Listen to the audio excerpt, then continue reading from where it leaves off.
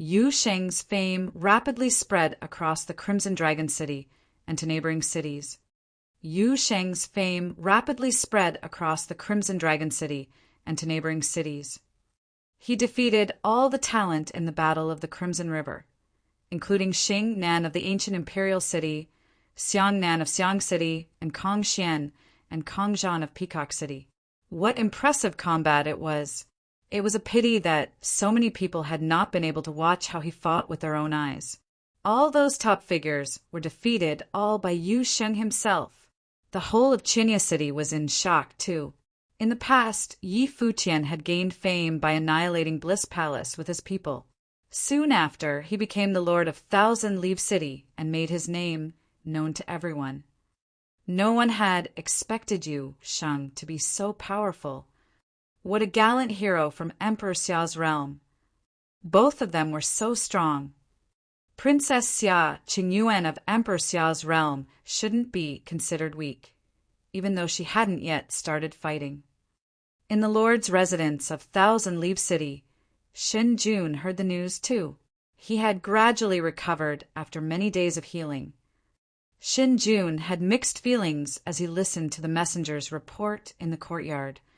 He would be ridiculous to think about taking advantage of Yi Futian and Yu Sheng when he was nothing in their eyes. He'd asked Yu Sheng to join the battle of the Sleeping Dragon, and Yu Sheng had won it. Now, Yu Sheng was also peerless in the Battle of Crimson River and had entered the regional palace. It was Shen Jun's dream to cultivate in the regional palace one day. He had been dreaming of entering the regional palace and seeing what kind of talents were inside. And now, Yu Sheng had made it there. Shen Jun's father, Shen Tianzhan, arrived. He hadn't left the lord's residence after he was defeated by the great shaman. "You know about it?" Shen Tianzhan asked him. "Yes," answered Shen Jun, nodding. The minimum achievement of one who comes out of the regional palace is being an unblemished saint. Many unblemished level saints have already come from there. Some stayed in the Crimson Dragon City, and some left. Some even became Ren Huang, said Shen Tianzhan. And I heard that Yu Sheng was even stronger than many previous champions at the Battle of the Crimson River. In the future, he will probably become a saint of Nirvana. Shen Jun didn't say a word. He understood it, so he could only sigh in response. Among the people who came from Emperor Xiao's realm, Yi Futian was the lord of Thousand Leaf City. How do you think his relationship is with Yu Sheng? Asked Shen Tianzhan. They are very good friends. Yi Futian and Xia Qingyuan are the leaders of the group. Yu Sheng should be his friend. He does whatever he tells him to do. Their relationship is unusual, replied Shen Jun. You're not unlucky. I told you to go to Fusang Valley for cultivation. You met so many people with Nirvana Saint potential on your way back, said Shen Tianzhan. Shen Jun lowered his head. He understood what his father meant. With such luck, what was he thinking? What was he doing? It was not easy for you to enter the Saint Plane. I told you, be broad-minded, be ambitious. However, now your only ambition is within this city. Shen Tianzhan sighed. Nobody knew a son better than his father. Shen Jun had talent, but he was too narrow-minded and limited in his ambition. His ambition was limited within the city. If it wasn't, he would not have used others in the battle of the Sleeping Dragon just to acquire some treasures. His achievement was destined to be limited by his narrow ambition, even though he had entered the Saint Plane. Shen Jun lowered his head in embarrassment. Don't hold any grudges. Take advantage of the time for introspection, Shen Tianzhan said. Yes, father, replied Shen Jun. His father nodded and departed. What was the use of holding a grudge against him? He couldn't fight against Emperor Xiao's realm anyway. That day in Peacock City, Li Yao came to visit. Kong Zhan and Kong Xian met Li Yao in the lord's residence. Princess Kong Shui, congratulations on entering the Saint Plane. I've prepared some gifts for you. I hope you like them. Li Yao asked his people to bring the gifts forward. Thank you, but we don't deserve them, said Kong Xian, taking a look at Li Yao. No one from her side came to accept the gifts. "What brings you here today?" asked Kong Xian. Li Yao had come to visit her before the Battle of the Crimson River to discuss capturing Yu Sheng and the others. But the result was the same as it had been at the Battle of Empty Realm. Emperor Xiao's realm was still the winner. The good thing was they hadn't lost too much, and Princess Kong Xian had entered the Saint Plain as a result of the battle. "To be honest, Princess, I've come to the Crimson Dragon realm with my people only for Yi Futian.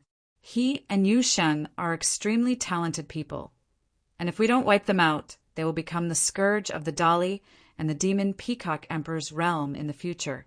That's why I came to request cooperation with you again." "What do you think, Your Highness?" said Li Yao. "It's the grudge between you, Dali, and Yi Futian. I will not get involved this time," Kong Xian refused. Both Yi Futian and Yu Sheng gradually showed their talent. Besides, there seemed to be some chemistry between Yi Futian and Xia Qingyuan. Maybe Emperor Xia regarded him as his son-in-law. She was afraid that Emperor Xiao's realm would have a strong reaction if Yi Futian was captured. She would not take it upon herself to instigate a war with them. She didn't have the ability to control a war between the realms. In addition, Li Yao at least had his reasons for dealing with Yi Futian. What excuse could Demon Peacock Emperor's realm have? Why not sit quietly and watch them fight? "Kong Xian Princess, have you forgotten how Yi Futian treated you at the Battle of Empty Realm? If he becomes too strong, he might become a threat to the Demon Emperor's realm," Li Yao reminded her. He was referring to Yi Futian's ability to control demonic beasts. Kong Shui frowned. She didn't seem happy. It was at the Battle of Empty Realm where you could use all means to fight. Besides, Yi Futian has apologized. If he does it once again, of course, we will not let him go. But it's you, Li Yao, who broke the rules and tried to kill Yi Futian in the Battle of Empty Realm. And you failed. I heard that Yi Futian used a fake identity as the seventh sword to cultivate in Dali. You have a grudge against him, but that is none of my business. Li Yao suddenly became sullen. He took a look at Kong Xian and said with a smile, "After several battles, you have lost your courage to even go against Yi Futian, Princess Kong Xian. I should go now." Then he turned around and left. Kong Xian took a look at him. She understood that Li Yao was referring to her two defeats, once by Yi Futian and once by Yu Sheng. She was indeed impressed by these battles, even though she hated to admit it. Li Yao looked sulky after he left. He didn't expect for Kong Xian's hatred for Yi Futian to have lessened, had she completely yielded to it. It seemed he couldn't count on cooperating with the demonic Peacock Emperor's realm. Kong Shui had left him no room for negotiation. "Go to Xiang City," Li Yao said in a low voice. He went straight to Xiang City, followed by his people. Li Yao entered the Lord's residence at Xiang City to visit Xiang Nan. However, he was blocked by someone in front of the gate. The person said, "Xiang Nan Highness is cultivating in seclusion. I can pass along the message if Your Highness has any matters to discuss." Li Yao laughed secretly. Cultivating was an excuse. He guessed that Xiang Nan was actually recovering from his injuries. Yu Sheng had shown no mercy at all when he'd used the palm strike on Xiang Nan in the Battle of Crimson River. "I am afraid you will not be able to carry a message. It regards a highly confidential issue about an Imperial-level treasure," said Li Yao. The man got a strange look in his eye. Imperial level. What did Li Yao mean? "I will report to His Highness," said the man, hesitating. He left to make the report. When he came back, he told Li Yao, "His Royal Highness wants to see you. Please come in." "Thank you so much," Li Yao said as he followed him inside. This time he wanted to visit Demon Imperial City, Xiang City, and Ancient Imperial City. As long as one of them accepted his request, Li Yao would not need to worry about defeat. These three cities all had intimidating powers. The first two had been established by Ren Huang. The The lord of the ancient imperial city was the ninth servant. He claimed to be the first lord of all cities. However, Kong Xian had declined his request. Li Yao hoped he could succeed in the negotiation with Xiang City. Li Yao soon met Xiang Nan. Xiang Nan was dressed in magnificent clothes, looked very well and handsome. It seemed as if he was not injured at all. He sat there, smiling at Li Yao. "Have a seat." Li Yao sat. Xiang Nan said, "Let's cut to the chase. Li Yao, why did you find me today?" Li Yao glanced at the people nearby. Xiang Nan immediately understood and waved his hand. All the people left. He had no need to worry about what Li Yao would do to him. "I've heard a lot about Emperor Xiang's realm being a very powerful realm among all the Crimson Dragon realms. The reason I came today is to seek cooperation with you," Li Yao said bluntly. "What kind of cooperation?" asked Xiang Nan. "We Dali people have a grudge against Yi Futian of Emperor Xiao's realm. The lord of the 1,000-league city, Yi Futian, once snuck into Dali Empire to study cultivation methods. He even learned a Renhuang-level cultivation method in Dali. I've come all the way from Dali with my troops just to deal with him." Li Yao continued. "However, Yi Futian has powerful people protecting him. I'm not sure if we alone can capture him, so I am seeking allies. If Emperor Xiang's realm can form an alliance with us, I can let Emperor Xiang's realm keep him for a while after we capture him together." Li Yao was indicating that Emperor Xiang's realm could question Yi Futian about the Renhuang-level cultivation method, which was undoubtedly a tempting option. "How can I verify that what you say is true?" asked Xiang Nan. "The Dali Imperial Advisor is deeply trusted by my father and venerated by numerous Dali cultivators. His cultivation method, deep thorough comprehension, is absolutely above the Renhuang level. If you inquire about it with him, you will hear that it was secretly learned by Yi Futian." Li Yao continued, "Aren't you interested in the demonic martial arts used by Yu Xing during the Battle of the Crimson River?" There was a coldness in Xiang Nan's eyes when he heard Yu Sheng's name. Of course, he couldn't forget how Yu Sheng had smacked him to the ground with one blow during the Battle of the Crimson River. He had never experienced that kind of embarrassment before in his life. The demonic martial art was indeed very powerful. "But Emperor Xiang's realm has never had a grudge with Emperor Xiao's realm," said Xiang Nan. "It is not about the grudge between Emperor Xiang's realm and Emperor Xiao's realm. Don't you want to get control of another city? I don't mean to involve Xia Qingyuan in this," continued Li Yao. "Yi Futian and Yu Sheng are just cultivators of Emperor Xiao's realm in the lower worlds. Princess Xia Qingyuan relies on them only because of their talents." There was a gleam of a smile in Xiang Nan's eyes after he heard what Li Yao said. It was tempting for him indeed. "If you find any errors, broken links, non-standard content, etc., please let us know so we can fix it as soon as possible." Xiang Nan looked at Li Yao and said with a smile, "This thing we discussed is not only about getting one more city of the Crimson Dragon realms. It involves Renhuang's realms. I need time to rethink it." Xiang Nan looked at Li Yao and said with a smile, "This thing we discussed is not only about getting one more city of the Crimson Dragon realms. It involves Renhuang's realms. I need time to rethink it." Li Yao looked into Xiang Nan's eyes but couldn't tell what was on his mind, so he nodded and said, "All right, I will be waiting for your reply, Xiang Nan." Li Yao stood up and left. Xiang Nan saw him out in person. After Li Yao left, Xiang Nan had a sneer across his face. Li Yao was trying to drag others from Renhuang's realms into this. He was a calculating person indeed. If things went as Li Yao planned and the conflict intensified, a more serious war could break out. The war might even be between realms.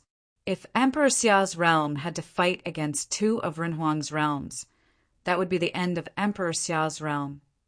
And Li Yao's compensation for Xiang Nan was nothing but the imperial-level cultivation method stolen by Yi Futian, or Yu Sheng's demonic martial art. Li Yao was generous at the expense of others. "I need someone here," said Xiangnan. A subordinate came and bowed, saluting him. "Your Highness." "I will write a letter. You take it to 1,000 Leaves City and give it to Yi Futian." "Don't attract anyone's attention," said Xiangnan. "Aye." That servant nodded. Xiangnan wrote a letter and handed it to him. The servant took the letter and soon departed for 1,000 Leaves City. Meanwhile, Liao was heading for the ancient imperial city. The ancient imperial city was different from other cities. There was only one power that dominated the whole area. The lord of the ancient imperial city was the 9th servant. It was said that the 9th servant had entered the Renhuang plain and recruited many talented people. The ancient imperial city had a special status among all the cities of the Crimson Dragon realm. The lord residence of the ancient imperial city was enclosed by lofty walls. The residence was like an antique castle, at the center of which stood a giant bronze gate. There were very few guards guarding at the gate, but every one of them had a very intimidating life force. However, there was an old man sitting over by the castle. He was clothed in rags, but looked clean. There was no sign of life force coming from his body. Liao and the others didn't dare to look down at him. He saluted. "Sir, Liao of Dali is here to salute you." The old man took a look at Liao. His cloudy eyes looked dull. He spent a while narrowing his eyes to see Liao's face clearly. He asked, "What brings you here?" "I am Liao, and I am here to request to see the Lord," said Liao, bending slightly to show courtesy. Even though he was the prince of the Dali Empire, this was the Crimson Dragon realm, not Emperor Li's realm. Here, he didn't have a distinguished identity. Not to mention that the people who stood at the top of St. Plain didn't really care about the prince's identity. Besides, the person he wanted to visit was the 9th servant, who claimed to be the strongest being in all of the Crimson Dragon cities. If no Renhuangs from other realms stepped into the Crimson Dragon realm, the 9th servant was probably the most powerful figure in this broad land. He didn't need to care about anyone, whether the person was a son of a Renhuang or anyone else. The Lord is cultivating in seclusion. He will not see anyone. If you have any matters to discuss with him, please tell me, and I will send the message to him," said the old man slowly. He didn't show much respect to this prince of Dali. Liao looked calm. He was not irritated at all. However, if he was not able to meet the Lord, the time he'd spent to make this visit had been in vain. "May I pay a visit to Xingqiu Highness, then?" asked Liao. "The second young master has been strengthening his cultivation since he entered the St. Plain." "I apologize, but he isn't welcoming any guests either," said the old man, nodding.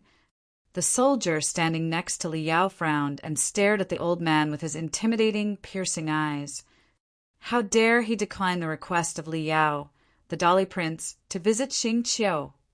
This old guy didn't know how to show respect to a person as noble as a prince. "Sir, I came here for an extremely important issue which relates to an imperial-level treasure. I sincerely hope you will allow me to visit," continued Liao. "You can just say it here.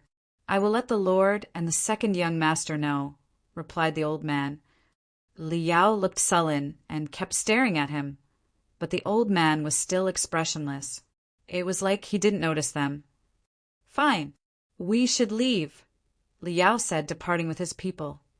He had visited 3 cities so far, the Peacock City, Xiang City, and the ancient Imperial City. The trip hadn't gone well. Not one of these cities had promised to cooperate with him in the wars. Kong Xian of the Peacock City had immediately rejected his request. He hadn't been able to see anyone in the ancient Imperial City. Xiang Nan of the Xiang City had his own concerns. Such an outcome was far from his goal. Of course, he'd come to visit them, just to try his luck. He would be happy if anyone formed an alliance with him, but if not, he would rely on the strength of Emperor Li's realm alone. In the Lord's residence of 1,000 Leaves City, Yi Futian received the message that someone from Xiang City was requesting to see him. It made Yi Futian suspicious. What had the person from Xiang City come here for? Earlier on, Xiang Nan of Xiang City had hurt Wu Qin in the Battle of the Crimson River. He was then injured by Yu Sheng. Since the Battle of Crimson River had ended, the matter should have been forgotten. He didn't want to start a war between two Renhuang realms over the non-fatal Battle of Crimson River. But during such a sensitive period, he still had to meet the envoy of Xiang City. Lord Yi, the person saluted Yi Futian in a very polite manner. "Welcome." "Sir, tell me what brings you here," said Yi Futian. "My lord wrote a letter and told me to present it to you," replied the messenger. He passed the letter to Yi Futian. Yi Futian took it and opened it with confusion. There was just one line in the letter. Yi Futian calmly put the letter aside after he read it. He said to the messenger, "What else did Xiang Nan Highness ask you to bring to me?" "Nothing. My lord only told me to send the letter," he said. He waited after handing over the letter, showing no intention of leaving. He seemed to be waiting for Yi Futian's reply. Yi Futian nodded and took out a storage ring and gave it to him, saying, "I greatly appreciate that Xiang Nan Highness was kind enough to notify me. Here is my humble gift to express my thankfulness to him. Please pass it on to Xiang Nan." I will pass your kind words, and the gift along to my lord," he replied. "Now I shall return." "All right," Yi Futian said, nodding. "I apologize that I will not be seeing you off. Safe journey." "Thank you very much, Lord Yi." The messenger withdrew. After he left, Xia Qingyuan asked Yi Futian, "What did Xiang Nan want?" Yi Futian gave her the letter and said, "Read this." He narrowed his eyes. His expression was cold, and his stare was like the sharp blade. The smile in his eyes totally disappeared. There was also a coldness in Xia Qingyuan's eyes after she read the letter. She released the force of sword, tearing the letter to pieces in her hand. The letter said that Liao had just visited Xiang Nan and intentionally mentioned that Liao was planning to give the deed of thorough comprehension, Yu Sheng's demonic martial art method, and the 1,000-leaf city to him. Xiang Nan had sent the messenger to inform them. The letter reminded them of the things that had happened. But there was no friendship between Yi Futian and Xiang Nan. If he wanted to reject Liao, he could directly do that. Did he have to inform them? Furthermore, the letter didn't indicate that Xiang Nan had declined Liao's request. Rather, it just stated the fact. The important point was that he'd bluntly listed all the conditions, including the deed of thorough comprehension, Yu Sheng's demonic martial art, and 1,000-leaf city. In the end, his messenger had waited for Yi Futian's response. What did Xiang Nan want? Since Liao had offered these generous rewards to convince Xiang Nan to cooperate in an attack on 1,000-leaf city, shouldn't Yi Futian also offer some rewards to him? Xiang Nan wanted to see what generous compensation 1,000-leaf city could offer. He was trying to fish in troubled waters. If 1,000-leaf city's attitude was sincere enough, Xiang Nan would not cooperate with Liao. If so, Xiang Nan could benefit from it and wouldn't need to join the war. "What did you give him?" asked Xia Qingyuan. "Half of the rewards I earned from the battle of the sleeping dragon were in the storage ring." "The rewards were substantial," said Yi Futian, "but I don't think that can satisfy his appetite." "Then why did you do it?" Xia Qingyuan asked, staring at him. Liao let Xiang Nan choose. Xiang Nan sent the messenger, which means that Xiang Nan was not willing to make the choice. That's why he asked us to help him. I showed my attitude with that gift, and now it is his business to make the decision, said Yi Futian. Besides, given the current situation, do you think we can afford to make Xiang Nan our enemy? What stood behind Xiang Nan was Emperor Xiang's realm. Things would get tricky if Emperor Xiang's realm got involved in this. Xia Qingyuan didn't say a word. The situation was getting more and more complex. "Princess," a voice called out. The great shaman appeared. "Great shaman," greeted Xia Qingyuan. "The first prince is here," said the great shaman. Xia Qingyuan paused for a second, looking surprised.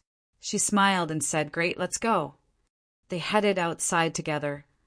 Outside the Lord's residence, a huge group of people had arrived. They seemed to belong to the army. Everyone had a very strong life force. Almost all of them were of the Saint Plane. The lead person had a handsome but imposing appearance and a dignified demeanor. His smile was comfortable like a warm spring breeze. He was the manifestation of both the iron will of a warrior and the noble spirit of a prince. The first prince of Emperor Xia's realm, Xia Rong, the unblemished saint of the third Saint Plane, had been raised in the army. He rarely stayed in the palace. Now, the first prince had become the deputy general of Tian, second only to the sacred general of Tian of the Nirvana Plane. He had a great reputation in the army as a genuine, iron-willed prince. However, at this moment, Xia Rong had hidden his military temperament and put on a mild smile when he saw Xia Qingyuan coming. He called to her, "Qingyun." "I didn't know you were coming today, brother," Xia Qingyuan said excitedly. Although Xia Rong had been in the army for years, every time he came back to the imperial palace he came to see her. He'd watched her grow up and had pampered her a lot. For her, he was her brother and also a father. Their relationship was very positive. Nowadays, Emperor Li's realm is preparing to cause a disturbance. The Dali imperial advisor came here with his people. "I am worried about your safety, so I asked permission from father to come here," said Xia Rong. "Thank you, brother," said Xia Qingyuan. Xia Rong looked at Yi Futian, who was standing near Xia Qingyuan. Yi Futian stepped forward and took a bow, making a salute. "Yi Futian is here to meet you, sir." "No need for unnecessary courtesies," Xia Rong said with a smile. "I was expecting to meet you, but didn't have a chance in the army. Now I know you look like an outstanding person. No wonder Qingyuan." "Brother." Xia Qingyuan cut in, glaring at him. Xia Rong saw it and laughed, waved his hands, and said, "Sorry for my loose lips. If you find any errors, broken links, non-standard content, etc., please let us know so we can fix it as soon as possible." The night before the storm, Yi Futian said, smiling, "Thanks, I appreciate that, Your Highness." Standing nearby, Xia Qingyuan took a glance at him before rapidly looking away. The situation of Dali is, King Tiandao has led his army to the border of our Emperor Xiao's realm. They are ready to attack, and the Saint General has to confront them in person. This time, Emperor Li's realm seems to have prepared a scheme and is coordinating with the actions taken here. Dali Empire is determined to win this time. "We must defend against them cautiously," said Xia Rong. He suddenly changed his topic, his tone turning serious. The atmosphere suddenly shifted. Xia Rong had a powerful enough aura to control the atmosphere around him. "The princess prepared for it beforehand," said Yi Futian.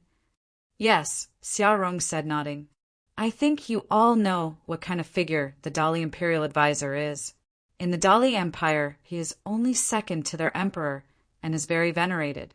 He has come to Crimson Dragon Realm in person, and I believe they have secretly arranged for other people to do the same. I have received word from Dali that Prince Regent probably has left his residence, too." Yi Futian frowned. Were things getting more serious? Before long, he let Xia Qingyuan release the message as bait to lure Li Yao into assassinating him. As long as Li Yao dared to go, Yi Futian would not let him return. But Li Yao had sent Imperial Advisor to Crimson Dragon Realm, and the situation seemed to be expanding as a result. Now it was likely to become a conflict between two realms, going beyond Yi Futian's expectations. The plans Yi Futian had arranged probably shouldn't be applied to these circumstances. The rulers of Dali seemed to have achieved an agreement. Getting Yi Futian may not be their only goal. "Your Highness, how about entering the residence first and then talking?" suggested the great shaman. Everyone agreed. Only then did they head toward the Lord's residence. Yi Futian knew with certainty that Li Yao had blocked Yu Sheng during the Battle of Crimson River because he'd wanted Di how to show their strength to him. D. How was the one who'd lost completely? Next would be the battle between them. One could say the battle would not only be about the grudge between those two, but between two entire realms. Yi Futian also had to take into consideration Xiang Nan's letter. It would be a disaster if Xiang Nan meddled at a crucial moment. He needed to be careful. In the Lord's residence, Yi Futian went to Shen Tianzhan's cultivation temple and met Shen Tianzhan. "Sorry to disturb your cultivation, sir," said Yi Futian. In the temple, Shen Tianzhan opened his eyes and saw Yi Futian bowing to him. "What brings Lord Yi here today?" asked Shen Tianzhan. He already had a guess as to what Yi Futian was about to say. "Let me be honest with you, sir. I've come to Crimson Dragon Realm because of the feud between me and Prince Liao of Emperor Li's realm. That feud might soon bring about a disturbance. That's why I came here today to ask you for help," said Yi Futian. "Even though my cultivation has reached the Nirvana plane, it is far beyond my ability to intervene in a disturbance between Renhuang realms. Thousand Leaves City is a lesson for me." "You easily obtained it," Shen Tianzhan said, looking at him carefully. "Sir, I think you can see that Emperor Xiao's realm is planning to stand guard for the long term. If you are willing to take part in the battle, you will become one of us. Emperor Xiao's realm can take your risk for you. Even if the situation here is not stable, you can always retreat to Emperor Xiao's realm," continued Yi Futian. "You mean have me work for Emperor Xiao's realm?" Shen Tianzhan asked calmly. "As I've said before, I will give the city back to you after the turbulence passes. If nothing happens here in Crimson Dragon Realm, there will be no need for you to go to Emperor Xiao's realm. I was talking about the worst-case scenario. You don't have to become an underling of Emperor Xiao's realm," explained Yi Futian. "And of course, I am just inviting you to support us, since Thousand Leaves City requires your strength to win. If you agree to this, you can put forward conditions. If you disagree, you can just forget what I've said." "Any condition?" asked Shen Tianzhan. "Any condition I can reasonably fulfill, but I don't believe you will push me beyond my limit," said Yi Futian. "Good." Shen Tianzhan nodded. Yi Futian paused for a second and looked at him expectantly. "I promise I will join the battle," said Shen Tianzhan. His resolution surprised Yi Futian. Yi Futian looked at Shen Tianzhan and asked, "Sir, what are your conditions?" "I haven't decided yet. I will tell you once I make my decision," said Shen Tianzhan. Yi Futian was just a doctrine saint on the first level of Saint Plane. Even though he could acquire some treasures or promise to fulfill some conditions using his status in Emperor Xiao's realm, what use did Shen Tianzhan have of the Nirvana plane? Shen Tianzhan's cultivation meant that he didn't need to ask anything of Yi Futian yet. So he let Yi Futian owe him a favor. One day he would find a chance to use it. But of course, that could not happen if Yi Futian fell on his way of cultivation. "Thank you very much, sir," Yi Futian said with a deep bow. "I'll say this first. I will abandon this fight if it is to be a fatal battle or a losing one from the start," said Shen Tianzhan. "Sure," Yi Futian said and nodded. Of course, he would not waste a Nirvana saint's life in exchange for one condition. His condition wasn't worth it. In Xiang City, the subordinate that Xiang Nan had sent to Thousand Leaves City had returned and reported on what had happened there and given the storage ring to Xiang Nan. Xiang Nan's mind entered the ring. He sneered when he saw the things inside. Yi Futian is the lord of a city. Isn't he also an important person in Emperor Xiao's realm? Why is he so stingy? Murmured Xiang Nan. The contents of the ring were abundant resources for a common cultivator of the Saint Plane. But Xiang Nan already owned better things than these. Was Yi Futian treating him like a beggar? The conflict between Emperor Li's realm and Emperor Xiao's realm was already so tense, and Xiang Nan had explained everything clearly in the letter. Why was Yi Futian still ignoring his existence? Or did it mean that Yi Futian was certain that Xiong and didn't dare to get involved in the conflict? You go to Dali Imperial City and tell Liao that I will be present on the battlefield when the day comes, said Xiongnan. There was a smile spreading across his face. Whether he joined the battle or not, he could at least be an audience and enjoy the show. Still, he'd just sent the message to Li Yao that he would be present. He would not promise anything and leave the rest to Li Yao's imagination. Aye, the messenger answered, nodding. He soon left and headed toward Li City. After the messenger left, Xiangnan's face turned expressionless. His goal in Crimson Dragon's realm had been to join the Battle of Crimson River and cultivate at the regional palace. However, he'd failed and been humiliated. He couldn't just let that go and leave in disgrace. He wanted to gain something from them, no matter what it was, and enjoy the show.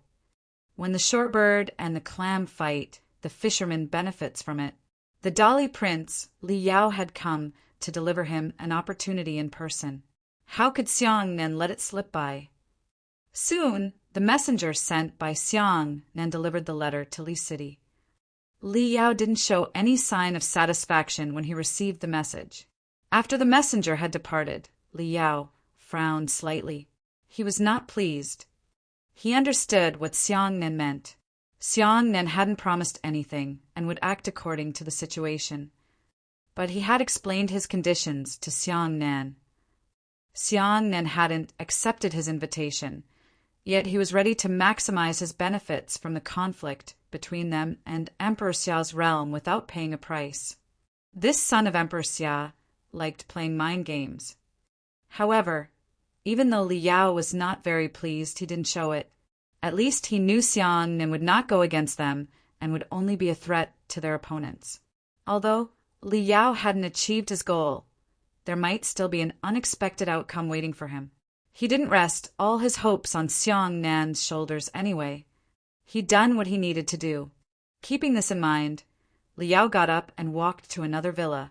He saw Yan Yuan and greeted him. Mr. Yan Yuan. What brings you here, sir? Asked Yan Yuan. I am here for the Imperial Advisor, said Li Yao. As he said that, the Dali Imperial Advisor walked by. He looked toward Li Yao with brooding eyes and greeted him. Your Highness. The Imperial Advisor should have known that the Frist Prince, Xiaorong, of Emperor Xiao's realm has reached Thousand Leaf City, correct? Asked Li Yao. The relationship between the two sides was tense. They both had informers in each other's cities, so public news like this was immediately reported to Li Yao when it was released. Yes, the Imperial Advisor replied, nodding. Your Highness, people from Emperor Xiao's realm didn't leave Thousand Leaf City after hearing we were there, which means they have already prepared to fight, although we have public knowledge of their strength. Can you be certain that Emperor Xiao's realm isn't hiding other powers? Asked the Imperial Advisor. And if we make a bold attempt to start the war, I am afraid that any blunder will harm your safety. Other Dali people have come, too. Imperial Advisor, you can take action, Li Yao said to the Imperial Advisor. Imperial Advisor looked at Li Yao and was silent for a moment. Finally, he nodded and said, I see. If you're sure you don't want to wait, I will get down to preparations. Thank you, Imperial Advisor, said Li Yao, nodding. He soon turned around and left. Although he was still being polite, he no longer respected the Imperial Advisor. Seeing him leaving, the Imperial Advisor let out a sigh. Yan Yuan, the Imperial Advisor, called. Master, I am here, answered Yan Yuan. You know that I am just an ordinary old man without much ambition. I just want to take responsibility as a father. No matter what happens in the future, please take care of Fei Shui for me, said the Imperial Advisor. Yan Yuan stared blankly at him. His face turned pale. He said, No matter what the results of the battle will be, based on your strength, you will not be harmed. Not everything is within our control, continued the Imperial Advisor. This is my task for you. Yan Yuan was silent for a second. Yes, master. He looked determined. No matter what his master had foreseen, he would try his best in the battle and not let his master go into danger. A nation's decline begins at the pinnacle of its power. He had served the Dali dynasty for many years, and now the dynasty had reached the apex of its martial power. However, the atmosphere in Dali was not like had been before. It had changed. If you find any errors, broken links, non-standard content, etc., please let us know so we can fix it as soon as possible. Tip: you can use left, right, A and D keyboard keys to browse between chapters. Things in Crimson Dragon Realm were as usual. Crimson Dragon City and its surrounding cities were running steadily. The scorching sun was high up in the sky, its burning heat illuminating the ground. Things in Crimson Dragon Realm were as usual. Crimson Dragon City and its surrounding cities were running steadily. The scorching sun was high up in the sky, its burning heat illuminating the ground. There was only day here, never night. Every day the sun rose high in the sky. Li City was in the charge of Emperor Li's realm somewhere to the west of Thousand Leaf City. At this moment, somewhere in the far east of Thousand Leaf City, a group of people was cultivating. Demonic will permeated the villa. A piercing sound rang through the sky. It was a demonic beast diving for the ground. One person in cultivation opened their eyes. Suddenly, the demonic will roared, thundered, and rolled fiercely. The man took a look at the plummeting demonic beast. The beast was brawny and intimidating, but the man below it just sat there like a statue, wearing a demon-like look of his own. There was a letter in the demonic beast's claw that fell when the beast plummeted. The demon-like man opened it. After he read it, he looked up into the distance with his brooding, completely emotionless eyes. It seemed that this time he could harvest something. The demonic method he had been cultivating this time should work on the demonic cultivator who'd killed the descendants of the Chao clan during the Battle of the Empty Realm. Let's go. Chao Kong stood up, his demonic will spreading into the far distance. The other people in the villa rose to their feet. Suddenly, the strong demonic will permeated the air. These warriors belonged to the Chao clan, the best demonic cultivation family of the Dali Empire. This time, Prince Regent had come in person to persuade them to go to the Crimson Dragon Realm and do something for him. The Chao clan was a great power in Dali, and they didn't have to listen to Prince Regent's order. However, this time, Prince Regent had promised a lot of rewards. The letter he'd just received had been surprising indeed. It would be worth going there for him now. Another reason was that, even though Prince Regent was the one who'd arranged matters this time, he could tell that what was behind Prince Regent's actions was Emperor Li's intention to influence Emperor Xiao's realm. The Crimson Dragon Realm would be the battlefield of the initial confrontation between the two sides. Although the feud between Li Yao and Yi Futian was the main stimulus, the battle was not about that alone. Otherwise, the three most powerful figures of Dali would not have shown up together in Crimson Dragon Realm. It was threatening enough to see all of them together, not to mention that the third prince had also come along this time. The third prince of the Dali Empire was extremely talented. Emperor Li thought highly of him and considered him as the one most likely to inherit the empire. The third prince's presence here was undoubtedly meaningful. They stepped into the air. Suddenly the demonic will seethed and permeated between the sky and the earth. People in the city looked up to the sky shocked. The sudden strong pressure on the city alarmed and horrified many. But the demonic cultivators weren't coming for them. The entire city was relieved when the people saw that these cultivators were just passing by. At the same time, Xiong Nan of Xiong City also received a letter from Li City written by Li Yao. The letter told him that Emperor Li's realm was ready to take action. Xiong Nan sneered after he read it, even though Li Yao knew that Xiong Nan just wanted to be a third party and benefit from the battle. Li Yao still had a slight hope that Emperor Xiong's realm could help them deal with Emperor Xiao's realm. To be honest, they were taking advantage of each other. There was no need for sincerity in this kind of alliance. Each side cared only about their interests. Let's go. All of you, go to Thousand Leaf City with me, said Xiong Nan.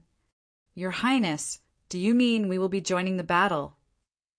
Although Emperor Li's realm was there, and their two powers should be able to suppress Thousand Leaf City, it was a feud between two Renhuang realms. It was not wise for them to get involved directly, and the consequences for doing so would get out of their control as the situation changed. That was what the warrior standing next to Xiang Nan had to remind him of. No, we're just going there. We don't have to join the battle, said Xiang Nan. They just needed to be present during the conflict between the two powers. That alone would mean a lot. He just wanted to be a member of the battle's audience. Aye, people answered, nodding. As Emperor Xiang's son, his words carried a lot of weight.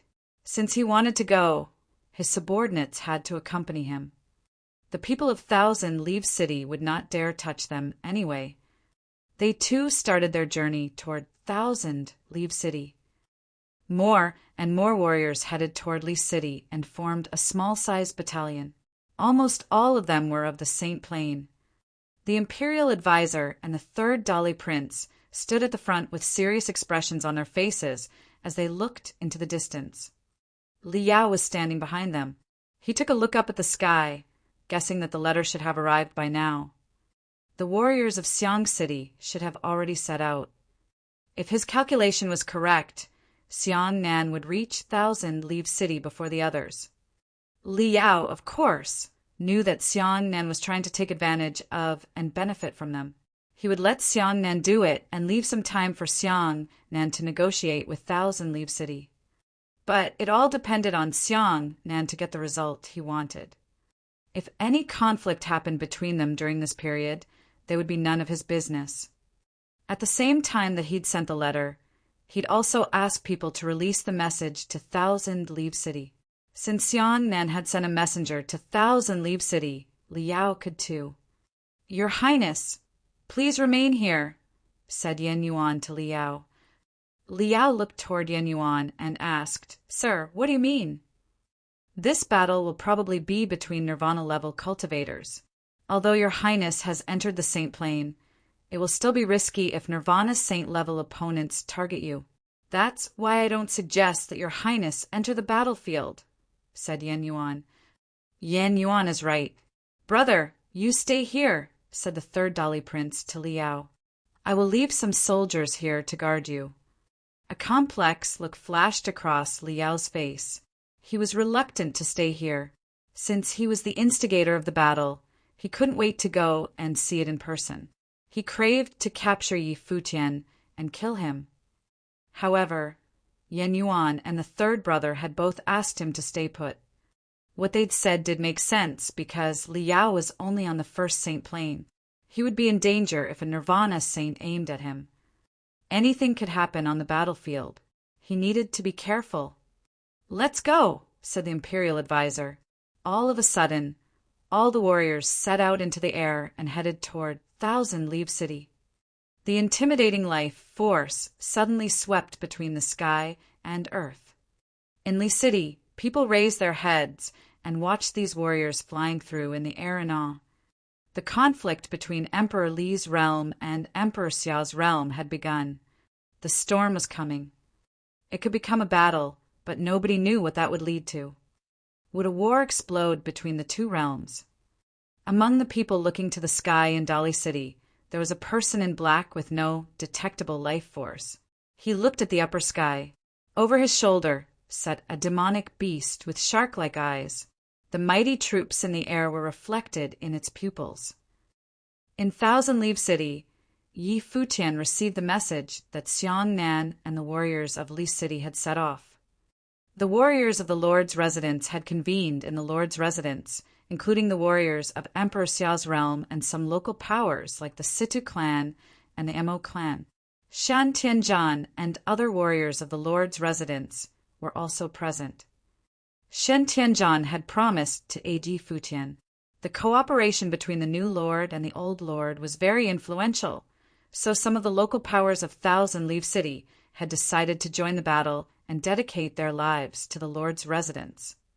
It was a momentous decision, one that could shatter their clans into fragments if anything went wrong. However, it also represented a considerable opportunity to them if Emperor Xiao's realm could get a firm foothold in the Crimson Dragon realm and prosper after this battle. Even Shan Tianzhan had dared to take the risk. Why shouldn't they? Warriors stood solemnly in the Lord's residence. The first prince of Emperor Xiao's realm, Xiarong, was their leader. The great shaman and Xia Qingyuan stood beside him. What was strange was that Yi Futian hadn't shown up. His absence made many people wonder. Where was Yi Futian? Many people had just seen him not long before. Besides, it was Yi Futian who had released the news that the warriors of Li City had set out. So why had he suddenly disappeared? Was it because Yi Futian was the target of Emperor Li's realm? Was he hiding somewhere? But that didn't seem to be Futian's style. Besides, Yu Shang and his other friends were still here. Perhaps Yi Futian had another plan. Somewhere in the Lord's residence, an intimidating sword was released, pervading the cultivation temple. The sword loomed in the air as if it was restrained by something. Upon closer inspection, one could observe a giant pattern of swordsmanship spreading across the ground of the temple like a matrix. A lady dressed in white was sitting with her legs crossed in the center of sword matrix. Her body was surrounded by a very powerful sword will. The sword slowly blended into the matrix, gradually lighting it up. It looked like the giant matrix didn't even fit in the broad cultivation temple. Besides the strong sword will, a powerful spatial will also emanated from the matrix. Incessant waves of sword swept toward the temple from all directions. They no longer seemed able to suppress the blazing sword will. The young lady in white sitting at the center of the matrix was yet, her body translucent, as if she was a sword made of pure crystal. Outside the Lord's residence, numerous people sensed the unusual life force and looked up at the warriors in the sky. They knew the battle was coming. Not only the people of Thousand Leaf City, but the people of other cities in the Crimson Dragon realm had also heard the news. Many people even came to Thousand Leaf City to witness the unprecedented battle between the Renhuang realms. Among them, the top figures of the Demon Peacock Emperor's realm, Kong Xian and Kong Zhan, were included. Although Kong Xian had declined Li Yao's request to get involved in the battle, she was very interested and had come to Thousand Leaf City early. She hadn't brought many warriors with her to avoid a misunderstanding. Since it was the most sensitive moment for both sides, she didn't want anyone to misinterpret her activity. She was just an audience member. Who would be the winner in the competition between two Renhuang realms, Li Yao or Yi Futian? The scorching sun was high in the sky, but the atmosphere felt as if black clouds were hanging over Thousand Leaf City. If you find any errors, broken links, non-standard content, etc., please let us know so we can fix it as soon as possible. The warriors of Emperor Li's realm hadn't arrived by the Xiongnan reached Thousand Leaf City. The warriors of Emperor Li's realm hadn't arrived by the Xiongnan reached Thousand Leaf City. Li Yao had intentionally released the message early so that he could arrive first.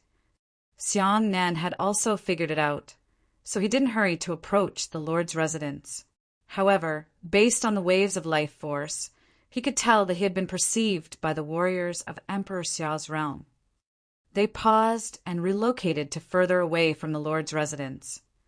Li Yao had his own scheme. He'd let Xiongnan arrive before Emperor Li's realm could take action. What a cunning guy. The warriors of Peacock City were also present. Kong Xian and several subordinates of hers stood in the upper sky, looking in the direction of the Lord's residence from a distance. Just then, a group of people strode out of the Lord's residence. The one who took the lead had an outstanding appearance. He looked toward the warriors of Xiang City and Peacock City and asked with composure, "May I ask what brings you here today?" "I am here to witness the battle," said Kong Xian.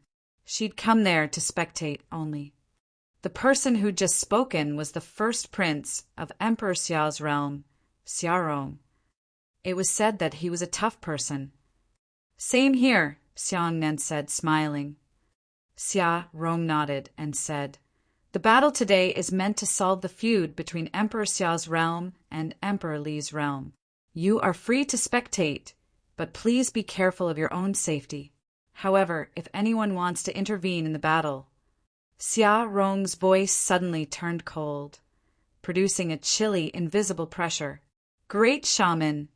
If anyone dares to take advantage of our perilous state and intervene, we will exterminate them. Even if we lose the battle with Emperor Li's realm, the ones who stab us in our backs will be punished first.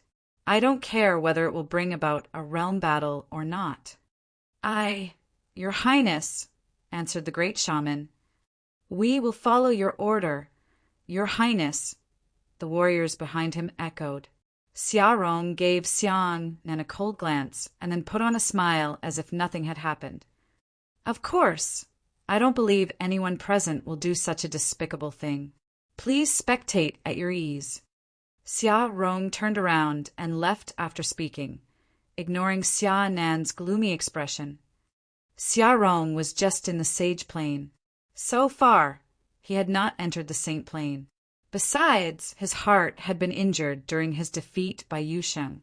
Needless to say, he was not comparable to Xia Rong of the unblemished saint plane. He'd come here to loot the burning house. He wanted to rip off Emperor Xiao's realm. But he had not expected Xia Rong's style of doing things to be so dominating. Xia Rong just burned his bridges and left no room for negotiation, sealing his mouth before he was ready to talk. Xia Rong had directly announced that he would kill anyone who dared to sabotage them, even if doing so would cause a battle between realms. How dare Xiang Nan get involved? Xiang Nan was faced with a dilemma. One of the warriors from Emperor Xiang's realm took a look at him, thinking the prince was still very immature. Although he was extraordinary among his peers, he lacked the worldliness of figures like Xia Rong. If they meddled in the battle, they would face severe consequences. The conflict between Emperor Li's realm and Emperor Xiao's realm was being managed by the highest powers on both sides. Xiang Nan's role was to guard Emperor Xiang's heritage in the Crimson Dragon realm. They didn't have the right to join such an important battle. Xia Rong knew it too. That was why his attitude was so aggressive. However, that had been his style in the military for many years. But the warriors didn't say a word or try to persuade Xiang Nan. If they told him to let the matter go, Xiang Nan would be even more embarrassed. They would let him cool down first. Kong Xian looked at Xiang Nan from a distance. She had no strong feelings about what Xia Rong had said. After all, she'd never considered getting involved in it anyway. It was Xiang Nan who was panicked by Xia Rong's words. Xiang Nan was still too young to fish in these troubled waters. Even as a prince, he was not qualified to intervene in the battle because he had not reached Xia Rong's level. Outside the east entrance of Thousand Leaf City, the demonic will wallowed. Demonic will surged forward like roaring black clouds. People retreated as warriors of the Chao clan arrived. The demonic life force was horrifying. It seemed as if it could swallow the sky and earth. It indicated the arrival of an ultimate demon. Boom! The flows of demonic will kept surging. Chao Kong and the demonic warriors of the Chao clan had been marching for a while. He raised his head to take a look at Thousand Leaf City. Finally, he was here. He didn't know if the imperial advisor and prince regent had arrived yet. And how prepared was Emperor Xiao's realm? He hoped that Emperor Xiao's realm would not disappoint him. He wanted to have fun on this trip. His pitch-black eyes looked into the void sky, filled with the vast pressure of will. Even a simple glance from this man at the people on the ground was terrifying. Normal people couldn't bear the pressure of the will contained in just one glance. His eyes alone could seduce them to the demonic path. Boom! A loud sonic boom erupted. Chao Kong and the demonic cultivators behind him paused. Chao Kong looked up to the sky. His eyes reflected his overbearing nature as they pierced through the void sky. The man was coming. Chao Kong hadn't expected anyone to be able to block them. Beyond Chao Kong's expectations, it was this man. The demonic warriors of the Chao clan felt a kind of intimidating while overwhelming their bodies. It was the force of the Lingtian sword wills. It was trapping the demonic warriors' wills inside. High in the sky, tens of thousands of shining rays tore through the air in dark, roaring torrents. A crack formed in the sky, revealing a radiant sword. The sword nearly filled the entire sky. All of a sudden, it lunged toward Chao Kong. It was a sword that could tear through the sky and earth. Boom! With a roar, Chao Kong rose and pressed a palm to the air. A giant demonic palm print appeared in the air, slapping away the giant sword in the sky. Bang! With a loud explosion, the palm print and the sword both shattered into pieces. At the same time, high above, blinding light erupted. Innumerable swords appeared, covering the sky. Seeing this, the people of Thousand Leaf City were in shock. One man was standing amidst these tens of thousands of swords in the sky. The Sword Master of Lihin, the leader of demonic Chao clan, Chao Kong, coldly called his name. His voice resonated in the air, making the warriors of Thousand Leaves City tremble. Many people had heard the news of the battle between Emperor Li's realm and Emperor Xiao's realm and were heading toward the Lord's residence.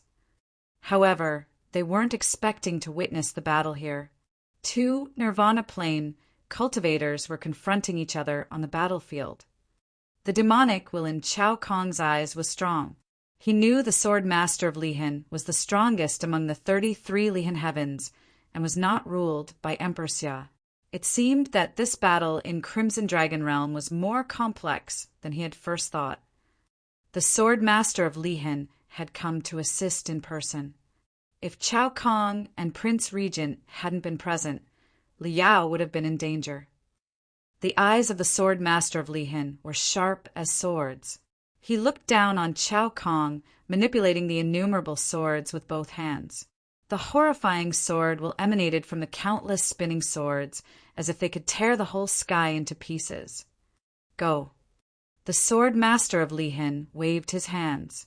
Suddenly, billions of swords fell like a giant net covering the sun and sky, ready to exterminate all warriors. You go first. Let me deal with him, said Chao Kong. He stepped forward. The demonic will kept wallowing, rumbling, and shaking the sky and earth. A demonic cloud hid the sun and covered the sky.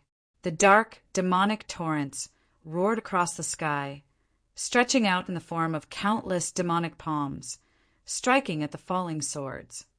An ultimate demonic shadow appeared behind Chao Kong. It stood 10,000 feet tall and let out a low, horrifying roar, resonating between the sky and earth. Innumerable swords fell. The innumerable swords stabbed the demonic torrents. Somehow they were all blocked. At that moment, the dazzling light was released from the innumerable swords. The Sword Master of Lihin held out his palm. Suddenly, a sword of incomprehensible length appeared between the sky and earth. The sword emitted tens of thousands of shining rays. It fell straight toward Chao Kong's body. The 10,000-foot tall demonic shadow let out a yell that resonated between the sky and earth. It held out a palm and launched countless palm prints. However, the falling sword transformed into the indestructible light, and under the blaze of the light, the countless demonic palm prints vanished. The sky was almost ripped apart. The ultimate demon shadow let out a shout, put his two giant hands together, and grabbed the sword. A terrifying tearing sound rang out. It was as if the hands of the demon were being torn to pieces.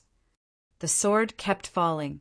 The Sword Master of Lihin slightly pushed his finger down on it, exerting his infinite strength on the falling sword. It was a fight between the two most powerful figures of their respective realms. The warriors of the Chao clan tried to leave the scene and keep marching forward. However, they soon encountered a group of swordsmen in training. The swordsmen in training secretly encircled them, each giving off a very strong sword from their bodies. Obviously, the sword master of Lihin hadn't come alone either. He'd been entrusted to block a top opponent during this battle. No matter who the person was, he was waiting for their arrival. Apparently, the people he was waiting for were the cultivators of the Dali Chao clan. The sword master of Lihin needed to achieve his goal. He was in charge of this district, and nobody was allowed to pass through here to assist on the other battlefields, even if the person was Chao Kong. Meanwhile, the Dali imperial advisor had led the warriors of Dali to the territory of Thousand Leaf City when Chao Kong arrived. The people of the Thousand Leaf City, Lord's residents, had been waiting for their arrival since the moment they'd begun their journey. "They're here," said the great shaman in the mysterious cloak. He looked into the distance with his brooding eyes. He could see the Dali imperial advisor rushing over with warriors of Emperor Li's realm. But it was not only the Dali imperial advisor. Prince Regent also seemed to be coming to join this battlefield from another direction. It seemed like there would be a killing spree. If you find any errors, broken links, non-standard content, etc., please let us know so we can fix it as soon as possible. Dragons bellowed above Thousand Leaf City. Dragons bellowed above Thousand Leaf City. In the upper sky, holy golden dragons marched forward across the sky dome, their rumbles shaking the air. The people in the city all looked up to the sky, shocked by the scene. Many people were standing on the holy golden dragons' backs. The man who was riding the giant dragon at the forefront was Prince Regent. His gold-embroidered official robe was blowing in the wind. His appearance was solemn, dignified, and imposing. Those riding on other dragons were all warriors of the Saint Plain, strong cultivators in the Dali imperial clan. As the dragons approached the Lord's residence, far in front of them, a group of people stood in the void sky waiting for their arrival. Obviously, their envoy had been spotted. The man who stood in the front of the group was Lu Yu, a Nirvana Plane warrior of Emperor Xiao's realm. In Emperor Xiao's realm, Lu Yu's name was not known by many people. He was Emperor Xiao's bodyguard who had followed Emperor Xia for many years. Since Emperor Xia had been accepted as Renhuang, Lu Yu was in charge of protecting princes and princesses. He took charge of Princess Xia Qingyuan's protection during the Battle of Empty Realm. One could even say that he was Princess Xia Qingyuan's invisible guard. For him, Xia Qingyuan's safety was always the biggest priority. Today, he'd led warriors of Emperor Xiao's realm to stop Prince Regent. Seeing the roaring golden dragons coming, Lu Yu released purple light. Dazzling golden rays also flashed in the thick purple radiance. At the moment, seeing the parade of roaring dragons marching forward, Lu Yu moved both hands. Suddenly, a giant halo appeared in the upper sky and kept expanding to encompass the whole sky. The halo lay above the sky dome and blocked the roaring dragon's way. Prince Regent stared forward, perceiving a slight threat. He said coldly, "Lu Yu, for so many years you've been following Emperor Xia, but now you have neither fame or status. How about swearing allegiance to Dali today? I promise that His Majesty Emperor Li will confer a noble title to you." He, as the Prince Regent of the Dali Empire, was familiar with the names of the top figures in Emperor Xiao's realm, except for those godlike ones in seclusion. Whether it was in Emperor Xiao's realm or the Dali Empire, there were very few cultivators who could enter the Nirvana Plane. Prince Regent could count them on one hand, so he naturally recognized Lu Yu. Lu Yu ignored Prince Regent's voice, drawing two palm prints instead of answering.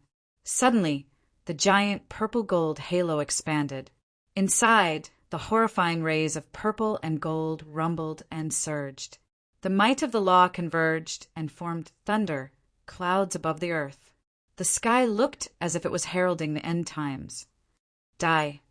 When Lu Yu said the word, rays of purple and gold shot out of the boundless purple halo, pierced through the sky dome, and headed toward the roaring golden dragons. "Everyone be careful!" said Prince Regent as he walked into the air. Countless golden dragons rumbled and fought their ways out, but when the purple light arrived, the rays passed straight through the dragons' bodies. The magnificent purple light was like a celestial blade, chopping the dragons up. Bam! Prince Regent stomped in the air, shaking the sky and the earth. The golden dragons appeared once again, roaring and surging between the sky and earth. After a horrifying shout, a 10,000-foot long golden dragon with 5 claws appeared behind Prince Regent, circling his body. Its enormous body spiraled up. Its giant head looked down on all beings in the world below. The dragon was full of imposing might, like the forebearer of all dragons. The sword master of Lihin is also here. It seems like Emperor Xia's realm is fully prepared. You are here to kill the Dali Prince, aren't you? Prince Regent asked, sneering. He suddenly realized that if Li Yao had not received the message about going back and had gone to kill Yi Futian, he might have had bad results. It was very likely that he would have not returned. The people of Emperor Xia's realm were conspiring against him. That is to say, Yi Futian was conspiring against him. Emperor Xia and Princess Xia Qingyuan of Emperor Xia's realm treated Yi Futian well. The girl must have been in love with him. Prince Regent's steps made the sky and earth tremble. He extended one palm. The giant holy dragon behind him followed his actions, the 5 claws smashing down. A reflection of the 10,000-foot long dragon also appeared above the sky dome and swiped down with its claws. In front of the golden claws, Lu Yu's figure was so small it seemed like he would be torn to pieces. Lu Yu raised his head and looked straight ahead. The purple halo around his body blew up and released a horrifying amount of energy. Endless rays formed a ring and converged into one beam of light that projected ahead like a purple sword, but this was much sharper than a sword. Boom! A loud sound was heard, shaking the sky dome. The sharp claws and rays of purple and gold collided violently. The scene froze in time as an aura of destruction arose. The holy golden dragon's claws were torn apart as the rays of light dimmed and broke apart. Prince Regent snorted and continued forward as if nothing in the world could stop him. Lu Yu wouldn't take a step back. The purple rays kept soaring up, roaring through the air. While the battle was going on, in another part of the world, the great shaman was leading warriors into the upper sky to wait for their opponent's arrival. The approaching Dali imperial advisor and his warriors formed the main fighting force of this battle. The third prince and other warriors of the Dali Empire were all in this legion. Their powerful might overarched the sky. The Dali imperial warriors paused in front of the great shaman. They looked straight at their enemies with piercing eyes. The Dali imperial advisor looked at the great shaman. Both of them were the most powerful figures of their respective camps. Another Nirvana Plane cultivator stood next to the Dali imperial advisor. It was the ex-lord of Li City, Yen Kuin. Yen Kuin's eyes fell upon the person standing opposite him, the ex-lord of Thousand Leaf City, Shen Tianzhan. He hadn't expected Shen Tianzhan to join the battle. The Dali imperial advisor hadn't done anything to Yen Kuin after taking his city. The Dali imperial advisor had treated him with respect, so Yen Kuin quite admired him.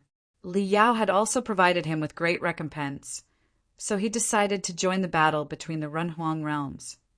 Had Shen Tianzhan had a similar experience? The third prince of the Dai Empire, Li Zhen, looked at the first prince of Emperor Xia's realm, Xia Rong. It seemed that they had chosen their opponents at first sight. The Dali third prince had an extremely high status in Dali. His talent and cultivation even surpassed that of his 2 elder brothers. He was thought to be the most likely to inherit Empire Li's empire. Xia Rong, as the first prince of Emperor Xiao's realm, was also extremely outstanding. Before Xia Qingyuan was born, he'd been thought to be the most promising inheritor of Emperor Xiao's realm. He joined the army for cultivation and had built an iron-blooded charisma and extraordinary martial ability there. Many people in Emperor Xia's realm admired and respected him. It was because Xia Qingyuan was the only princess that Emperor Xia pampered her a lot. Emperor Xia had once announced that Xia Qingyuan's talent was equal to his, so many people thought Xia Qingyuan would become Emperor Xia's successor. But that would all depend on their own cultivation achievement. Whoever could be proved as being at the Runhuang level would naturally become the successor of the empire. But at this moment on the battlefield, Li Zhan and Xia Rong were undoubtedly the best opponents for each other. They stared at each other with piercing eyes, the strong battle emanating from their bodies. Futian snuck into the Dali Empire under the fake identity of a Dali, cultivator the seventh sword. He secretly studied our cultivation method and broke the rules. Xia Rong, I will let you go if you hand Futian over to me, said Li Zhan to Xia Rong. Li Yao sent people to assassinate Futian after he was defeated in the Battle of Empty Realm. Didn't that also break the rules? I should ask you to hand Li Yao over, said Xia Rong coldly. Futian didn't do anything wrong in Dali. If Li Yao is killed, it will be because he deserves it. Fight if you want to. Stop talking nonsense. Li Zhen sneered. Xia Rong's attitude was tough indeed. No wonder he was a prince, leading an army. I have heard a lot about you, first prince of Emperor Xiao's realm. Today, please show me how strong you are, said Li Zhen, taking one step forward like an ancient dragon. The might emanating from his body was horrifying. He looked very handsome. An aura as intimidating as his was rare in that era. Xia Rong stepped forward, his long hair blowing in the wind. The iron will to kill emanated from his body. Both of them had dominating halos as noble princes, but their murderous wills were very different. They stepped forward and walked toward each other. No one came to intervene in their battle. It was a duel between the prince of Emperor Li's realm and the prince of Emperor Xiao's realm. They didn't want to be interrupted either. Without showy skills, Li Zhan and Xia Rong walked toward each other and both threw a punch. Li Zhan launched a punch that packed the power of a dragon whose low roar echoed between the sky and earth. When the one punch came out, a horrifying wave swept out, shattering everything in front of him into pieces. It was as if the flow followed the fluctuation of the natural law and was meant to destroy everything. There was an ancestral dragon standing behind Li Zhen. However, at this moment, no one could steal his thunder. He was peerless in the world.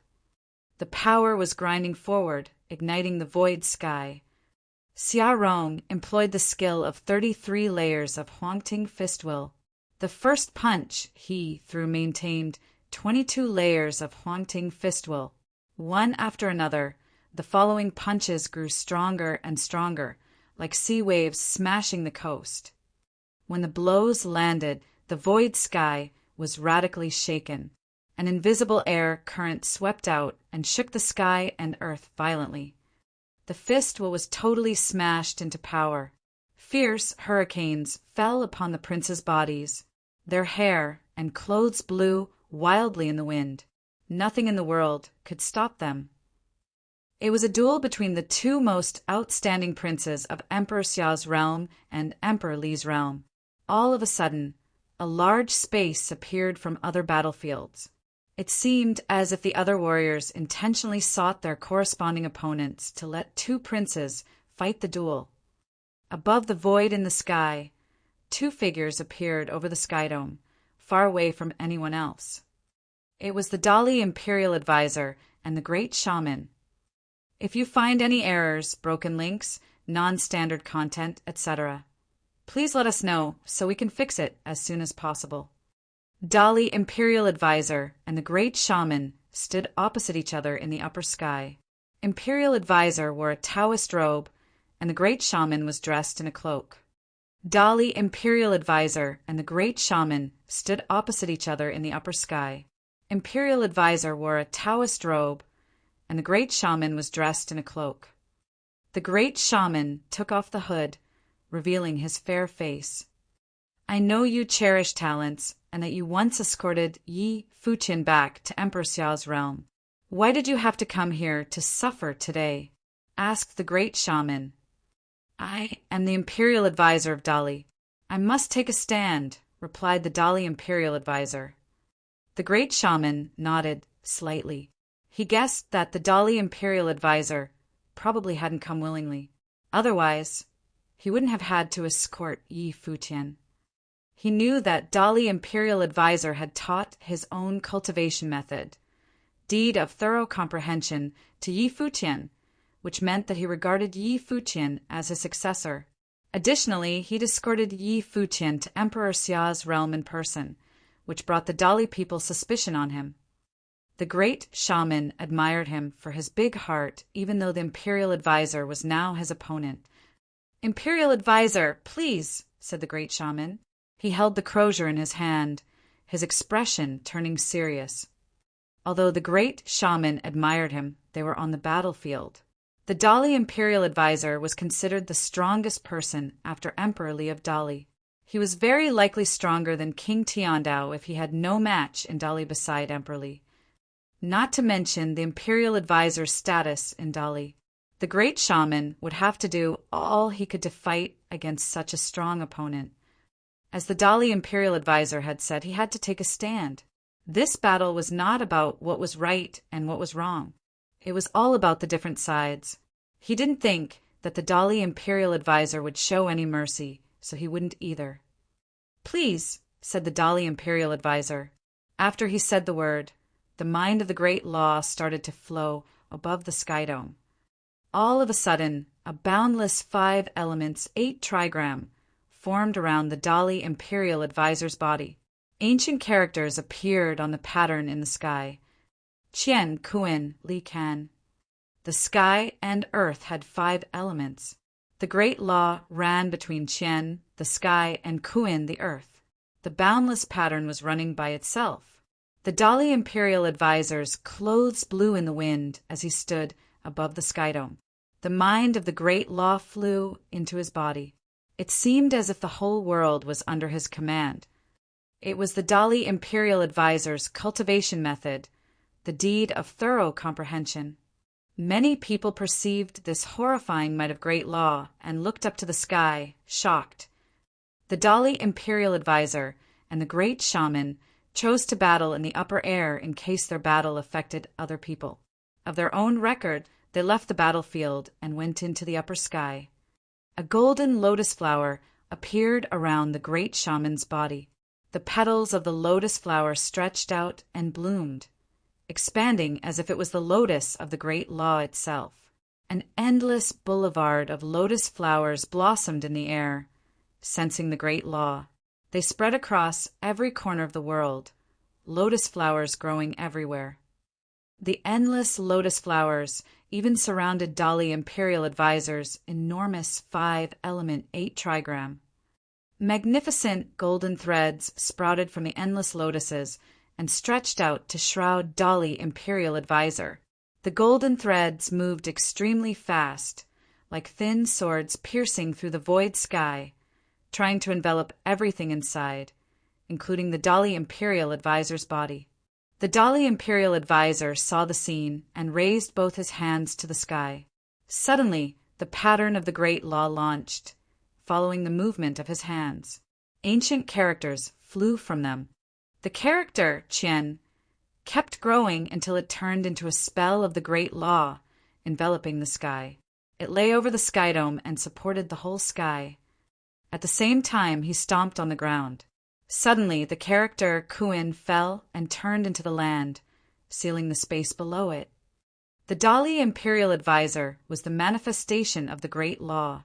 He had nothing to fear between the sky and the earth. He took a step forward and suddenly turned into the incarnation of the thunder deity. The character Zhen darted out and summoned the thunder catastrophe from the 9th sky.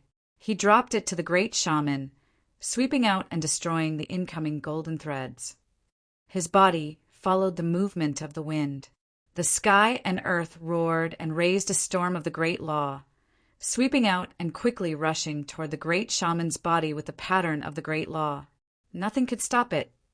The great shaman looked at Dali Imperial Advisor. He was approaching him at an extremely high speed, carrying the great law, like a deity arriving. It was said in Emperor Xia's realm that the Dali Imperial Advisor was trained in various skills, even evil ones. He could do it all and cultivate using different methods. This was the first time he'd ever battled with the Dali Imperial Advisor face to face. Of course, the great shaman would not take hearsay as truth, but he had to admit that the Dali Imperial Advisor was talented at various cultivation methods. The lotuses transformed into all the beings of the world. The great shaman held the crozier in his hand. Endless golden radiance shone in front of his chest and converged into a sword of the great law, tearing apart the void sky. He stretched out the crozier, and the sword of the great law moved forward, too. All of a sudden, it pierced through the void sky, tearing it apart. It became tangled by the countless golden threads, which ripped the sky and earth in half. Boom! The omnipresent, celestial thundercloud of the ninth sky was almost trying to destroy the world. The Dali Imperial Advisor was devouring the great law of the sky and the earth. The character Zhen surrounded the world as he transformed into an ultimate thunder god. He pointed his finger, causing countless characters to move. The sword and the fingertips collided. The giant sword that had shaken the void sky and pierced through the thundercloud shattered into pieces. The Imperial Advisor continued walking forward.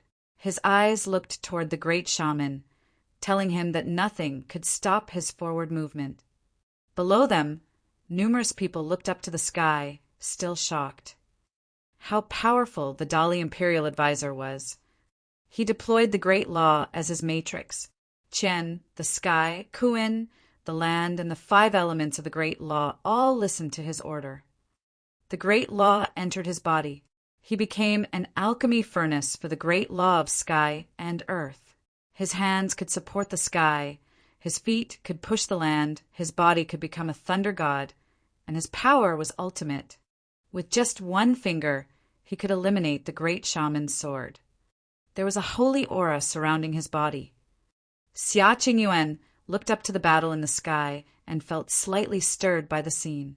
The great shaman's strength had been acknowledged by her father. Among the cultivators of the Nirvana plane, he was a top figure. However, the great shaman was obviously having a hard time in this battle with the Dali Imperial Advisor, proving how powerful the Imperial Advisor was. From this, one could tell that it was very likely that Dali had stronger top figures than Emperor Xiao's realm. If a war between the two realms broke out, according to his strength, the Dali Imperial Advisor wouldn't find any equal opponent in Emperor Xiao's realm except Ren Huang.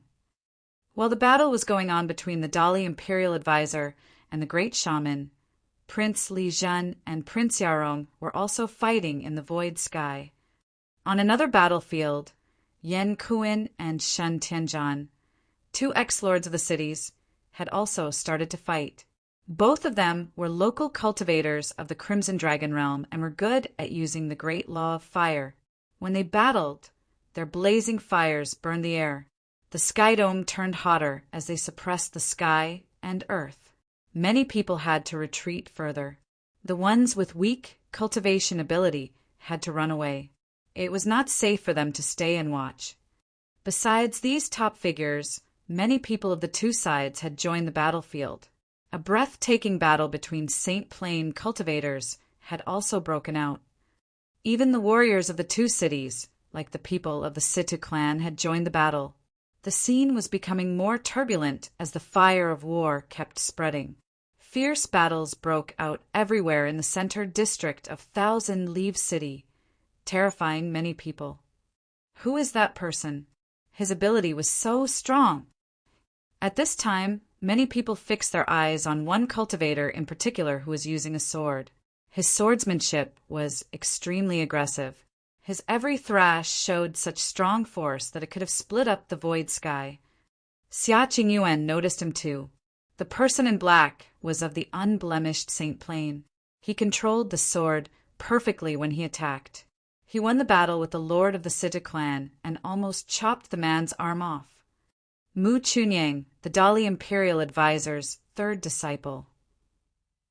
The person's name came to Xia Qingyuan's mind. He was Yi Futian's elder brother, while Yi Futian cultivated in Dali. Xia Qingyuan frowned. The Dali imperial advisor's third disciple. The message she had received said that, other than the second disciple, all of imperial advisor's disciples would come. So where was the Dali imperial advisor's most outstanding first disciple, Yan Yuan? Her eyes kept searching the battlefields, but she couldn't find anyone similar to Yan Yuan. If any of the imperial advisor's disciples were present, they would be very eye-catching. However, on the large battlefields, other than the third prince, Li Zhen, she only spotted Mu Chunyang. Yan Yuan was absolutely not here. As Xia Qingyuan realized that Yan Yuan was not there, many people of the Dali Empire also lost Yi Futian's trace. This time, Dali hadn't let Liao come to protect him.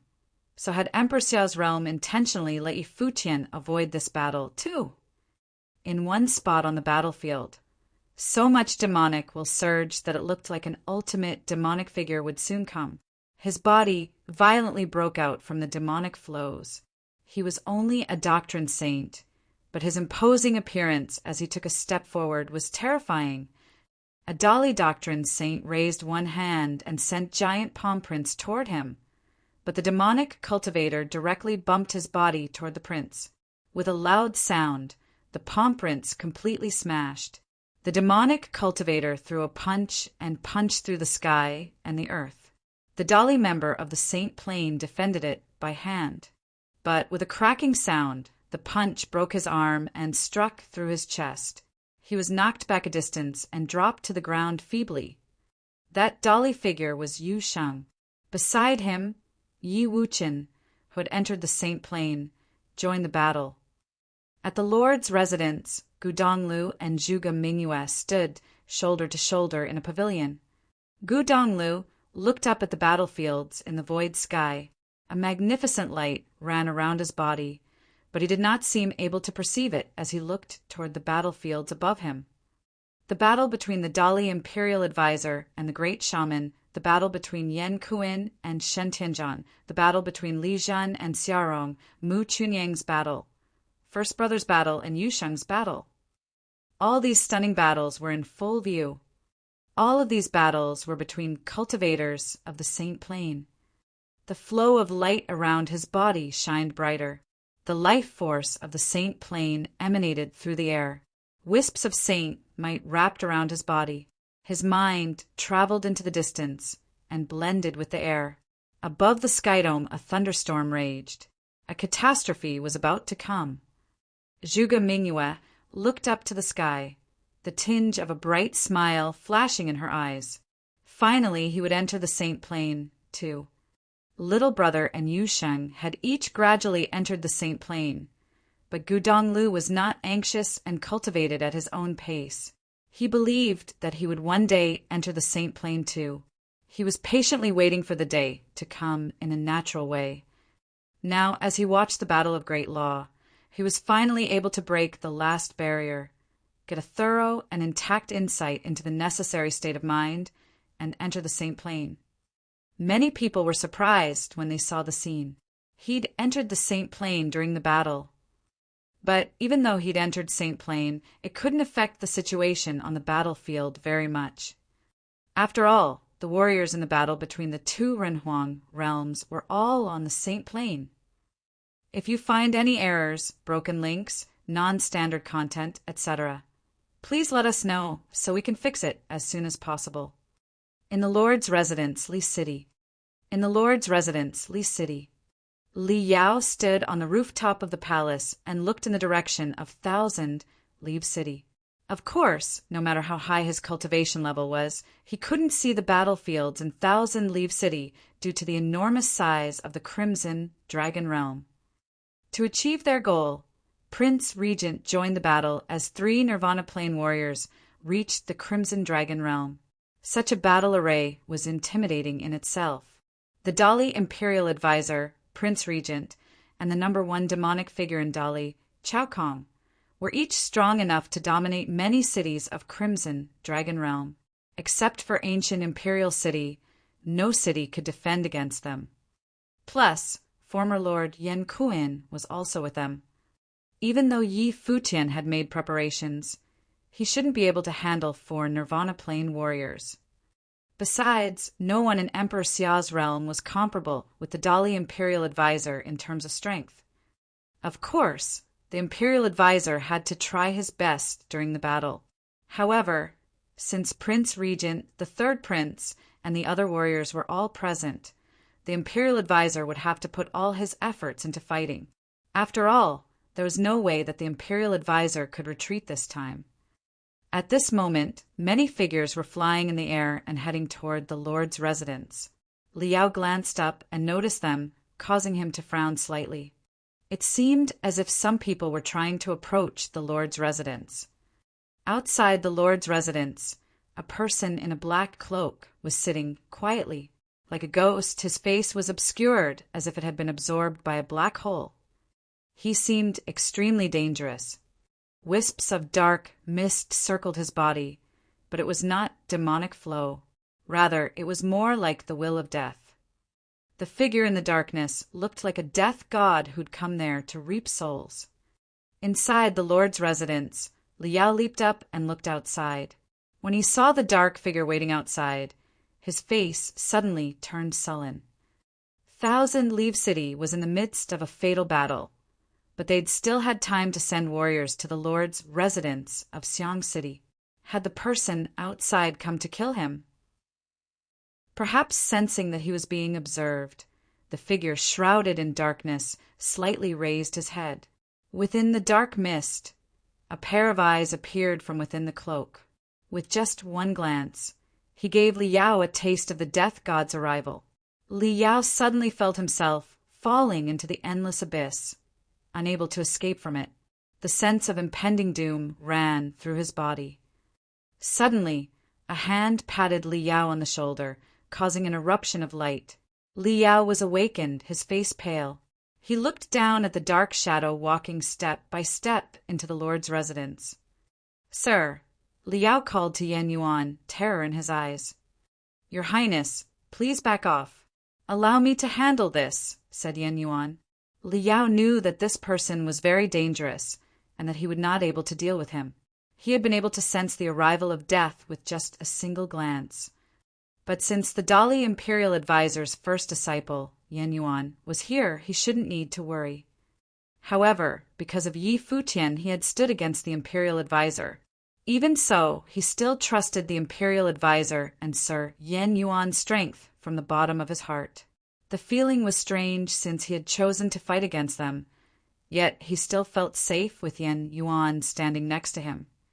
Yi Futian should have had that kind of feeling too, as Yan Yuan escorted him away. Liao sighed to himself. If only there had been no Yi Futian. That year, he'd wanted to join the Imperial Advisor's residence and become the Imperial Advisor's disciple. But he knew things could never return to the way things were before. Yan Yuan stood next to Liao. He felt the same even though he knew that they had taken opposite stands. But he still had the responsibility of guarding Liao's safety. The dispute this time had arisen from the feud between Liao and Yi Futian. He knew that his master was not willing to kill Yi Futian, but that he had to do it due to his chosen side. Yan Yuan was in the same position. He had to protect Liao. He had definitively made up his mind that day after the conversation with his master. The Dali Imperial Advisor was under orders to come to the Crimson Dragon Realm to capture Yi Futian, earning the title of Imperial Advisor Commander of Dali. What would happen if Liao died? Today in Dali, things were no longer as they'd been before. Dali seemed to be interested in confronting Emperor Xia's realm this time. Emperor Li thought highly of the master, but he hoped that the Imperial Advisor could state his position clearly and follow Emperor Li's decision. Emperor Li had cast suspicion on the master because of what had happened last time. If the prince also died, Yan Yuan could not imagine what the outcome would be. So, nothing could happen to Liao. Yan Yuan looked at the person in front of him and asked, Shadow Guard of Emperor Xiao's realm, "You didn't come here alone, did you?" "I've heard that the Dali Imperial Advisor's first disciple, Yan Yuan, is the strongest cultivator below the Nirvana plane in Dali. My name is Ji Yuan. I am the Shadow Guard commander of Emperor Xiao's realm. I am here to see what I can learn from you," said Ji Yuan. Both people had a character, Yuan, in their names, so there was some karma between them. However, they stood on opposite sides. Ji Yuan had been the second top figure in the sage and saint rankings of the 9 states for many years. His ranking was lower than the great shamans, but he was so good at death skills that he had eventually infuriated Emperor Xia. After Emperor Xia stopped allowing him to establish orthodoxy, Ji Yuan had disappeared from the 9 states. After Emperor Xia punished him, he'd let him join the Shadow Guard. Ji Yuan, the death god, had since become the Shadow Guard commander and reached the apex of the unblemished Saint Plane, very close to the Nirvana level. He hardly appeared in public and didn't have widespread fame. Few people knew of his existence because those who saw his face usually died. "Please," Yan Yuan said, looking at him. His black robe was billowing in the wind. As Ji Yuan stepped forward, the wisps of death force rose and diffused toward the Lord's residence. The mist became thicker and thicker as the death god shrouded the place. Warriors of the Lord's residence released their might to defend against this incoming sense of death. Yan Yuan stared ahead, a dazzling, holy light shining over his body. As the Imperial Advisor's first disciple, he'd also cultivated on the deed of thorough comprehension.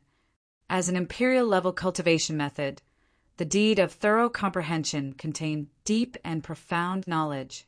What the Dali Imperial Advisor had taught Futian was just a small part of it. When different people studied the deed of thorough comprehension, they gained different results. Yan Yuan put out one hand and waved. Suddenly, a glaring halo appeared in front of him and rapidly expanded. At the same time, Death God Ji Yuan pointed one finger outward. The sky and earth rumbled with the gesture. Innumerable flows of death force rose from other lands, enveloping the Lord's residence and sweeping toward Yan Yuan and Liao. Yan Yuan raised one palm. With that movement, the pattern grew bigger and bigger, seemingly about to devour the great law of the sky and the earth. The horrifying air flows of the great law between the sky and earth formed a halo pattern and enlarged. The halo kept expanding in the upper air, covering the sky. The innumerable flows of death force dripped down, all getting blocked by the pattern. At this moment, Yan Yuan reached out with his left hand and put his finger on the pattern of the great law. Suddenly, from the pattern, countless sharp swords emerged, piercing through the void sky and falling upon Ji Yuan. But his fingertips stayed on that pattern. The pattern of the great law spun, causing a giant sword to be born from it. At the next moment, the giant sword penetrated the space and thrust toward Ji Yuan, shaking the sky and earth. In just one moment, the tens of thousands of swords annihilated the flows of death force, ready to kill. Ji Yuan had no time to think. He held out both arms. The waves of dark flow rumbled and merged into a horrifying dark abyss in front of him, devouring the sword of the great law. The abyss was boundless enough to swallow all the swords. The Lord's residence was rapidly collapsing into the abyss. The swords all gradually disappeared as the devouring abyss roared and trembled. Finally, following an explosion, the sword wheel and the dark abyss crashed together, countless fragments breaking off and falling to the ground. Bam! Yan Yuan stepped into the void sky, lifting the halo pattern of the great law with one arm as he headed toward Ji Yuan. The pattern of the great law spun above the sky dome as it expanded. Inside was a huge matrix swallowing and spitting the horrible power. Ji Yuan looked up at the void sky and felt like he was being crushed under the pattern of great law. Yan Yuan waved his hands and patted the matrix pattern saying, "Jean." After he said the word, several giant golden swords appeared from the edge of the pattern of the Great Law. They emitted the radiance of obliteration as they slashed at the ground. The will of death roared wildly around Ji Yuan. His body turned into black shadows and immediately vanished, trying to escape. However, the swords were not targeting him, they were attacking the whole area. Boom! Boom! Boom! Horrifyingly loud noises were heard. The giant sword slid into the sky and earth, sealing the space off. All of the swords that were connected by the matrix became part of the matrix pattern. When the dark mists tried to break in, they all were smashed into the void.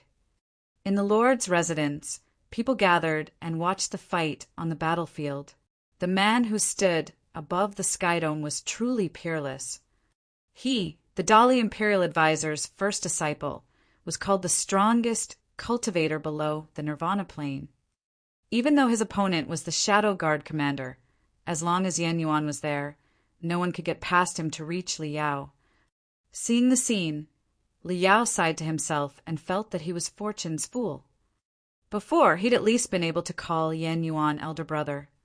Now he could only address him as sir. Why did Yi Futian have to live in this world? Thinking about this, Li Yao's hatred of Yi Futian became even stronger. If Yi Futian had not pretended to be the seventh swordsman, all these things would not have happened. At this moment, Ji Yuan's body converged and reappeared. The dark mists roared around his body, the shadow of the death deity appearing behind him. He was best at death skills, but Yan Yuan didn't give him the chance to copy his ability.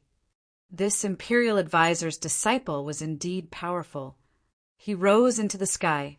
The boundless shadow of the death god pressed a giant dark palm print onto the light curtain of the swords over the sky dome. After a loud noise, the light curtain tore the giant palm print apart. The palm print was slashed in half.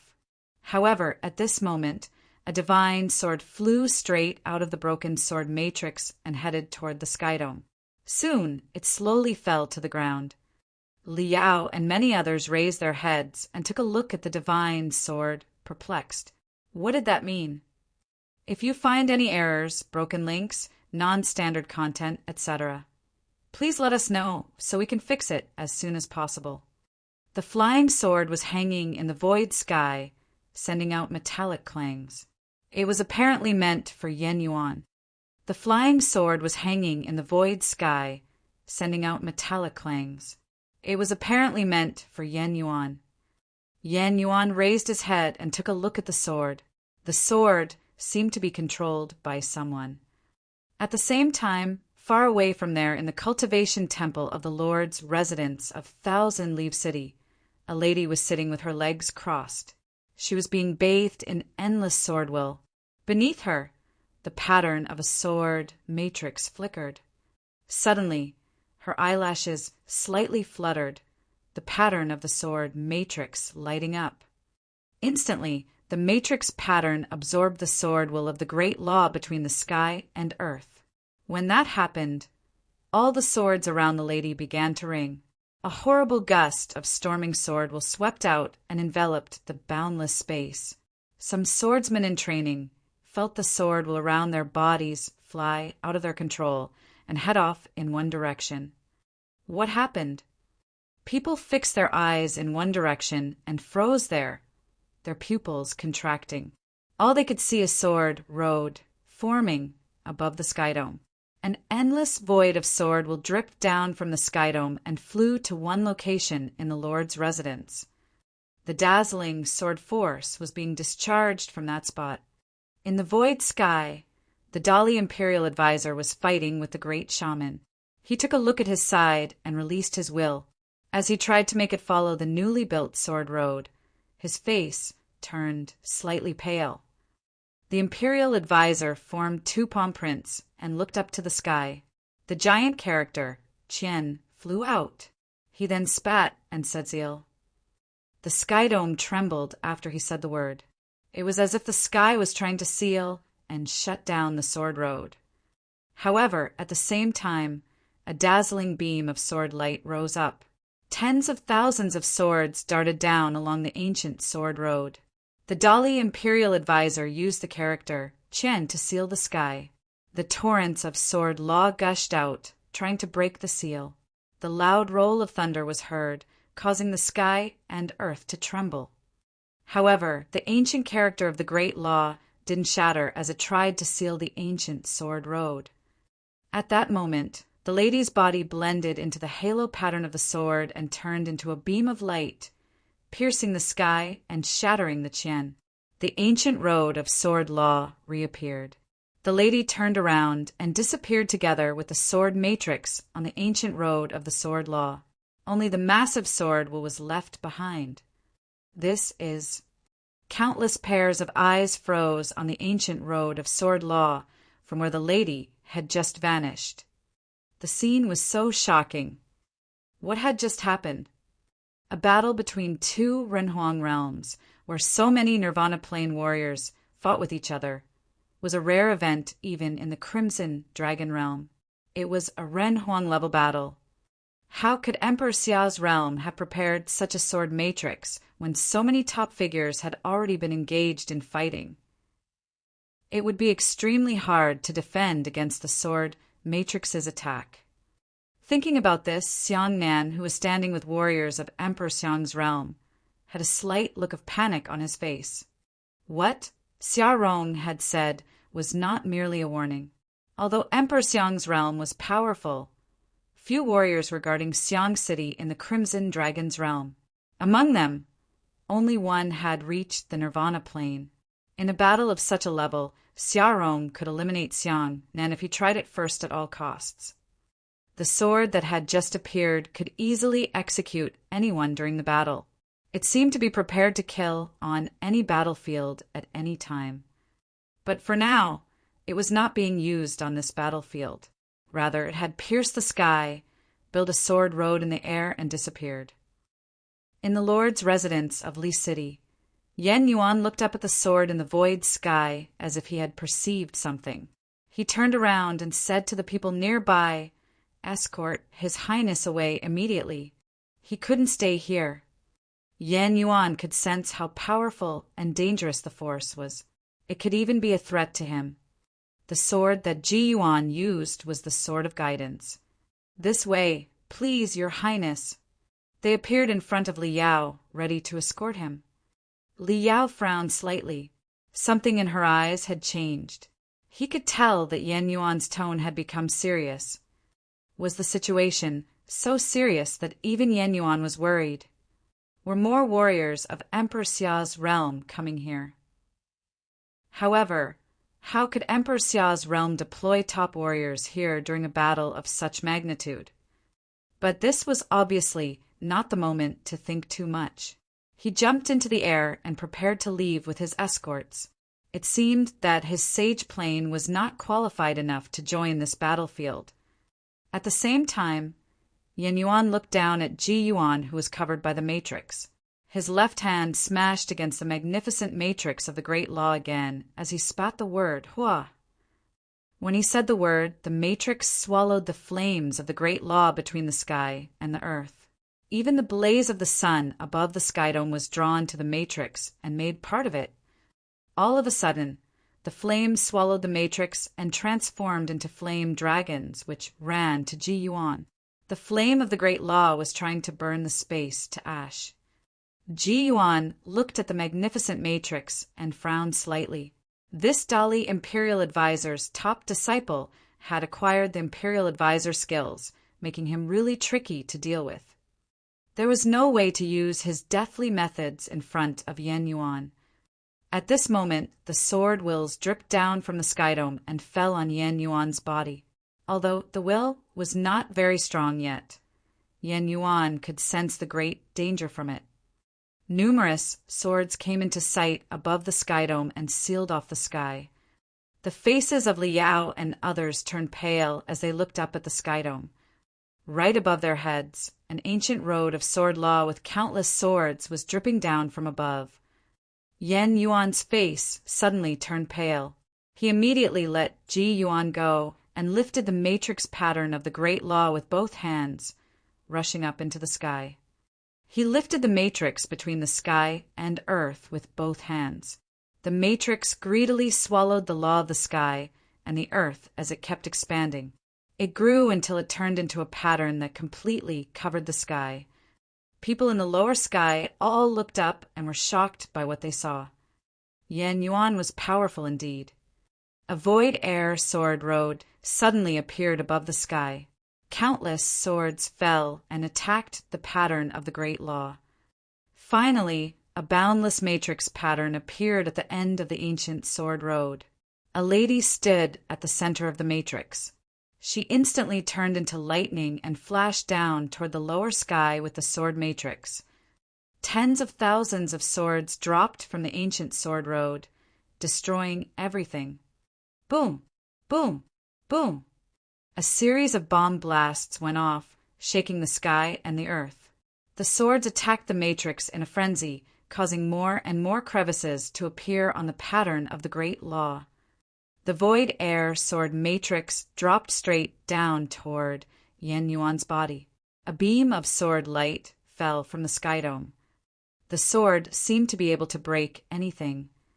Boom! With a loud noise, the matrix cracked.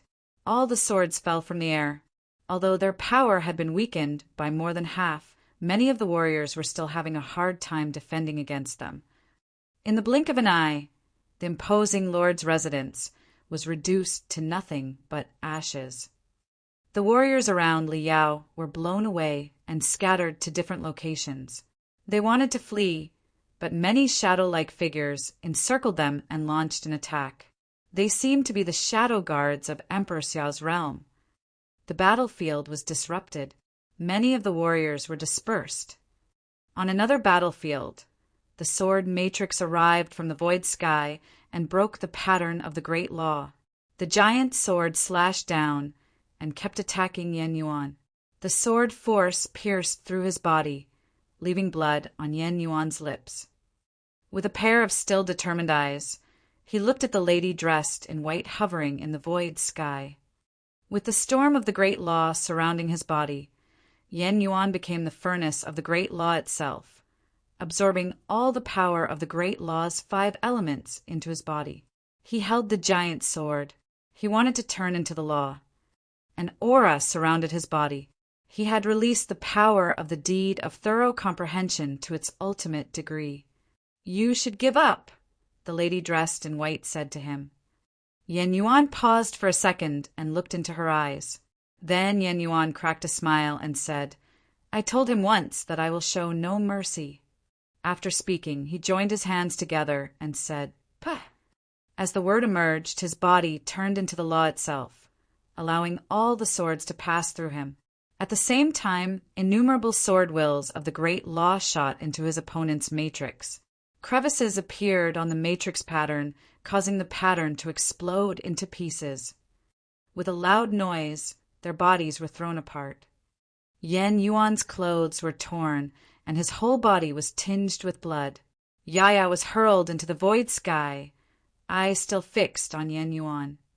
She launched the sword matrix in the void sky. Even though the Dali Imperial Advisor had blocked part of its power, it should have been enough to kill an unblemished plain warrior. However, it was broken by Yan Yuan. She knew that Yan Yuan was severely hurt, but he still bore the attack of her sword matrix. His level was very close to reaching the Nirvana plane. Ji Yuan stepped into the air and tried to leave, but Yan Yuan raised one hand. With the motion of his hand, a gust of sword force pierced through the void sky and blocked his way. Yan Yuan asked, "Where are you going?"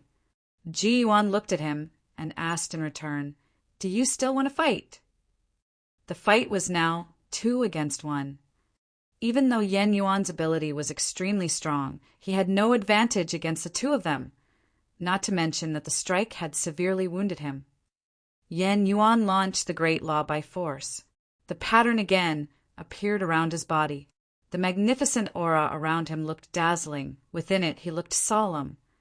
It was not that he didn't want to quit. He couldn't quit. Nothing could happen to Li Yao.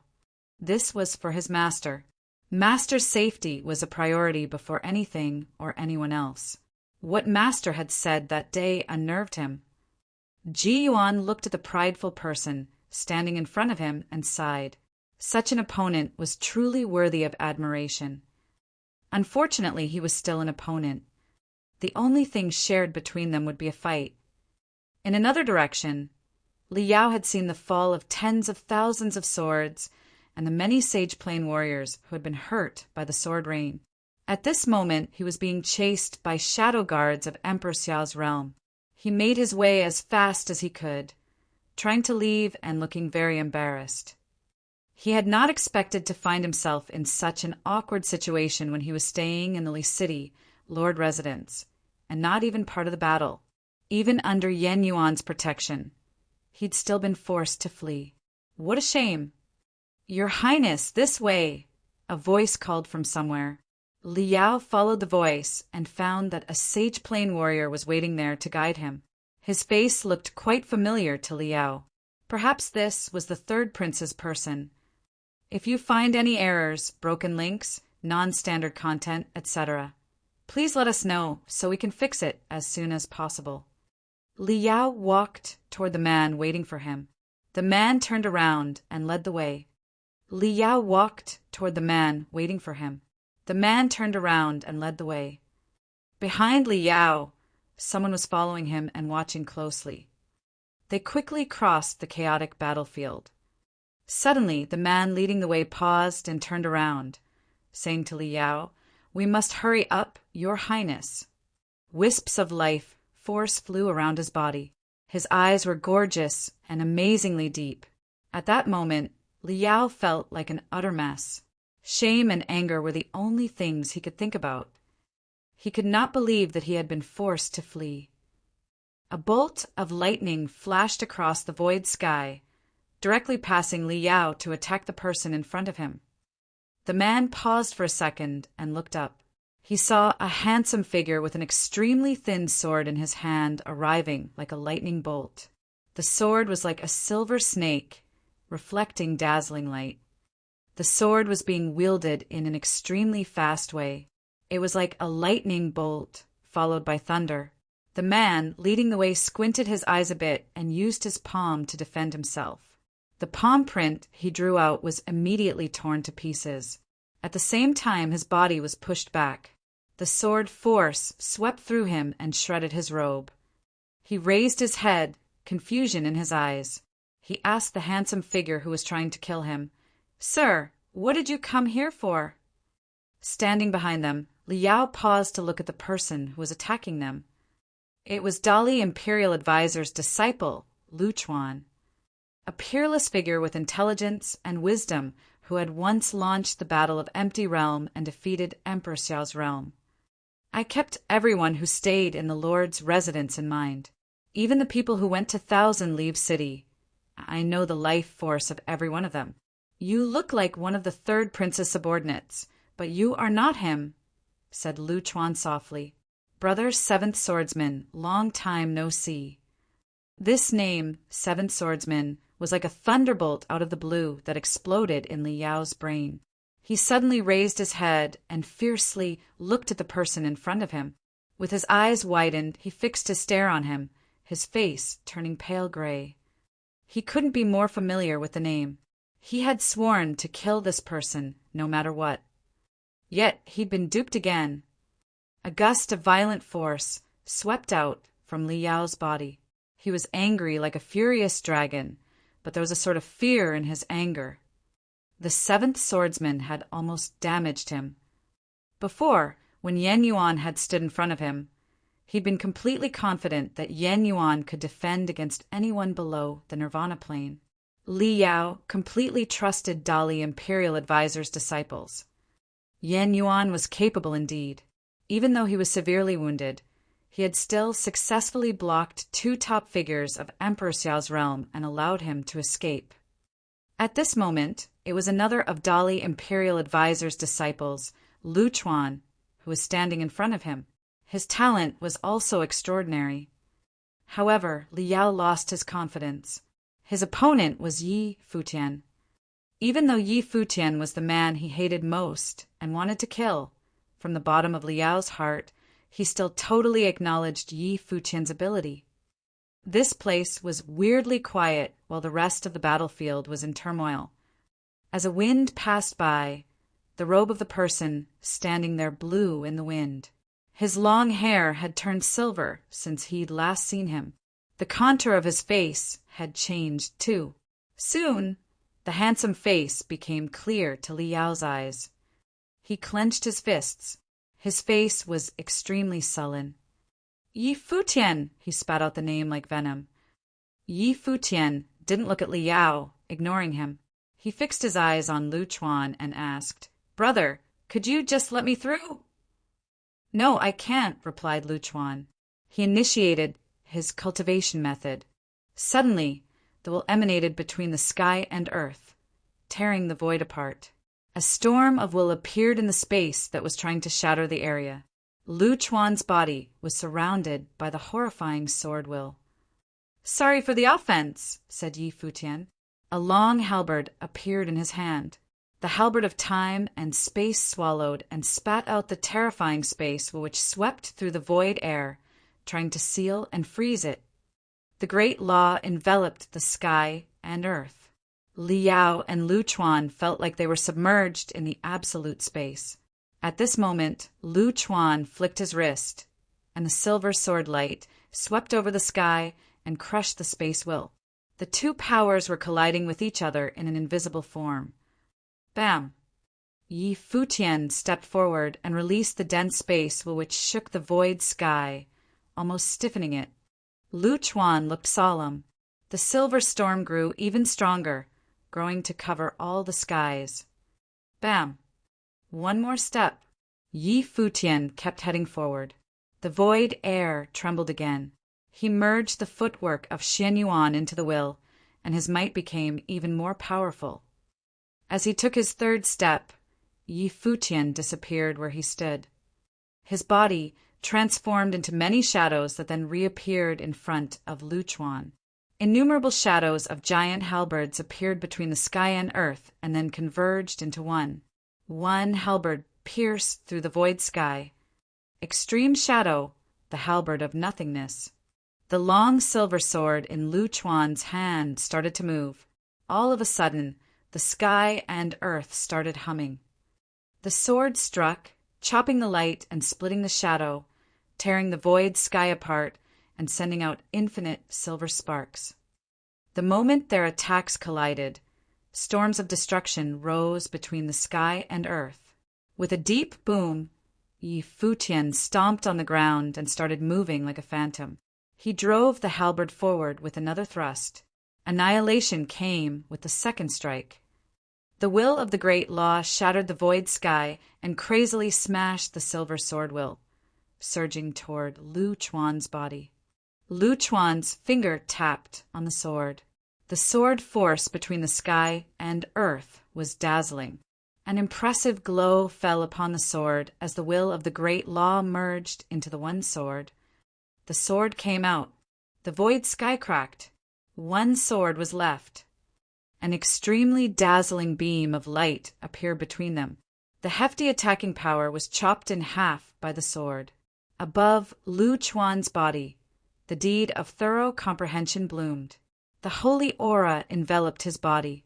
The great law dropped down, and his body was surrounded by the sword will, becoming transparent, as if he was the sword itself.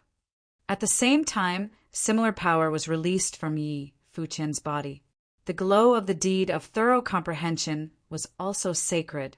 The great law became one, and all the wills turned into the path of the space.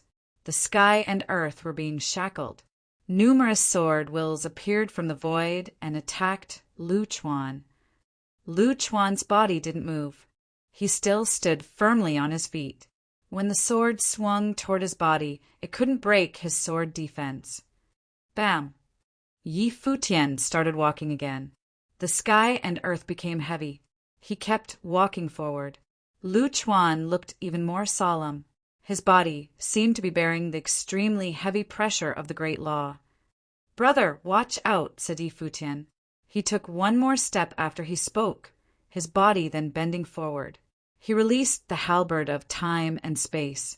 The storm of destruction tore the void sky apart and marched ahead, as if anything in front of him would be destroyed. The third strike, unending void. The great law returned to the unending void.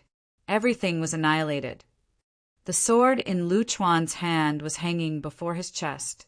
He drew 2 palm prints. The sword will of the great law flew from the sky and earth into the sword. The sword swallowed and spat silver light tens of thousands of feet into the air. All the sword shadows became one and blended into the sword. The sword made a series of metallic clangs. Crevices appeared in the space, as if the sky and earth were about to be torn apart. A pattern of the great law appeared in the void sky with the sword as its axis. In the pattern of the great law, all swords turned into one and merged into the sword. Finally, Lu Chuan extended his palm forward. When the sword came out, the sky and earth roared for it. In front of him, the halberd of time and space that Futian held in his hand stabbed at the sword. The halberd of time and space collided with the sword. The storm of destruction collided with the sky. The horrifying explosion of storms swept out as the sword swept back. The violent will beat against Lu Chuan's body. He spat out blood and was blown away. Zoom! A lightning bolt flashed across the sky. The halberd of time and space aimed at Lu Chuan's chest, but didn't stab him. Lu Chuan raised his head and looked at the figure in front of him, sighing to himself. He and Yenyuan had been cautious enough to arrange the plan, but had they still lost? "Please forgive me, brother," said Futian. Futian walked past him and headed after Liao. Lu Chuan didn't give chase. Futian had just shown mercy to him. Otherwise, he would have been killed. It was meaningless to chase him again. Why had he been born in Emperor Xiao's realm? On the battlefield of the Lord's residence, Yenyuan was defending against 2 top figures of the unblemished plain. Of course, he had perceived Futian's presence. He stepped into the sky. His matrix of the great law covered the sky, trying to block Yaya and Ji Yuan. He wanted to leave the battlefield to help Liao. However, tens of thousands of swords had fallen and sealed the sky and earth. There was no way Yaya would let him leave the battlefield. Futian was traveling through the void sky and rapidly heading toward Liao. Liao had entered the same plane, but he even had no courage to fight when confronted by Futian. He believed that he could never defeat Futian. That was why he wanted to escape. Kill him. Liao gave the order to a warrior who was fighting with a shadow guard. The warrior was a saint of true self with extraordinary ability. After he repelled a shadow guard of the same level, he turned to Futian, guarding Liao, who was still trying to flee. Futian stepped into the void sky and pointed one finger in front of him. He summoned the sword of Cassiopeia, tore the void air apart. The warrior flew into the void sky and did a double palm strike. Suddenly, tens of thousands of palm prints appeared and shattered the sword of Cassiopeia into pieces. However, Futian kept moving forward. More and more swords came to attack. Cruelty flashed across his eyes. No matter how talented the person was, he was only on the first level of the Saint Plane. Why did he dare to come near? The seemingly infinite swords were all destroyed. The guard smashed the palm at Futian. At this moment, a strong presage of destruction befell him. Among all of the swords, one emanated with such a horrifying life force that he could perceive the fatal crisis approaching him. The sword seemed to have emerged from the center of Futian's eyebrows. It pierced through his palm print with incredible speed. He let out a roar. Soon, a powerful will rose in front of him to guard him. This was the will of the great law. The sword thrust toward it. An extremely dazzling light spat out from the sword. His pupils contracted. What he could see in his mind was an inviolable sword with a wisp of the will of the emperor. The sword had been forged by the master of divine Cloud Valley at Yi Futian's request, so the wisp of his will of the emperor had been merged with it. The sword flashed by and penetrated the warrior's skull. Yi Futian didn't stop there. He strode over the corpse as he continued walking forward. Liao perceived the scene with so much fear in his eyes. How had Yi Futian cultivated his sword force to be this strong? He could kill a saint of true self with just one strike. Liao's heart beat fast. He could feel the life force behind him coming near. He was in such despair. When he had come to the lower world 9 states of Emperor Xiao's realm, he had never expected that such a day like this would come. At that time, he had been the prince of the upper world, the descendant of Emperor Li. His identity was truly noble, especially to the people of lower worlds. To him, the people of the lower world's 9 states were nothing but loathsome ants, not worth taking into consideration. Even though he'd let Saint Ji kill his wife, Liao didn't care much at all. However, today the person he'd once regarded as another ant of the lower worlds was trying to kill the Dolly Prince. If you find any errors, broken links, non-standard content, etc., please let us know so we can fix it as soon as possible. Liao was still running forward when he saw swords raining down from above, cutting his escape route right then and there.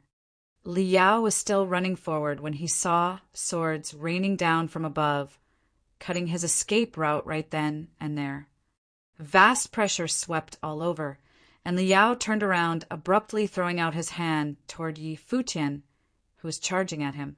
His arm was transformed into an extremely saintly 5-clawed dragon that charged abruptly at Yi Futian.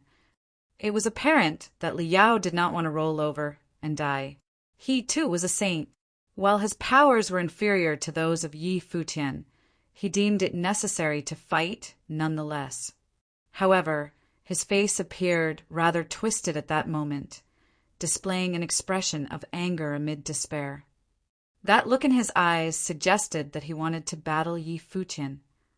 The halberd of time and space was thrust out like a bolt of lightning. Rumbling noises were heard as the huge, 5-clawed, golden dragon exploded and crumbled. Yi Futian did not stop charging. He continued streaking through the air and appeared right before Liao. The place seemed to have frozen when the halberd struck. Liao roared in anger, and the space around them trembled. He stepped forward as an extremely dazzling specter appeared above him. It did not seem to be something of his own will.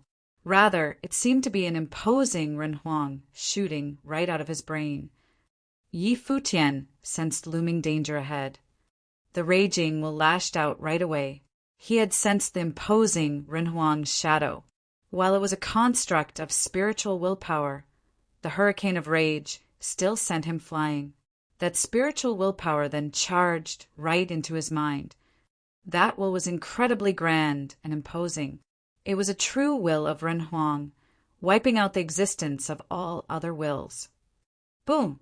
Yi Futian suffered a huge blow to his mind, and his body was sent flying again and crashed to the ground. Blood spilled from his mouth, and he felt rather hazy. Liao's expression was extremely gloomy as he looked at Yi Futian. The will that his father left within him enabled him to invoke this power when he was in mortal peril. It was known simply as the will of Renhuang. He had little idea how powerful it would be, but upon seeing the scene before him, Liao no longer despaired and seemed to find the light of hope. His eyes were filled with a negative, violent aura as he headed towards Yi Futian. Dead. If his father's will had crushed Yi Futian's will, it would have been possible for him to kill Yi Futian on the spot.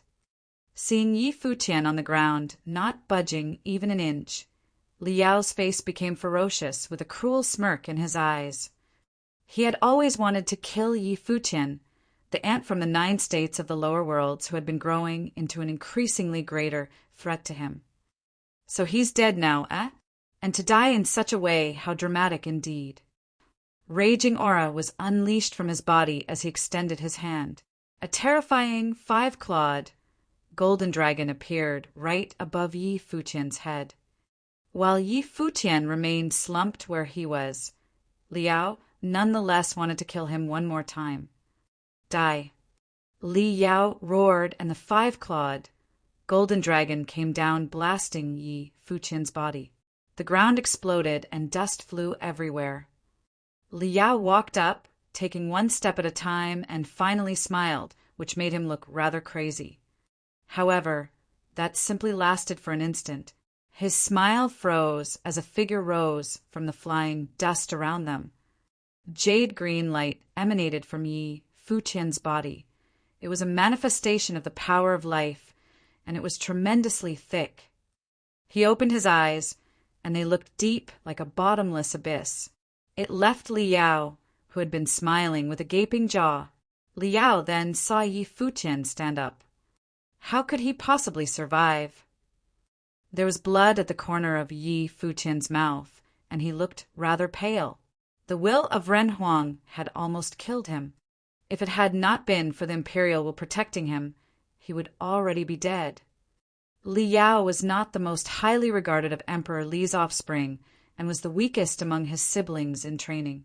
However, he, nonetheless, had protection provided by Emperor Li. Pathetic. That was the word that Yi Futian uttered plainly as he looked at Li Yao's ferocious-looking eyes. Thunderous light of the great path seemed to be glimmering on his body.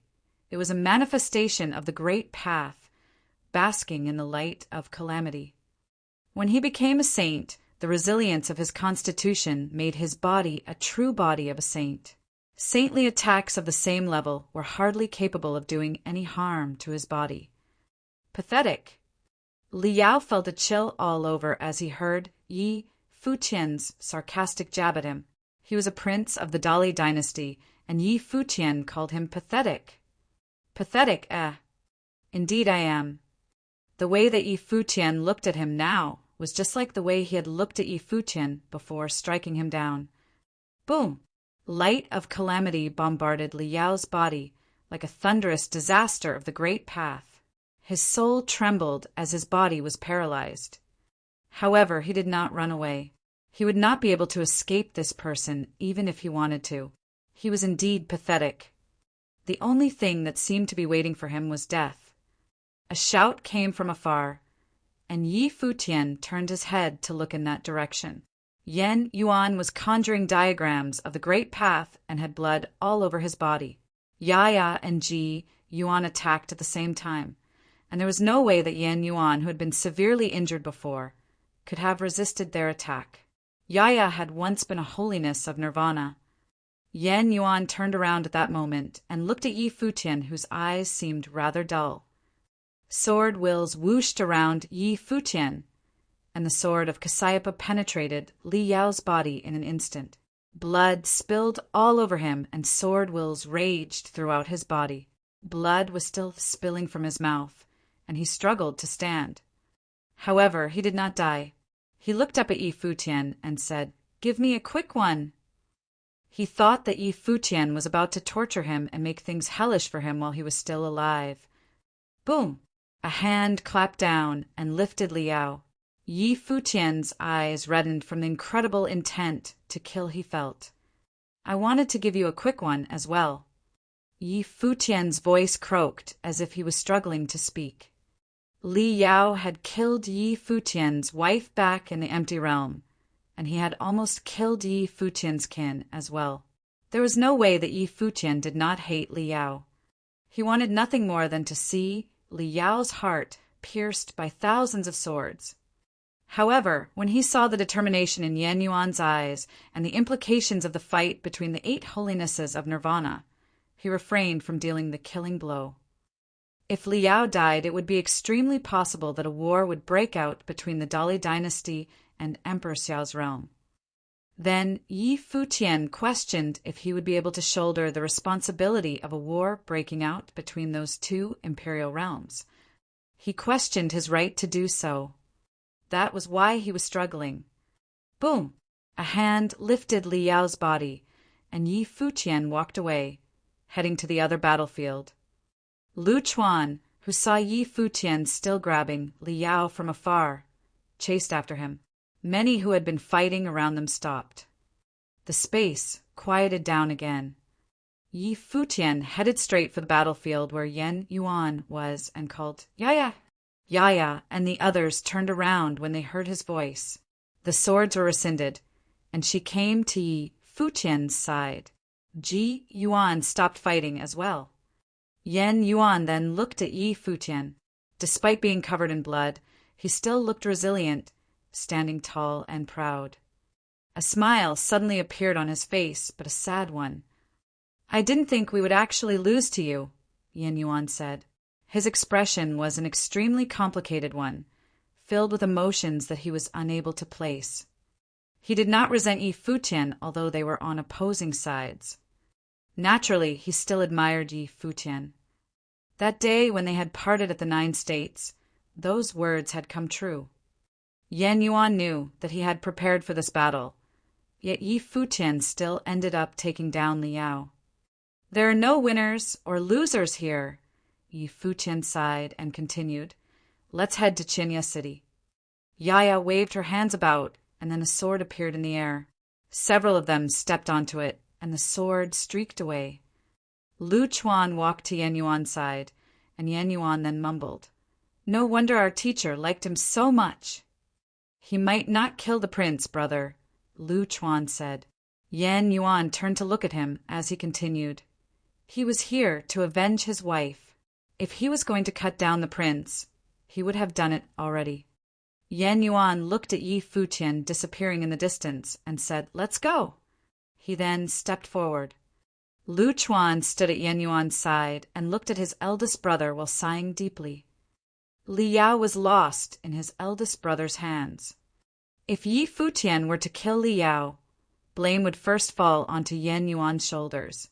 However, Lu Chuan thought at the moment that his eldest brother was, instead, more concerned for their teacher.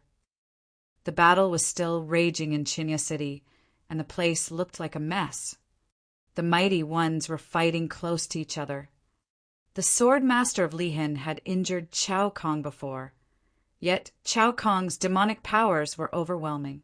He was extremely resilient, refusing to back away. He went all the way to the battlefield where the imperial advisor of Dali and the great shaman were fighting. The prince regent managed to fight off Lu Yu and push the battle all the way to the central region of Chinya City. The 6 figures at the holiness of Nirvana level were fighting earth-shattering battles high in the air. Many throughout Chinya City looked up at the battles, their hearts racing. Many saints perished on that battlefield. The imperial advisor had no intention of fighting any longer when Yaya, who had returned, opened the ancient path of the sword with a single stroke, then headed far away. She definitely had gone to Li City. The imperial advisor had no idea how Yan Yuan would have fared and if his student would have been able to block her attack. "Li Yao has been taken. Stop fighting immediately." A voice came from nowhere. The mighty ones who had been fighting were, at first, dumbfounded and then turned to see who had spoken. It was none other than a demonic beast. "My master has taken Li Yao and is heading back here," the black wind condor continued saying. The imperial advisor shouted, and throughout the battlefield, countless soldiers felt their brains rattling. There were mighty ones throughout the vast battlefield, but they were unable to help and backed away from each other. That shout had made them all cease fighting. The imperial advisor scanned the battlefield. He had not wanted to see a fight happen, but he had no choice. "So Yi Futian has taken Li Yao. Yan Yuan had been there to guard him. I wonder how he is doing now. If you find any errors, broken links, non-standard content, etc., please let us know so we can fix it as soon as possible." The battlefield of Chinya City was littered with ruins, and that happened with the mighty ones fighting in the air and not causing any collateral damage from above. The battlefield of Chinya City was littered with ruins, and that happened with the mighty ones fighting in the air and not causing any collateral damage from above. Half of the city would have been razed otherwise. The atmosphere was extraordinarily tense at that moment. They all had ceased fighting, but everyone was still in a ready-to-strike position, as if the fighting could restart at any moment. In truth, both sides had things under control to a certain measure, as the mighty ones all went out of their way to find opponents of comparable strength. If fighters from the Dali dynasty who were at the holiness of nirvana level were to kill those on the lower levels of Emperor Xiao's realm, there would hardly be anyone left. Both sides were not willing to pay that price. As such, all went out of their way to keep the battle contained instead of trying to annihilate each other. However, Liao, a prince of the Dali dynasty, was taken. Everyone, indeed, wondered what the outcome would be. No one had an answer, and everyone was waiting. Imperial advisor, could any cultivators of Emperor Xiao's realm stop you? The prince regent asked as he looked at the imperial advisor. His words puzzled many. What is the prince regent of the Dali dynasty getting at? Is he chastising the imperial advisor for not doing his best? Are there conflicts within the Dali dynasty itself? However, Dali's imperial advisor had been extremely forceful in the battle, so much that he looked invincible. If he were to go all out, there was no telling how many would have perished. The imperial advisor shot a look at the prince regent and said, "You were not able to stop them yourself either, Prince Regent." The prince regent's expression turned cold. "I hope that His Highness is doing fine. Yan Yuan is your topmost student, #1 in Dali below the holiness of nirvana level. If he is around, I believe that the animal is simply bluffing. How could His Highness be taken with Yan Yuan around?" The imperial advisor frowned and shot a cold look at the prince regent. The prince regent saw that Yaya had opened up the ancient path of the sword and zipped off. He could tell just how frighteningly powerful the might of her sword was. It seemed as if she had surpassed the level of the unblemished saint. Yan Yuan was known to be at the pinnacle of the unblemished saint level, but that sword would have been dangerous nonetheless. However, not only did the prince regent ignore the fact that Yan Yuan could have been in danger, but he claimed that Li Yao could not possibly have been taken when Yan Yuan was around. His scheme was obvious. The imperial advisor did not bother arguing with the prince regent about anything. A sword will from afar zipped past, finally, and everyone looked up and saw the group of figures heading their way. Everyone's face changed when they saw what had happened, especially those from the Dali dynasty. The 9th prince of the Dali dynasty, Liao, had been taken. Yi Futian, Yaya, and the others had Liao tagging along as their prisoner. Yi Futian turned to look at the battlefield and, in a flash, headed straight to the crowd and stopped in front of Emperor Xiao's realm. Yan Yuan followed suit and looked up at the imperial advisor. Regret was in his eyes as he said, "I failed, teacher."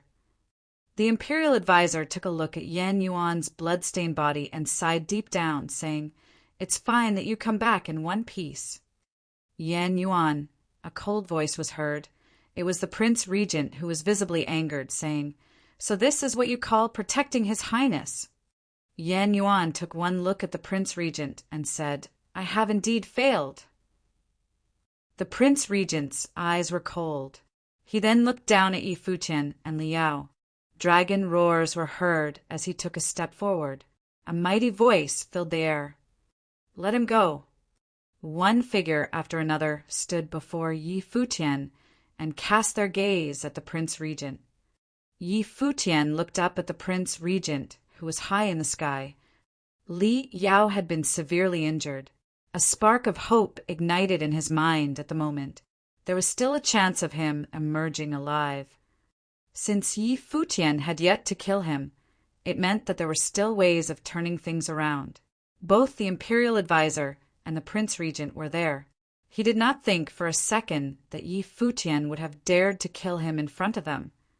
"You people from Dali were the ones who waged war on us by sending people to invade Chinya City. Li Yao had attempted to kill me several times. What do you make of that?" Yi Futian said as he looked at the prince regent. "If you dare to make a move against His Highness, I swear that you shall never leave this place. the Prince Regent said with an imposing voice, paying no heed to Yi Futian's words. Whoosh! A sword will zipped past, and a sword of Cassiopeia streaked out right in front of Yi Futian, hanging right at Li Yao's throat. In an instant, blood was dripping from Li Yao's throat. You're going too far, the Prince Regent roared. Put any pressure on him from here on out, and Li Yao dies, Yi Futian said as he looked coldly at the Prince Regent. The Prince Regent's eyes filled with imposing anger, but then he heard Yi Futian continue. If he dies, it's on you. I dare you to try. The Prince Regent's expression turned extremely glum, and he rescinded the aura emanating from him. Yi Futian was intentionally making it difficult for him. He was unable to shoulder such a crime. Yi Futian looked at those around him and said, I will let him go as long as the people of Dali leave the Crimson Dragon realm and never step into it again. I shall release him. He had made this decision despite the struggle he felt deep down. However, he eventually decided to spare Li Yao. It was far more difficult to spare someone than to kill them. He was able to take Li Yao that day and had a chance of killing him. He would still have the chance to do so in the future.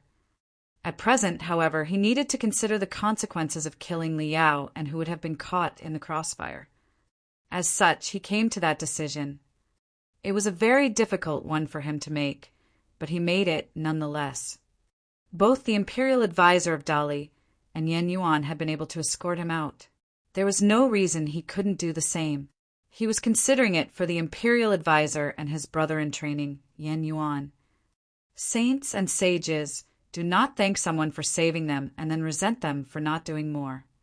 The imperial advisor had brought his people to take Yi Futian, but Yi Futian knew that the imperial advisor, Yan Yuan, and the others had been reluctant to do so. As such, he did not mind at all. Even though they might end up meeting each other on future battlefields as enemies, he still did not regret what he did. If we were to leave, who is to say that you would actually let the prince go? Asked Li Zhen, the third prince, as he stared at Yi Futian.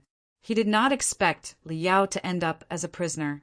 If things had turned out that way, it would have been difficult for the battle to go on, especially when Yi Futian had yet to kill Li Yao. If he were to kill Li Yao, then the real fight would have truly broken out. Both sides would no longer hold back against each other after that. I believe him, your highness, said a voice, and Li Zhen looked to see whose it was. It was the imperial advisor of Dali.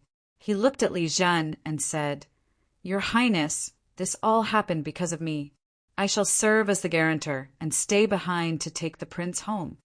Li Zhen looked at the imperial advisor, and Yi Futian said that is acceptable. There were other things that he wanted to say to the imperial advisor as well.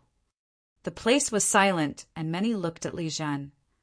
Li Yao turned his eyes toward his third brother. It seemed that Yi Futian did not dare to kill him, after all. That settles it. Li Zhen's expression was extremely cold, but there was little else he could have done. He was extremely reluctant to do that, but there was no way he could have just let Yi Futian kill Li Yao. Imperial advisor, I shall leave my ninth brother to you, Li Zhen then said to the imperial advisor. He then waved his hand and said, Retreat. He then gathered his people and left. The Prince Regent's expression was ice-cold as he glanced at Yi Futian, but he was unable to do anything else other than leave. So Yi Futian was calm and planned to let Li Yao go. What Yi Futian did ground the battle to a halt. If nothing was going to happen to Li Yao and the imperial advisor was to take him away, then there was nothing he could have done to the imperial advisor. There would have been no excuse to spark a war.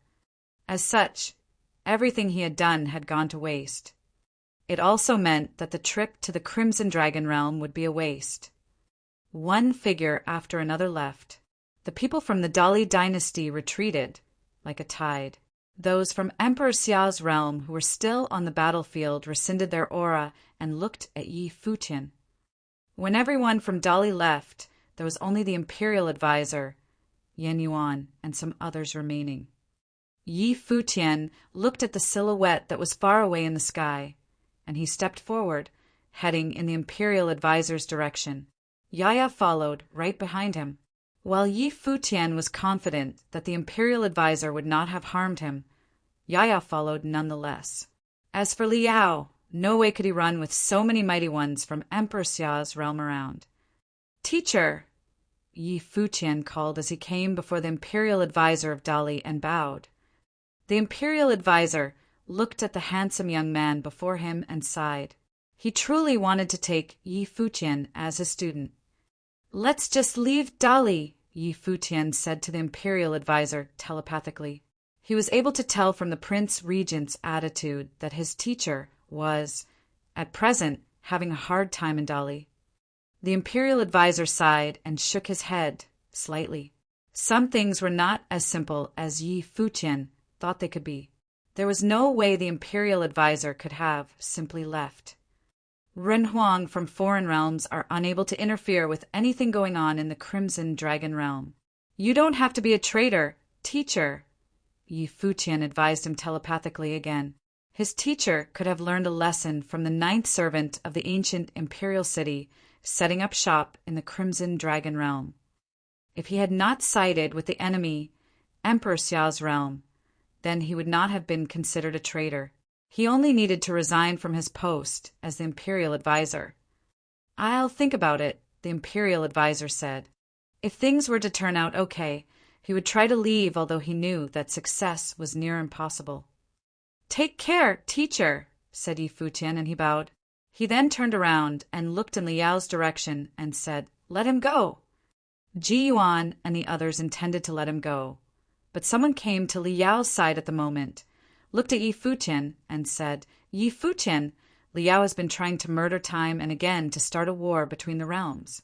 Now that you have taken him, you can't just let him go like that." Yi Futian was dumbfounded. He then turned to see who spoke.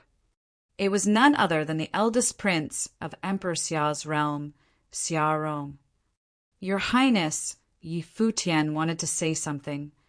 "Yi Futian, you're too soft. There's no way you could achieve big things like that," Xia Rong said, and then grabbed Liao's throat. His overwhelming aura flowed from him, and he sensed the intention to kill him. The scene shocked everyone.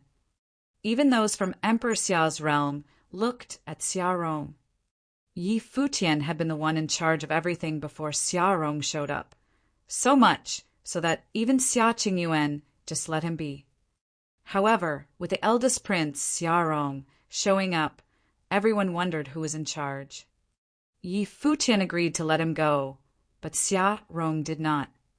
There have been many saints who died fighting in the Crimson Dragon realm. The Sword Master and the others come here personally. If Dali is not afraid to wage war, then there is nothing the Emperor Xia's realm should be afraid of. Xia Rong looked at Yi Futian and said, "Remember, Yi Futian, those who do big things need to be decisive." Xia Rong pressed hard with his hand as soon as he was done speaking. Liao was thoroughly frightened and found it difficult to breathe. A crisp crack was heard, causing everyone's hearts to skip a beat. If you find any errors, broken links, non-standard content, etc., please let us know so we can fix it as soon as possible. The vast space quieted down within moments. Countless eyes watched Liao, who was being held in Xia Rong's hand. He then let go, and Liao dropped to the ground. The dead man's eyes were still opened. Xia Rong had invaded Liao's mind with the will of the Great Path and killed him in an instant. His action had been decisive and without a hint of hesitation. Liao, the 9th prince of the Dali dynasty, perished. He died in the Crimson Dragon realm at the hands of Xia Rong. Yi Futian looked with astonishment at what transpired. He then turned his eyes to Xia Rong, whose face was filled with coldness and determination. It seemed that his will was adamant and undeniable. It was as if he had long made up his mind. "Brother." Xia Qingyuan had watched the scene unfold with the same level of astonishment. Her mind was blank as well. They were not the only ones astonished. Everyone from Emperor Xia's realm that was present shared the sentiment. Many thoughts ran through their minds in that instant, and their hearts raced. Even the sword-master of Lihan took a good look at Xia Rong. That move had indeed been brutal and merciless. He killed Li Yao and robbed everyone else of any other options. Yi Futian had just promised to let go of Li Yao, and his people went back on his word. He was thinking of how to deal with the imperial advisor now that Li Yao was dead. Furthermore, the imperial advisor had spoken in Yi Futian's favor in front of all the mighty ones of Dali, guaranteeing the prince's safety. However, there was no way he could go back to Emperor Li unscathed now that Li Yao was dead. The imperial advisor, Yan Yuan, and Mu Chunying were baffled by what transpired in front of their eyes. All of it seemed to have happened too suddenly. They had understood that Yi Futian had been ready to let go of the prince instead of killing him. However, Xia Rong made his move. The faces of Yan Yuan and the others turned pale. Everything seemed to have happened as their teacher had predicted. Powerful sword will emanated from Yaya, who was standing in the air behind Yi Futian. The light of sword was brought to its limit on her. She took Yi Futian's hand, intending to retreat with him. However, Yi Futian did not move. He stayed put in the air. He understood what Yaya was trying to do. The imperial advisor was a guarantor for Dali after all. The imperial advisor needed to first kill the man before his eyes before going back to Emperor Li. Both men were an arm's length away from each other, so it would be easy for him to kill Yi Futian, just as easy as it was for Xia Rong to kill Li Yao. Yi Futian knew that without doubt. He was even very clear that if the imperial advisor insisted on killing him, Yaya would not be able to keep him safe. There would be no chance of him surviving at this distance. To fulfill his duty to Emperor Li, the imperial advisor needed to kill him. It had to be done. If he refused, it would be tantamount to treason. Xia Rong had cut off the imperial advisor's escape route. His standpoint was that the imperial advisor had done nothing wrong. He posed an immense threat to Emperor Xia's realm, after all. The imperial advisor had stepped up to guarantee Li Yao's safety, but now one was imagining what was going through Emperor Li's mind now that Li Yao was dead. That move had been too brutal. Yi Futian felt a chill running throughout his body. So this is the eldest prince of Emperor Xia's realm who had been training since he was young and grew up in battles of life and death. He really is brutal. It was just like he put it, decisive and without mercy. Yi Futian might have ended up dead because of what he did. Yet he showed no hint of mercy at all. He looked at Li Yao, who was already dead. He had been wanting to kill Li Yao for years, but not at a time like this, especially when the imperial advisor served to guarantee the prince's safety. "Go back, Yaya," Yi Futian said with a light tone. Yaya looked at him with stubborn eyes. She added strength to her hand, intending to take him away. Yi Futian shook his head at her, and Yaya finally gave in. She turned around and looked at the imperial advisor and said he had nothing to do with this. Yi Futian looked at the imperial advisor with regret written all over his face. He understood that his teacher had stepped up to act as the guarantor, out of trust for him. However, it was because of him that his teacher was caught in such a predicament. He lowered his head and felt speechless. "Regardless of your choice, teacher, I have nothing to say against it." Yi Futian then sighed. He would not have held a grudge against the imperial advisor even if he wanted to kill him on the spot. After all, he was the one who started it. The imperial advisor turned around and looked at the handsome face before him, sighing deeply. He, of course, knew that Yi Futian had nothing to do with the prince's death, but that didn't matter. He vouched for Yi Futian and volunteered to act as a guarantor.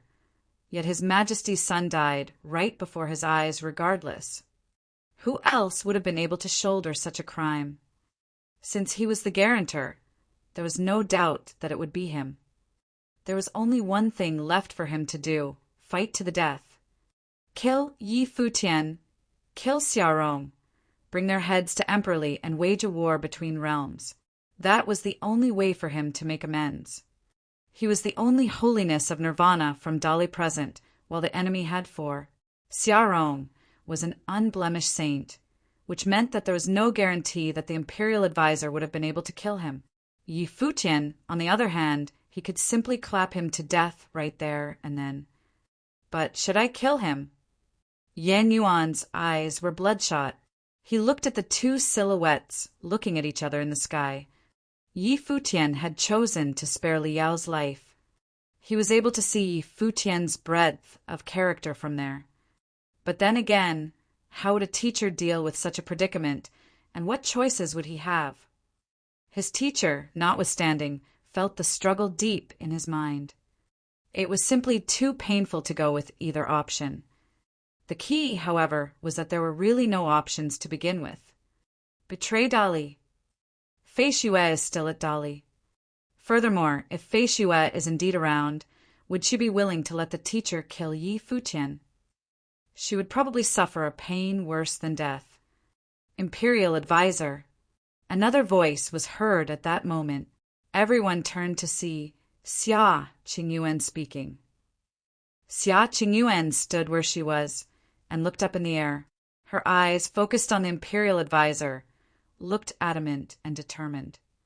It is indeed our fault that my brother has caused you to break your promise. However, this has nothing to do with Yi Futian. If you were to kill him, regardless of whatever else that happened, I would be forced to pay whatever price I have to pay to keep you and your students around. Xia Qingyuan's voice had a murderous tinge to it. It was determined and undeniable. She, at that moment, sounded just like Xiaorong. Xiaorong was the eldest prince. She, on the other hand, was the most doted on of Emperor Xia's daughters, a fact known by all. Xiaorong took a look at his little sister and sighed deeply. That was how it was when one let sentiments do the talking. Why not choose to side with Emperor Xia's realm imperial advisor? I'm willing to guarantee that your place in Emperor Xia's realm would definitely not be worse than your place in Emperor Li's realm. Xia Rong said. Furthermore, Emperor Li is irritated by you now. Judging by the words of the Prince Regent, I'm sure you know what is going on, imperial advisor. Yi Futian turned and cast a cold glance at Xiaorong. You're telling him to betray his emperor. He knew how much the imperial advisor cherished Fei Xue. His fatherly love for her was as great as the mountains. Honor and duty aside, Fei Xue was still in Dali, so there was no way for the imperial advisor to betray his emperor. Yi Futian had been advising the imperial advisor in secret to have him consider moving to the Crimson Dragon Realm. Xiaorong had, instead, cut off any escape for the imperial advisor. What he did was tantamount to pushing the imperial advisor off of a ledge. If anything were to happen to the imperial advisor, Dali would lose a combatant at the pinnacle of his powers. If a war between realms were to break out, Emperor Xiao's realm had something to gain as well. Furthermore, the imperial advisor's status in Emperor Li's realm was such that, if anything were to happen to him, news would quickly spread and cause a massive ripple. At the very least, the power of the imperial advisor's residence would be dismantled right away. All eyes looked at the imperial advisor high in the air. Everyone was waiting for his decision. The imperial advisor appeared very calm at the moment. Wind blew and his robe billowed.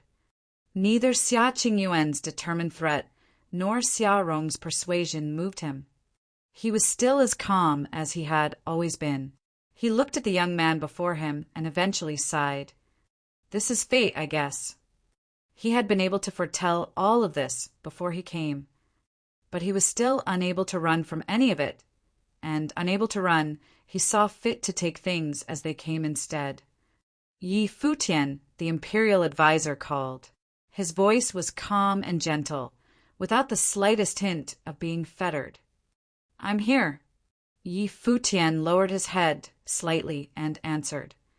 I'd like to share 2 lines with you before we part, the imperial advisor continued. That indicated that he had made his decision. Yi Futian looked up at the imperial advisor and wondered, Is he getting ready to shoulder everything on his own? His eyes reddened somewhat, as if sand had gotten into them. A wise man does not stand beneath a collapsing wall, the imperial advisor said. That was the first line he shared with Yi Futian. The young man knew that his teacher was talking about their current predicament. Yi Futian was, at the moment, putting himself beneath a collapsing wall. If the imperial advisor were to attempt to kill him, there was no chance he'd survive. His previous action of infiltrating Dali as the seventh swordsman was in the same vein. He was putting himself beneath a collapsing wall. The imperial advisor then turned around and walked, telling Yan Yuan and the others, "Let's go." Yan Yuan looked at his teacher and then at Yi Futian. His steps were heavy, but since his teacher had made the decision, all of them moved nonetheless and followed their teacher. "What is the second line?" Yi Futian then called, looking at his teacher's back. "As heaven's movement is ever vigorous, so must a wise man ceaselessly strive," the imperial advisor said loudly to Yi Futian with his back to him. The brimming voice was imbued with a virtuous aura. Yi Futian's eyes turned even redder. He clenched his fist tightly as he looked at the silhouette that was gradually disappearing from his sight. As heaven's movement is ever vigorous, so must a wise man ceaselessly strive. The next line to that would have been, as the earth's condition is receptive devotion, a wise man shall develop an all-encompassing breadth of character. You are of a breadth of character that is all-encompassing, teacher. Yet why do you put yourself under a collapsing wall? Yi Futian yelled at the figure who was disappearing. His teacher had spared him, which meant that his teacher would now be in more serious trouble. One of Emperor Li's sons perished, and the imperial advisor had the opportunity to kill the one who caused his death. Sparing the killer will come with severe implications. The mighty ones from Emperor Xiao's realm looked at the imperial advisor's disappearing silhouette, and they felt pity for him. While those present were on opposing sides, and it was the first time many met him, they nonetheless developed respect for him from the bottom of their hearts. So, this is the imperial advisor of Dali then. If you find any errors, broken links, non-standard content, etc., please let us know so we can fix it as soon as possible. As heaven's movement is ever vigorous, so must a wise man ceaselessly strive. As heaven's movement is ever vigorous, so must a wise man ceaselessly strive.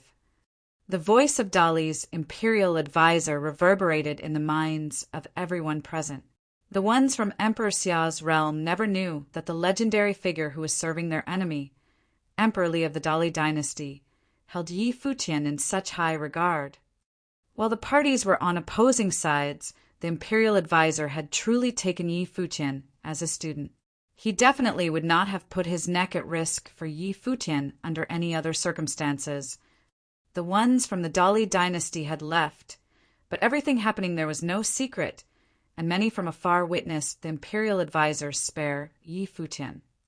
The first thing that the imperial advisor should have done after Li Yao died was kill Yi Futian right before his eyes.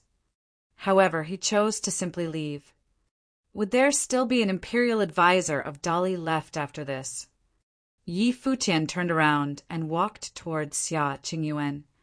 Xia Rong took one look at Yi Futian and said nothing more.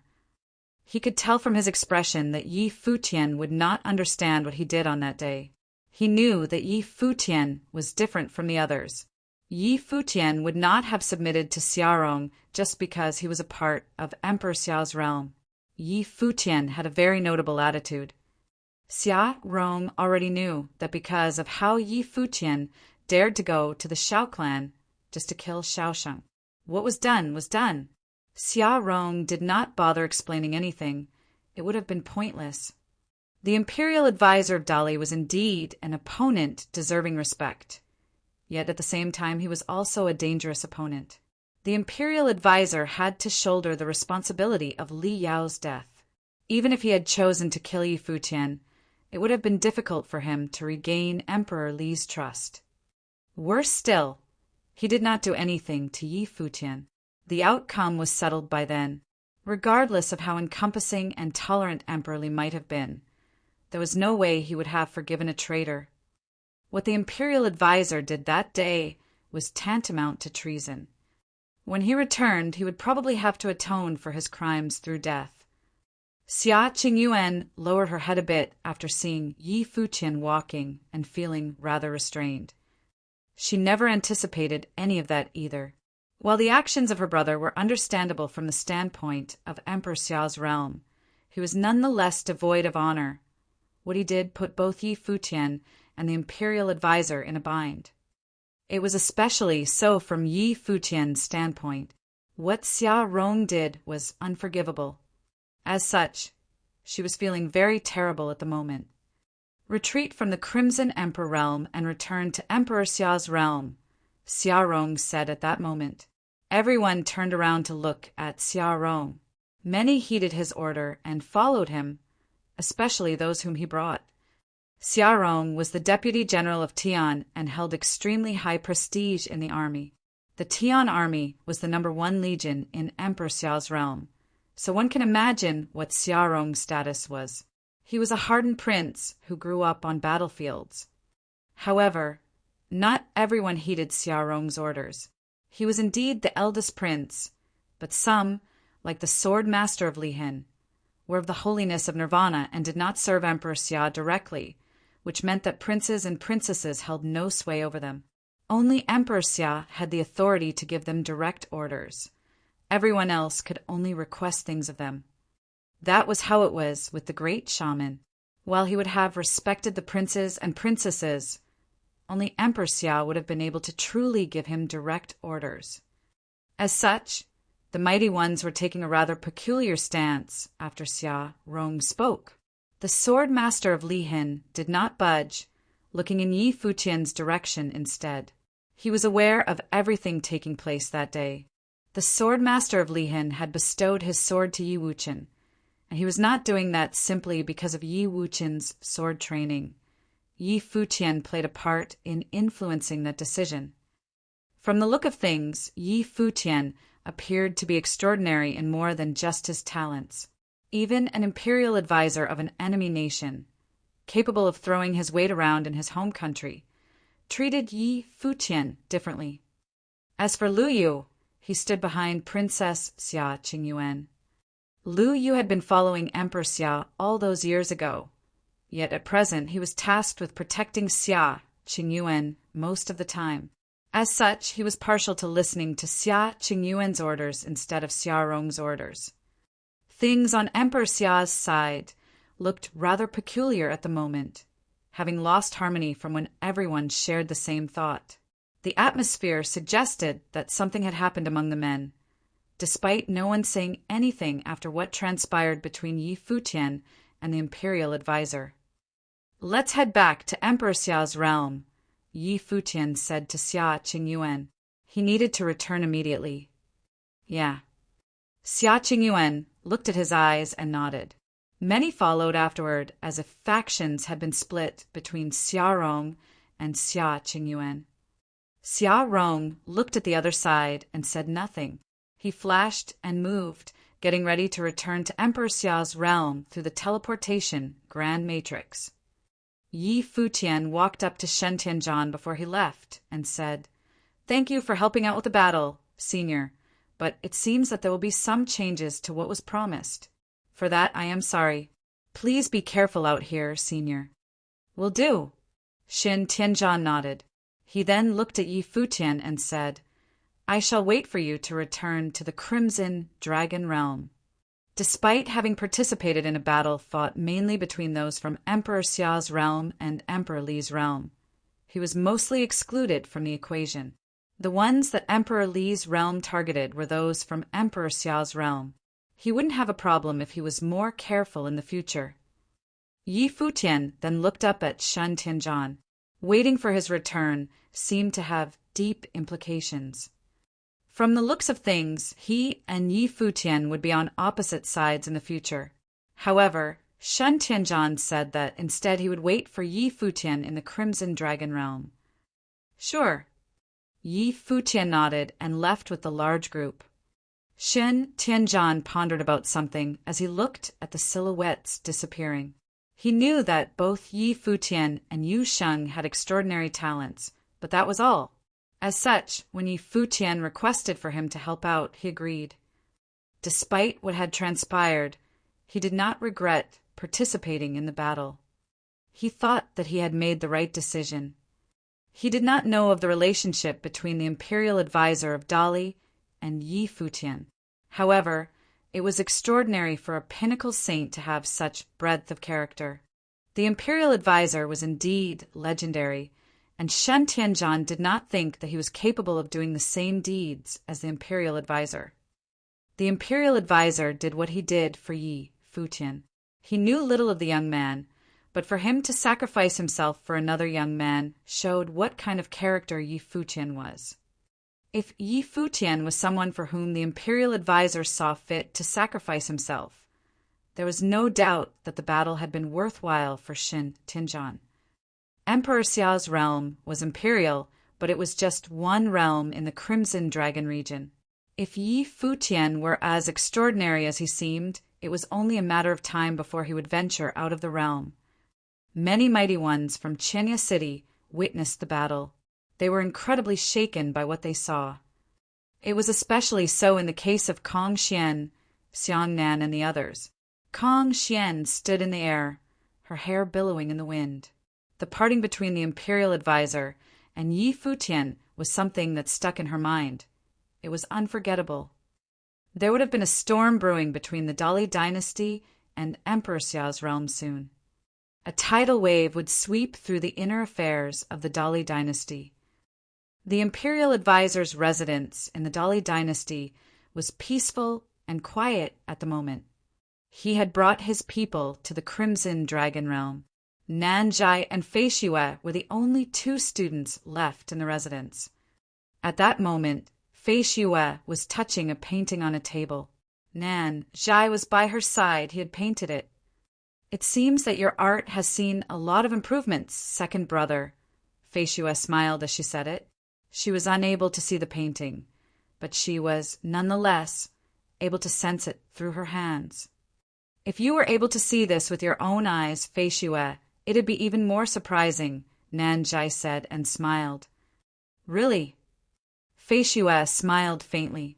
"I, too, want to open my eyes. I'd be able to see the other elder brothers." "Just the elder ones?" Nanjai asked sheepishly, "No younger ones involved?" Fei Xue's smile brimmed, and she nodded slightly. "If the seventh swordsman is here, I'd definitely like to know what he looks like." "He is very good-looking." Nanjai smiled and added, "More so than eldest brother and fifth brother." Yan Yuan and Lu Chuan were both considered dashing figures. Fei Xue smiled, showing her dimples.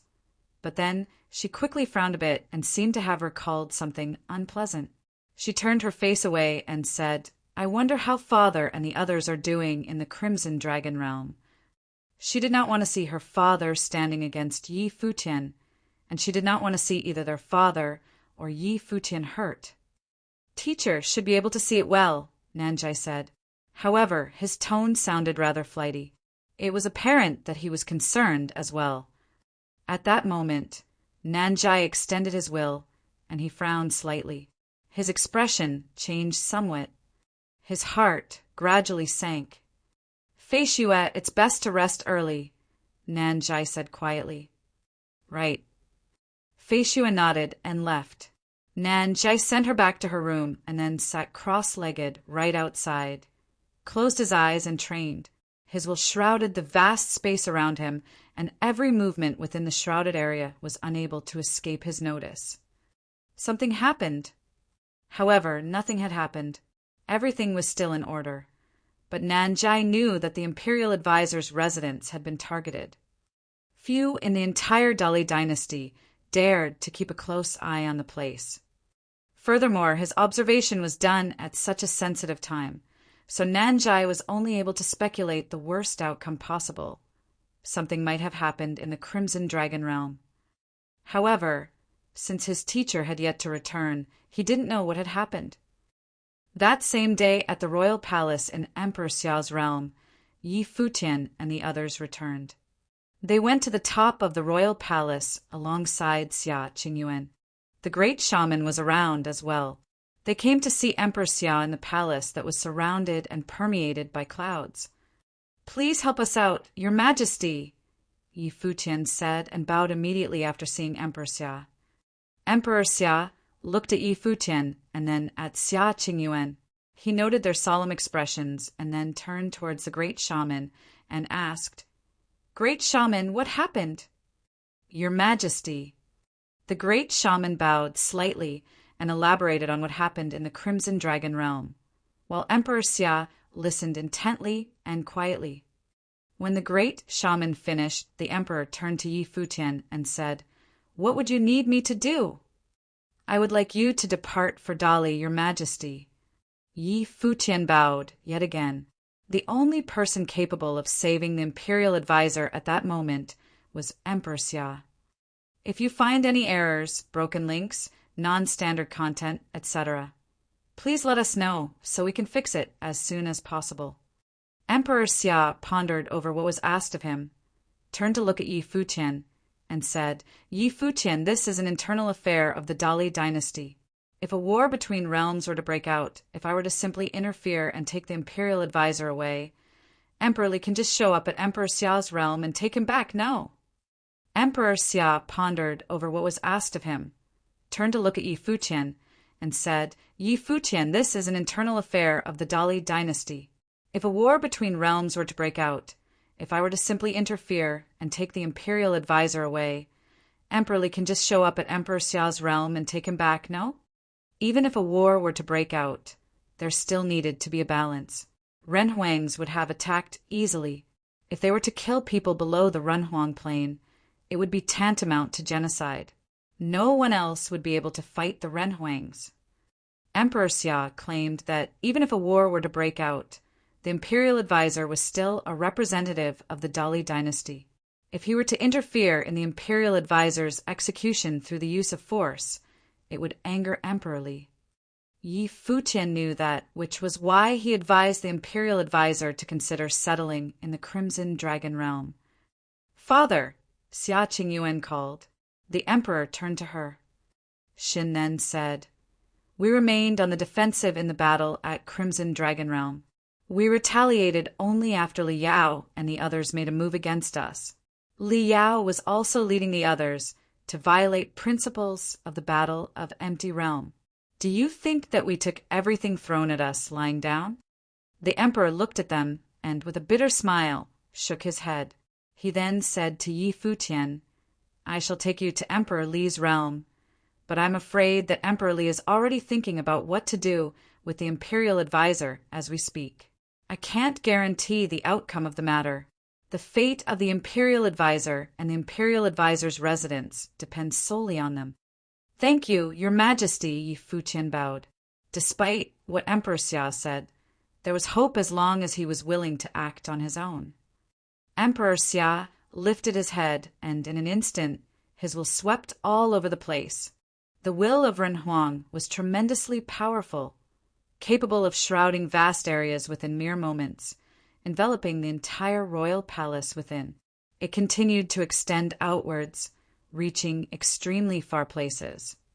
The sword master of Lihin had just returned to Lihin heaven. He then looked up at the 33rd layer of heaven and said, "Your Majesty." A spectral face appeared in Lihin heaven, and it was none other than Emperor Xia's face. "I'm going to Dali for a bit. Would you mind joining me?" Emperor Xia asked. The sword master of Lihin nodded and answered, "Not at all." "We shall depart immediately," the emperor said. There were also several other mighty figures there aside from the sword master of Lihin, who received Emperor Xia's orders. They took to the air right away. A gale swept through Emperor Xia's palace, and will of Renhuang swept all over the place, taking many within. Yi Futian was also in that storm.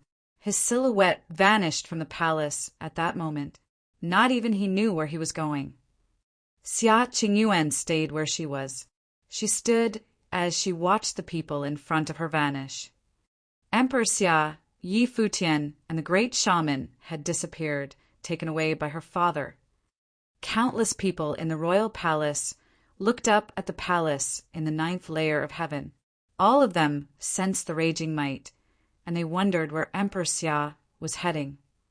Xia Rong was also in the royal palace.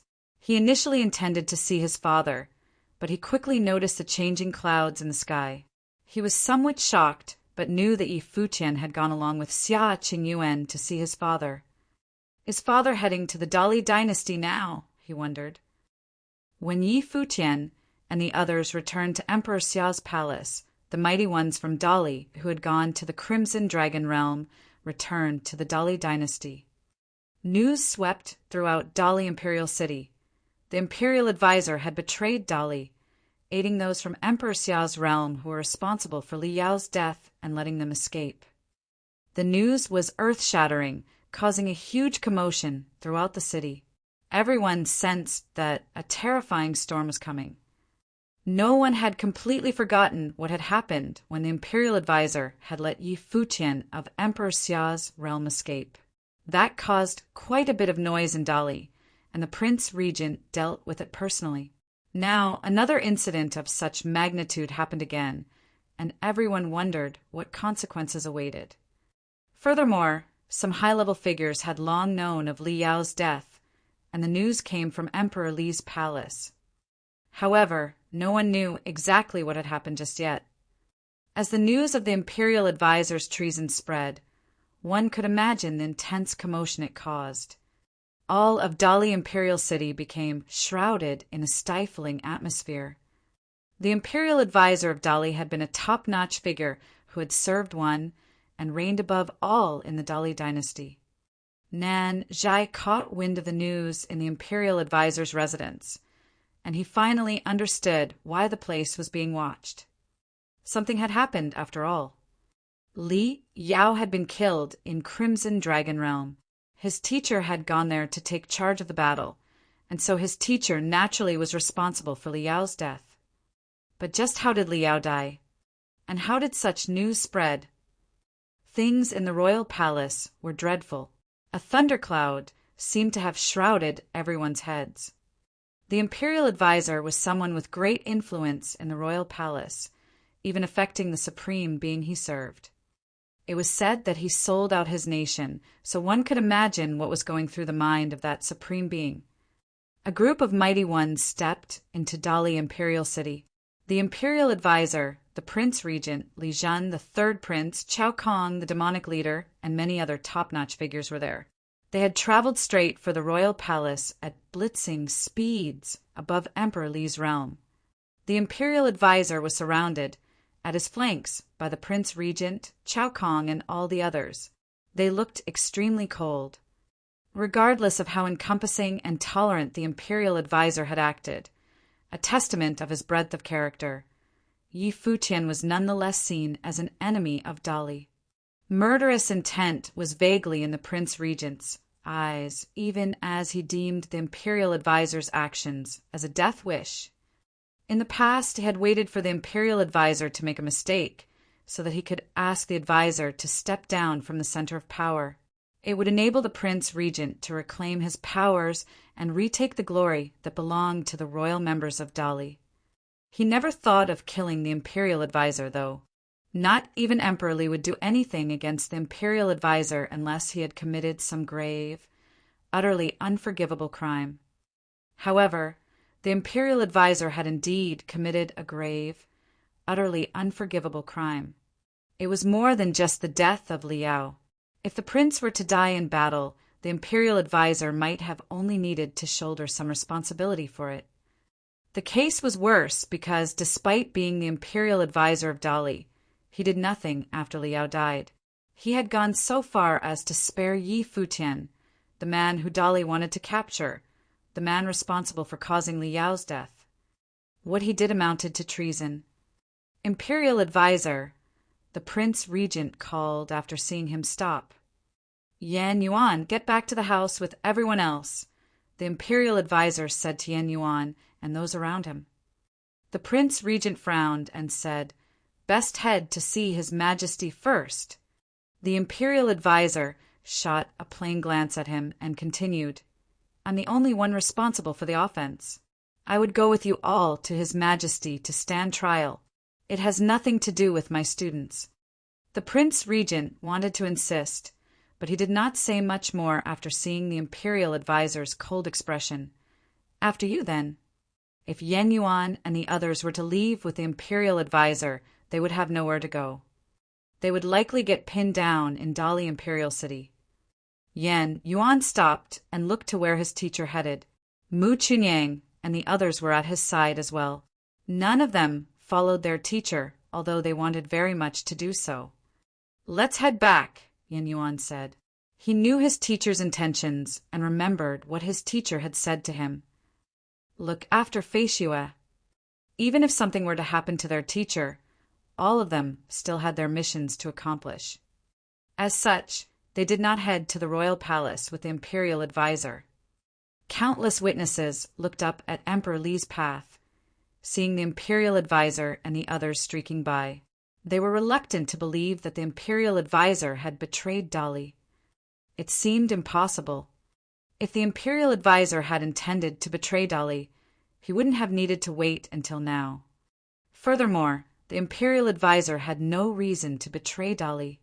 Those who had immense respect for the imperial advisor had a hard time believing any of the accusations. However, all of them felt extreme anxiety seeing the looks of the ones traveling above.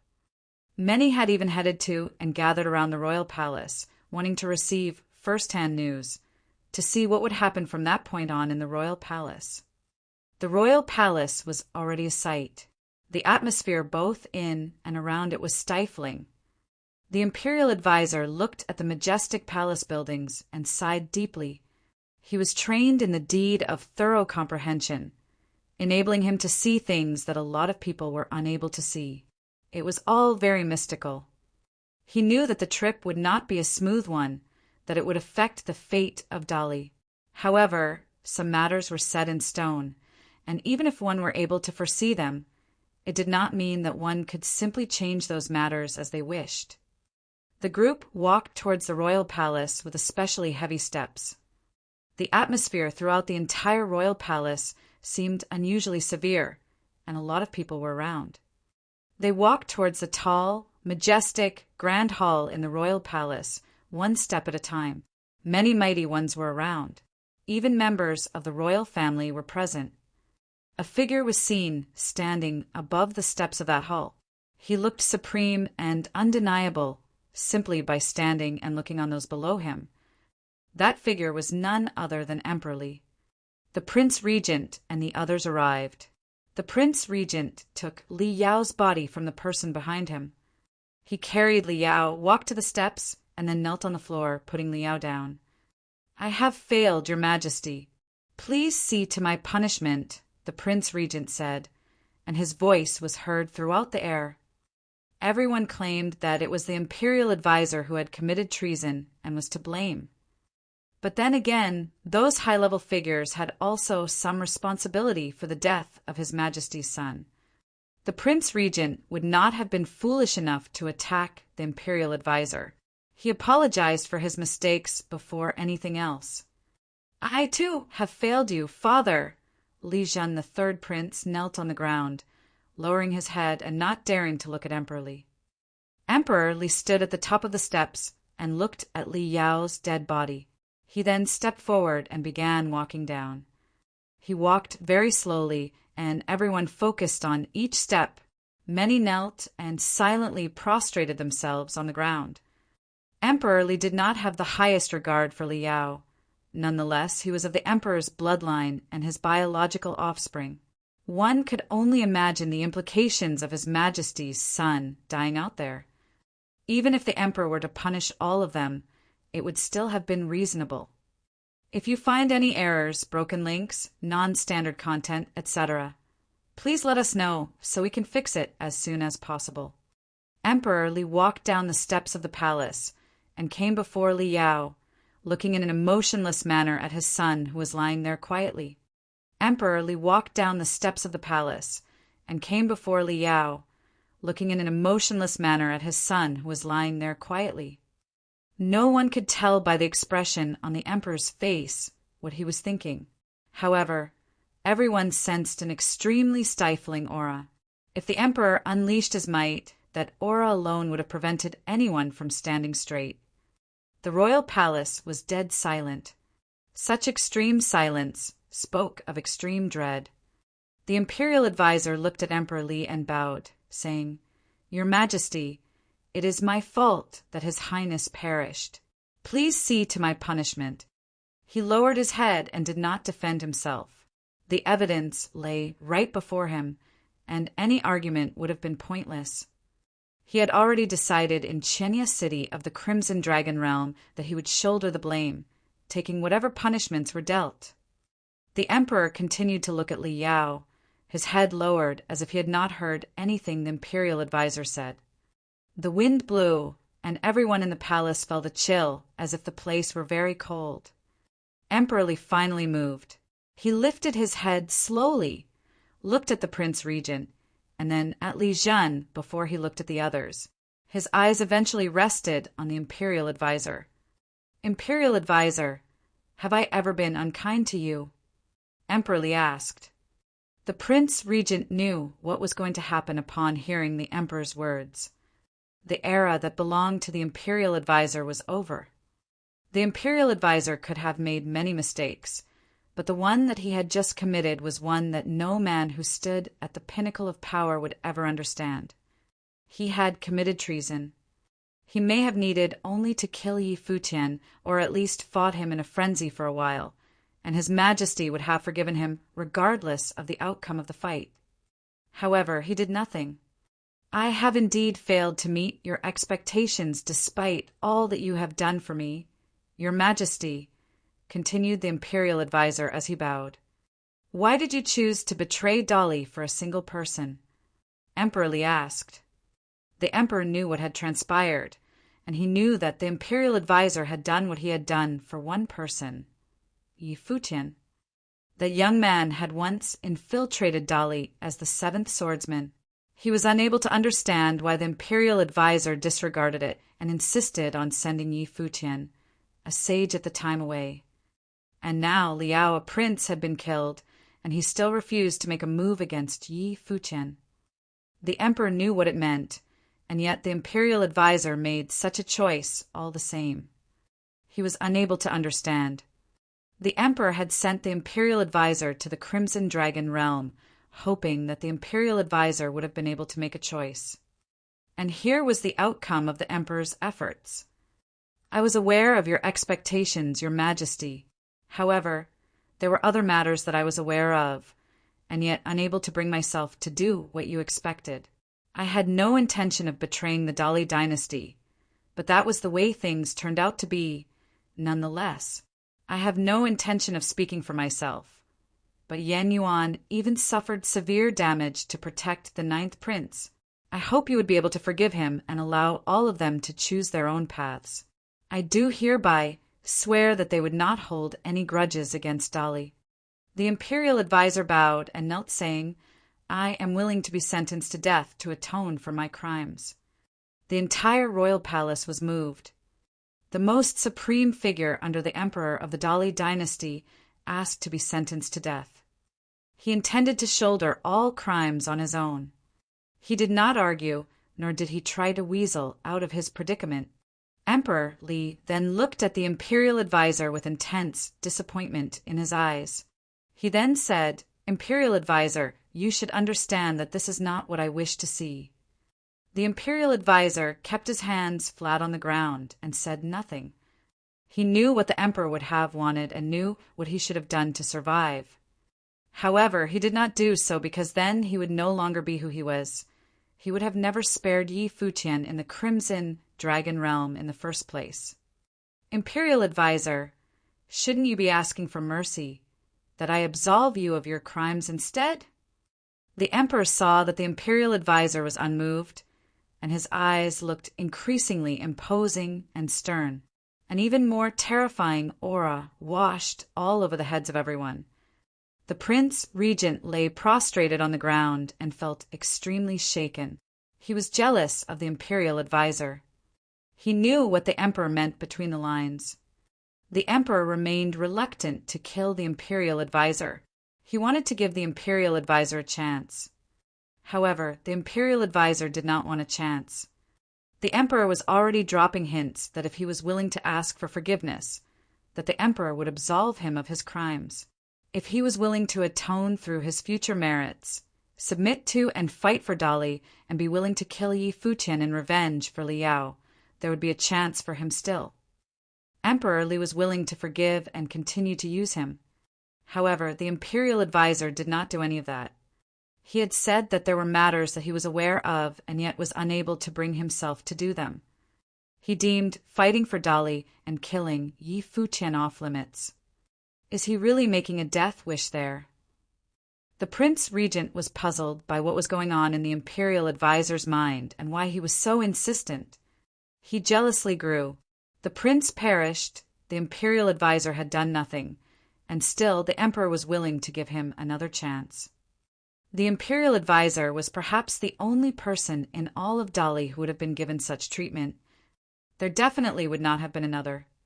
He knew that if their places had been switched, and if he had done what the imperial advisor had done, the emperor might not have given him, even being the emperor's nephew, another chance. He knew that deep down. Seeing that the imperial advisor remained unmoved, the emperor's eyes showed intense disappointment yet again. It was more than just his betrayal at the Crimson Dragon realm. It was that the imperial advisor no longer intended to serve him. "Prince Regent, take Liao and do what you have to with him," Emperor Li said. "Yes, your majesty," the Prince Regent answered and nodded before taking Liao's body away. He knew that Emperor Li had made a decision. If the imperial advisor was making a death wish and was unwilling to save himself, no one could save him. Emperor Li was willing to give him a chance, and yet he simply threw that chance away. The emperor then turned around and walked up the steps. Standing on top, he gazed at the people below. His eyes eventually rested on the imperial advisor. "Imperial advisor, I would be willing to forgive you for any mistakes, but you shouldn't have let me down in such a manner." The emperor kept looking at the imperial advisor as he slowly said, "The imperial advisor has betrayed the Dali dynasty. I shall spare his life because of all he has done for Dali throughout the years, allowing him to be rid of his training by his own hands and be incarcerated." The emperor was not speaking loudly, but his will shrouded the entire Dali imperial city nonetheless. His voice was heard throughout the city. In that instant, countless people in Dali Imperial City felt a shock within and were extremely overwhelmed. Everyone had been paying attention to this case of the imperial advisor betraying his nation. Then Emperor Li declared that the imperial advisor had committed treason. Those who were reluctant to believe that felt as if something in them died. The imperial advisor had indeed betrayed Dali, they wondered. They felt their hearts bleeding and a sense of dread deep down, especially those who had practically worshipped the imperial advisor. Countless members of the younger generations looked up to the imperial advisor, seeing him as a role model. Success like his was a goal they trained diligently for throughout the years. The emperor's voice felt like the sky crashing onto their heads. The sky that lived vividly in their minds was no more. The imperial advisor helped build the Dali dynasty to what it was on that day, but now he was sentenced to give up his training and be imprisoned. At that moment, many in the Dali Academy looked up to the sky, and some knelt on the ground, saying, "Please pardon the imperial advisor, your majesty." The sounds of so many people kowtowing on the ground emanated ceaselessly from the Dali Academy. They were heard saying loudly, "Please pardon the imperial advisor, your majesty." That was not all. As they pleaded on behalf of the imperial advisor, the space right outside the royal palace turned black from the massive crowd kneeling. Many were astonished by what was happening. The imperial advisor was probably the only person in Dali who commanded such prestige. None of them could see Emperor Li, but they all knew that because the emperor's will had shrouded the entire city, he could hear their pleas. Yan Yuan, Fei Xue, and the others heard the emperor's voice in the imperial advisor's residence, and they, too, felt as if the sky had come down on them.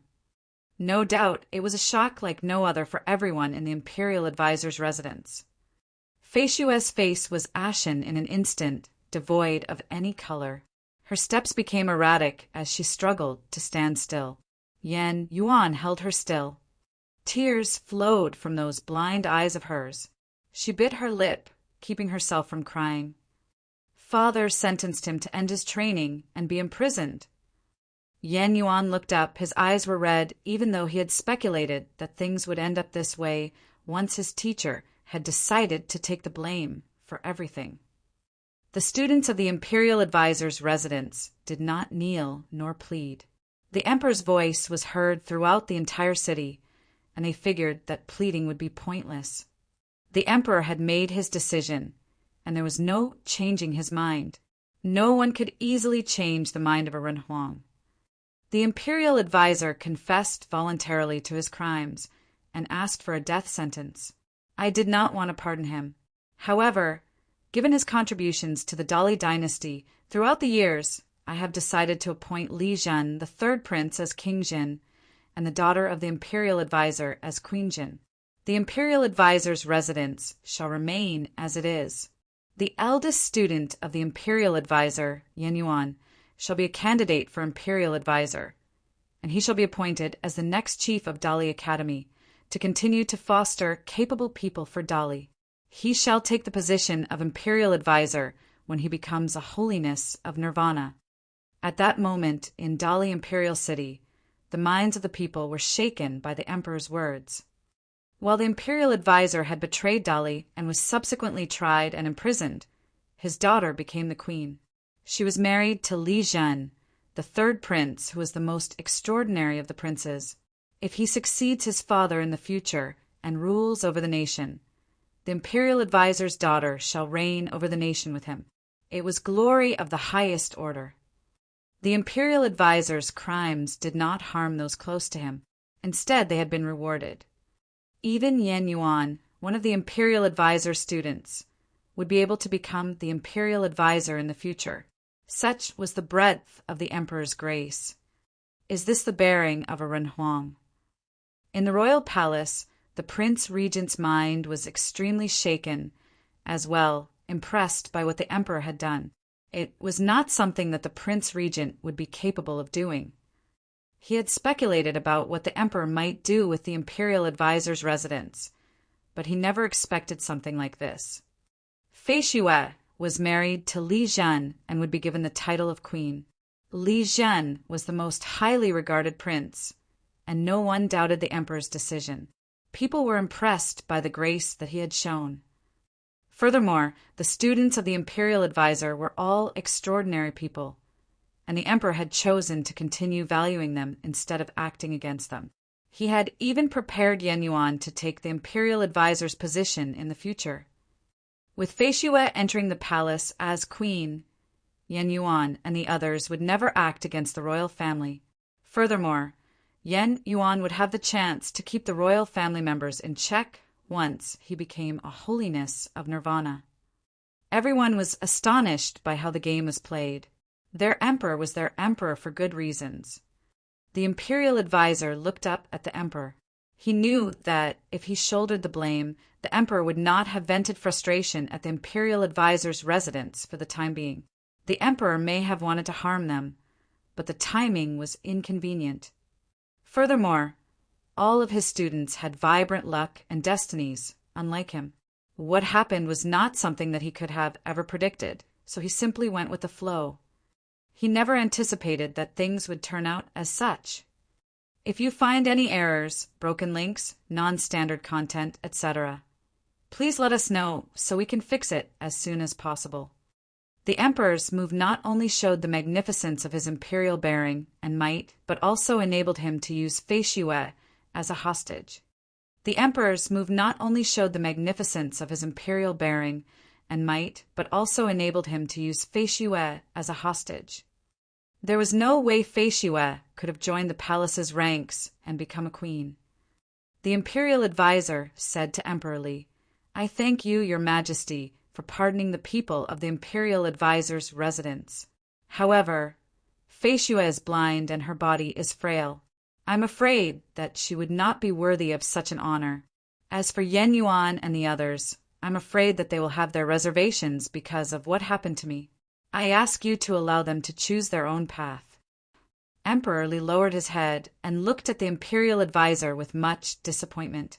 He was confident that he had been very good to the imperial advisor, but it seemed that the imperial advisor had never truly been willing to serve him wholeheartedly.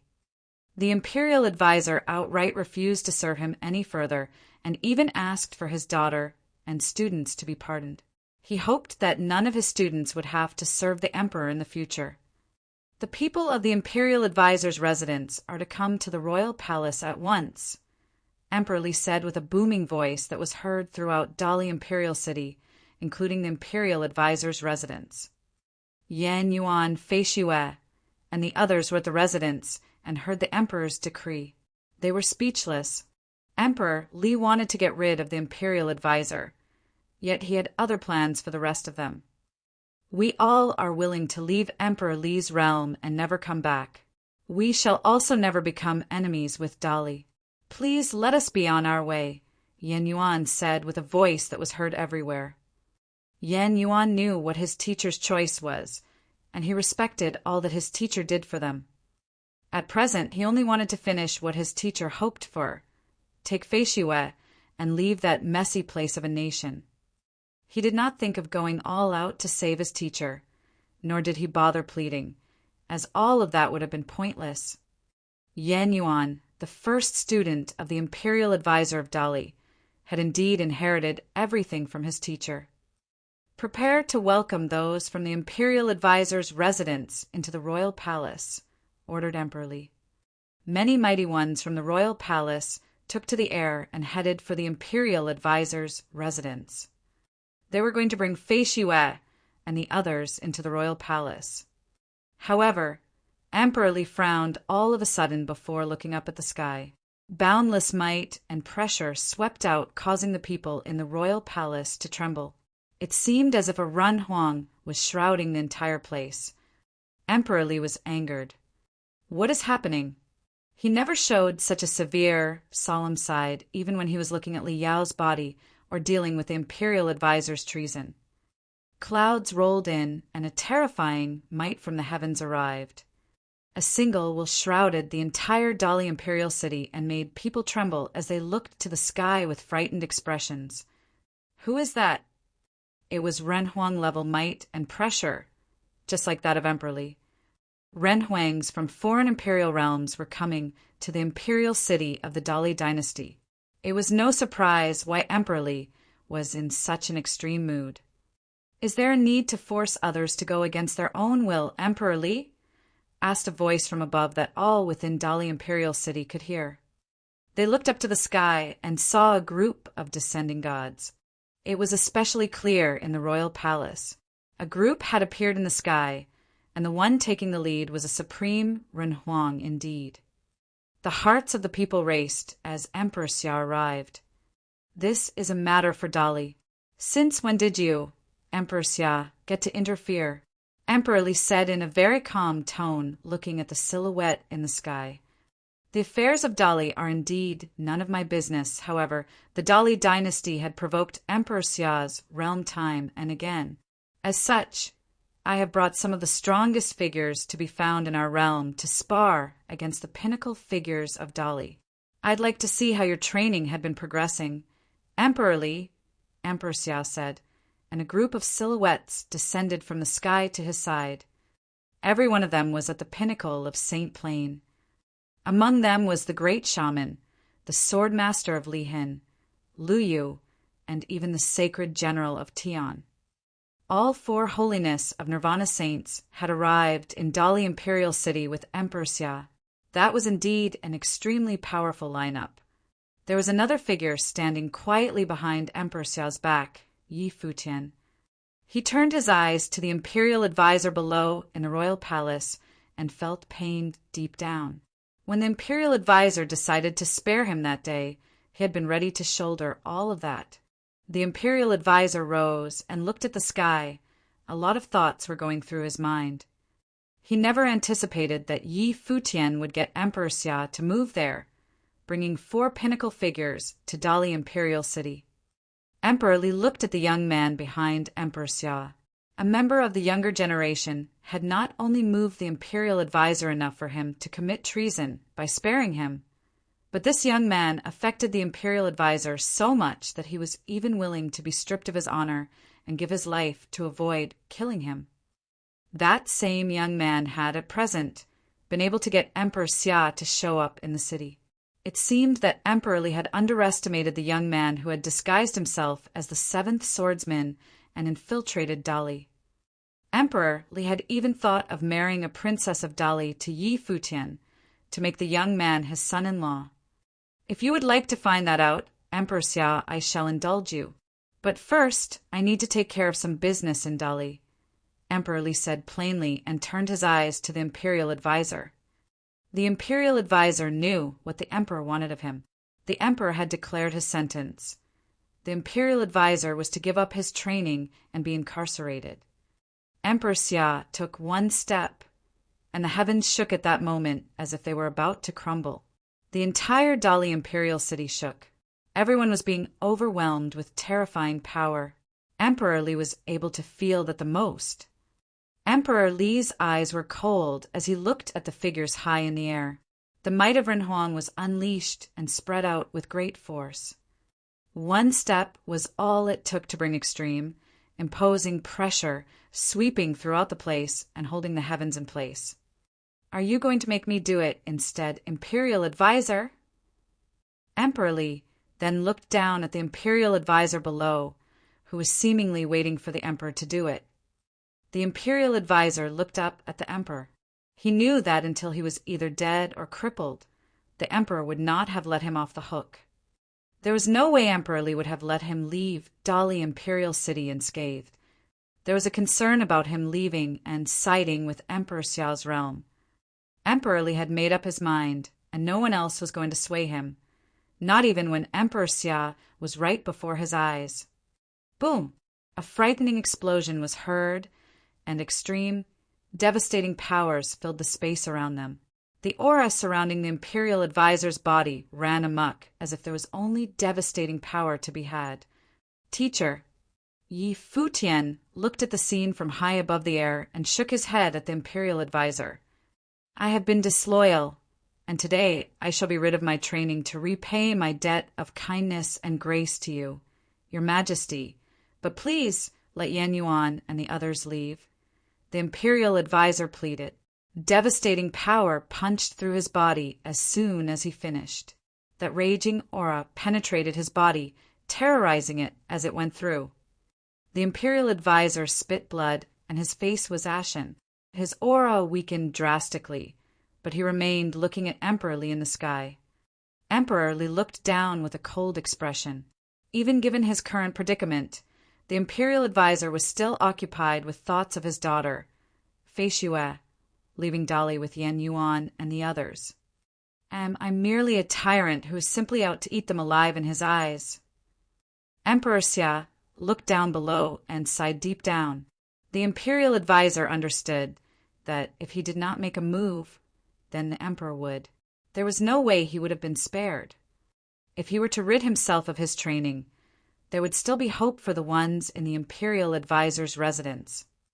It was quite a shame that someone who had the opportunity to pass the trial and become a Renhuang was to fall in the royal palace of Dali on that very day. Please, your majesty, the imperial advisor continued. Yet another burst of immensely devastating power punched through his body. A frightening storm whipped up with him in the center, but did not attack the others around him.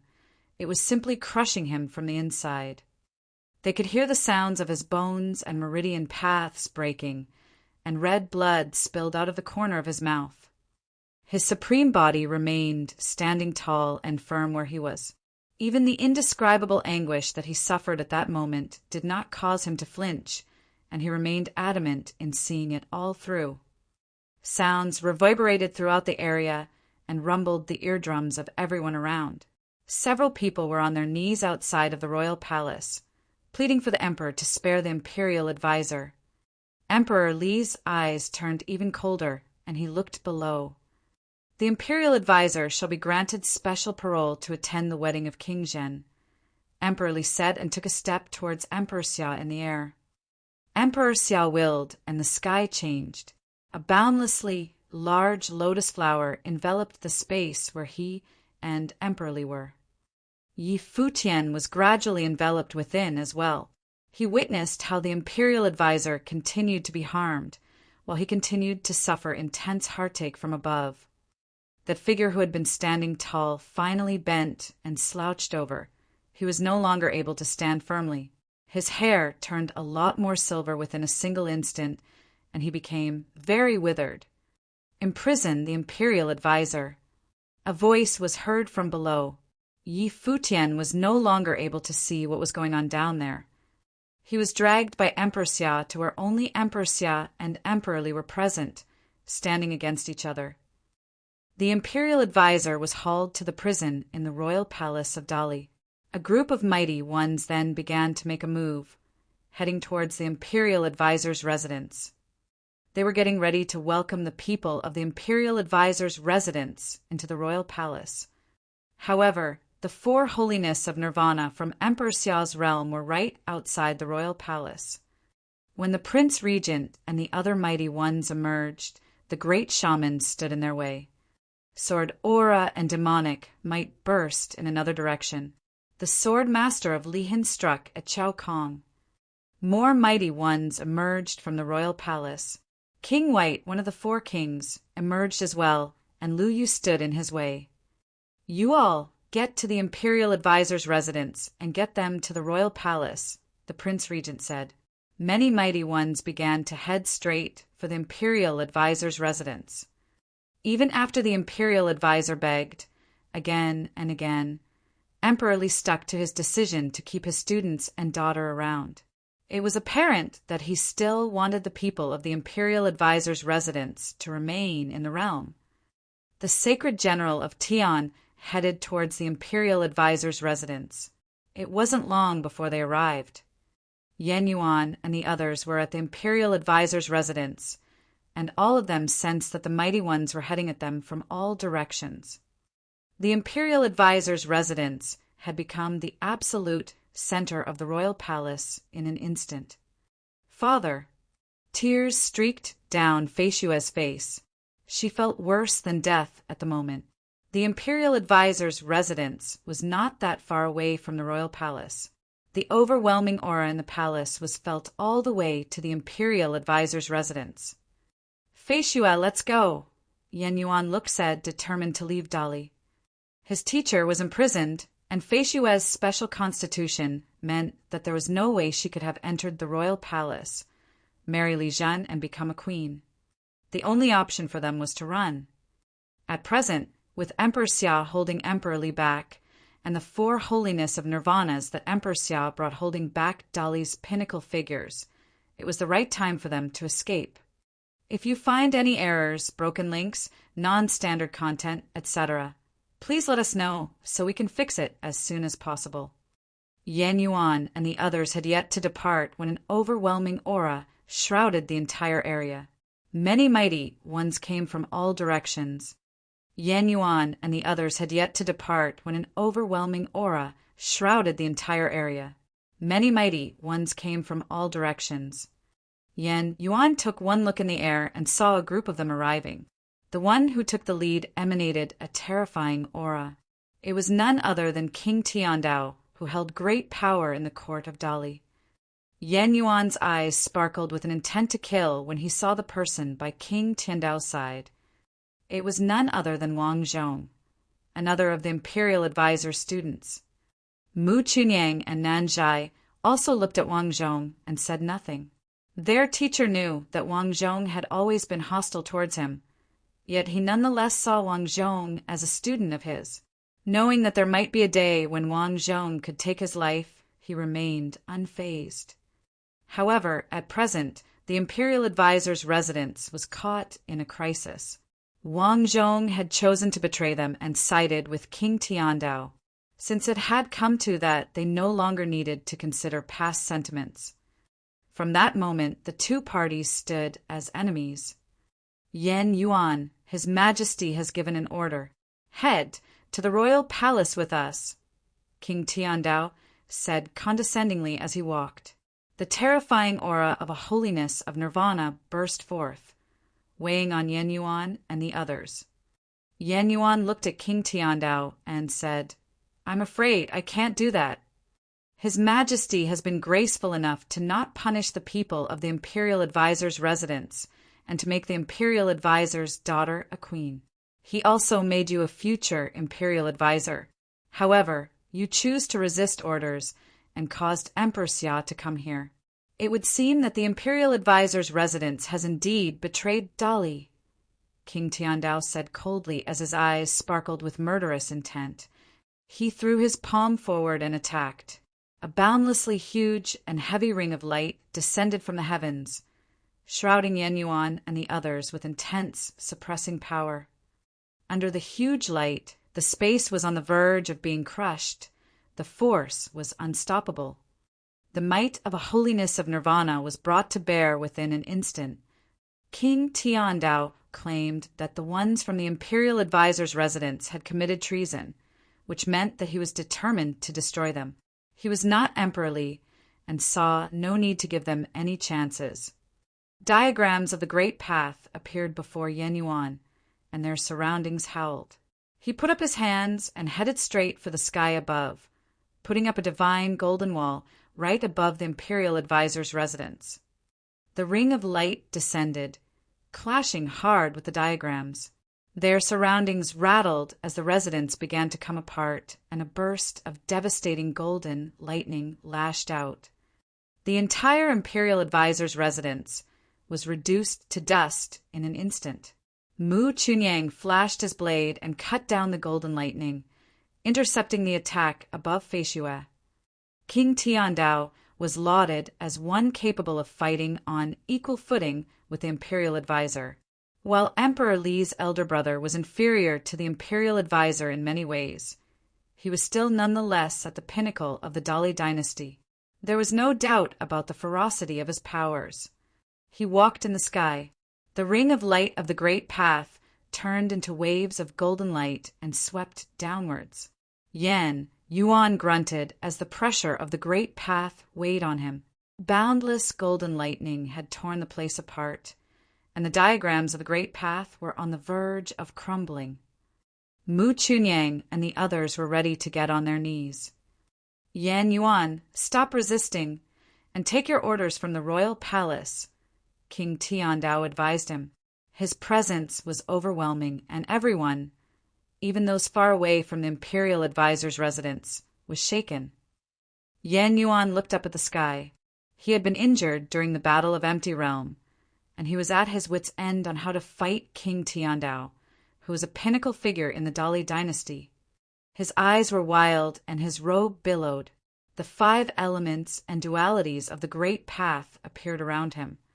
He lifted his hands to clap on the diagrams of the Great Path again, resisting the force coming from above. The Imperial Advisor gave up his training, confessed, and will be incarcerated. Are you having a death wish now, Yan Yuan? King Tiandao said coldly after seeing that he was still resisting. Mighty ones gathered around them, surrounding the entire Imperial Advisor's residence and leaving them with no chance of escape. Yan Yuan's eyes turned red as he thought about all that his teacher had sacrificed. Since his teacher no longer had any intentions of serving Emperor Li, there was no way the emperor would have simply let him leave, not even when Emperor Xia showed up. If Emperor Li was insistent on them staying, then not even Emperor Xia would be able to stop him. As such, he had agreed to end his training and pleaded with Emperor Li to spare the ones at the Imperial Advisor's residence. Even if that was futile, at the very least it showed that he was sincere in his confession to placate Emperor Li. Furthermore, if Emperor Li still insisted on having them all stay, he would have nonetheless been affected by the Imperial Advisor's actions. Even after pleading for mercy in such a manner, he could not convince Emperor Li to spare the ones from the Imperial Advisor's residence. However, he was no longer able to fight against them and delegated that to his subordinates instead. Because of that, and because of the mighty ones that Emperor Xia brought here to keep things in check, they seized the chance to escape. They all knew that Fei Xue's condition would not have permitted her to be a part of the royal palace. As such, they had to resist one way or another. They simply had to leave. Our teacher had not done any wrong against Dali, Yan Yuan said to King Tiandao, who was bearing down on them from above. Burst of golden lightning lashed out at Yan Yuan in an attempt to kill him. Yan Yuan's body was rumbling. Boundless runes circled him. Qian, Kuan, Ken, Li, and many other ancient symbols hovered in the air, then melded with the great path. What do you mean doing no wrong? King Tiandao berated coldly. Raging aura lashed out on Yan Yuan's body, making him feel like he was going to come apart, and even his powers of the great path were about to crumble. His conscience was clean, and he was able to stand proud, facing the heavens and the earth. Yan Yuan continued, saying loudly. His body felt as if it was about to explode. Blood splattered on his clothes, and his aura weakened at breakneck speed. Humph. King Tiandao snorted and coldly said, I see that you still dare to resist. Do you have a death wish? Fei Xue was able to sense everything that was happening below. Despair was written on her face as she turned toward the battlefield and called out, Eldest brother! He is fine. Nan Zhai looked above, and, while Yan Yuan was severely injured, the diagrams of the great path and the ancient symbols surrounding him turned even brighter, transforming into a diagram of yin and yang of the great path. It spun chaotically and became increasingly bright, resisting the pressure from above. At that moment, boundless light from the diagram of the great path seeped into Yan Yuan's weakening body, making him seem like a furnace of the great path, fusing the power of the heavens and the earth. His aura, which had been weakening, rose in a frenzy, breaking his limit within an instant, and he became even more powerful than when he was at his peak. Furthermore, his powers continued to increase, and the boundlessly terrifying diagram of the great path extended far and wide, blocking out the sky. King Tiandao frowned and looked at Yan Yuan below. His pupils dilated, and a flash of cold, murderous intent was seen in his eyes. That was Yan Yuan breaking into the next and final level of the Saint Plane, becoming a holiness of nirvana. As heaven's movement is ever vigorous, so must a wise man ceaselessly strive. I can't just roll over and die, Yan Yuan said. His finger pointed to the diagram of the great path. Golden, giant swords shot up to the heavens, right at King Tiandao, who was stepping on the ring of light above. The space exploded in that instant, and incredibly brilliant, harrowing rings of light swept in all directions. King Tiandao's body was sent flying higher.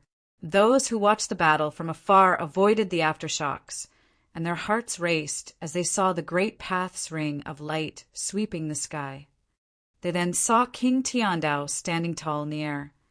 Someone as powerful as King Tiandao had been thrown behind.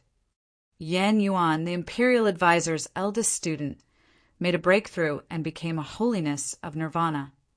It hadn't been long since Emperor Li had said that if Yan Yuan were to become a holiness of nirvana, then he would be eligible to become the imperial advisor. It didn't take long for him to make a breakthrough and become a holiness of nirvana. He could take the imperial advisor's place and reign supreme in Dali if he was willing. However, it was apparent that Yan Yuan did not have such thoughts. Power was but fleeting clouds to him, and he had no intention of staying behind. When Dali had been united and the imperial advisor, King Tiandao, the prince regent, and other high-level figures took charge, it became glorious and prosperous. Yet there were also many lurking perils. If it had not been for those lurking perils, they would not have sent his teacher to the battlefield at the Crimson Dragon Realm, and his betrayal would have never happened. Solid dikes could collapse because of antholes. Lurking perils, when not dealt with in time, could have caused earth-shattering changes when fully manifested, which was what happened on this day. However, some things were unavoidable, and no one could do anything about it. They could only watch them unfold. His teacher had not been able to change what had happened in the past. At that moment, however, Yan Yuan wanted to take fate into his own hands. King Tiandao looked at Yan Yuan, whose aura became increasingly overwhelming and still growing. He had unleashed the pressure of pinnacle levels. King Tiandao did not expect that Yan Yuan would have a breakthrough with a single step. Students taught by the imperial advisor had already been able to get into nirvana levels. But then again, despite having broken into the final plane, Yan Yuan was nonetheless a new holiness of nirvana and was deemed incapable of fighting King Tiandao on equal footing. King Tiandao began to take a step down. However, he halted before he could complete his step that looked far away. Terrifying currents washed over them and howled. A figure streaked through the air and arrived right before him. A huge palm struck from above, shrouding the place as it headed for King Tiandao. King Tiandao turned around, and his extremely sharp aura burst. His hands streaked through the air and looked even more terrifying than blades. His attack split the palm open, and the sky rumbled. King Tiandao, you have been provoking us for years. If you want to fight so badly, I shall fight you in earnest on this very day. This imposing voice was heard loud and clear. The sacred general of Tian had arrived and was stepping towards King Tiandao. Every step was extremely heavy, bearing on the sky around them. Since when did affairs of the Dali dynasty become something you could directly interfere in? Asked King Tiandao as he looked at the sacred general of Tian. His body burst with overwhelming might of equal magnitude. Interfering with Dali's business? The sacred general then jabbed at him sarcastically, saying, I'm not interested in that in the slightest. However, since you people have been trying to stir up trouble and had even acted against the princess of Emperor Xia's realm and the others in the Crimson Dragon realm, showing that you were up to no good, I have come with Emperor Xia to see what you're made of. He attacked as soon as he finished talking. King Tiandao frowned. With Yan Yuan's breakthrough, no one else could stop this holiness of nirvana, even if he were held back by the sacred general of Tian. He took one look at the sky. Both Emperor Li and Emperor Xia were nowhere to be seen.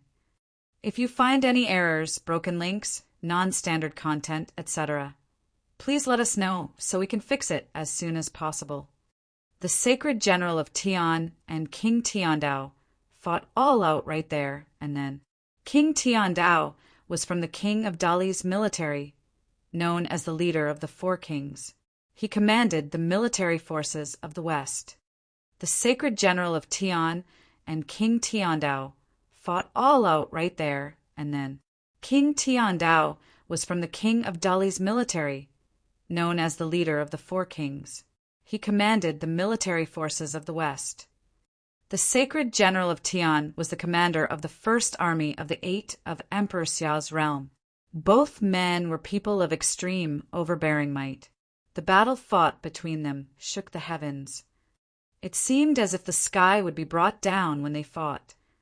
Yan Yuan looked at them both fight above and knew that the sacred general of Tian intended to hold that pinnacle figure behind for their sake.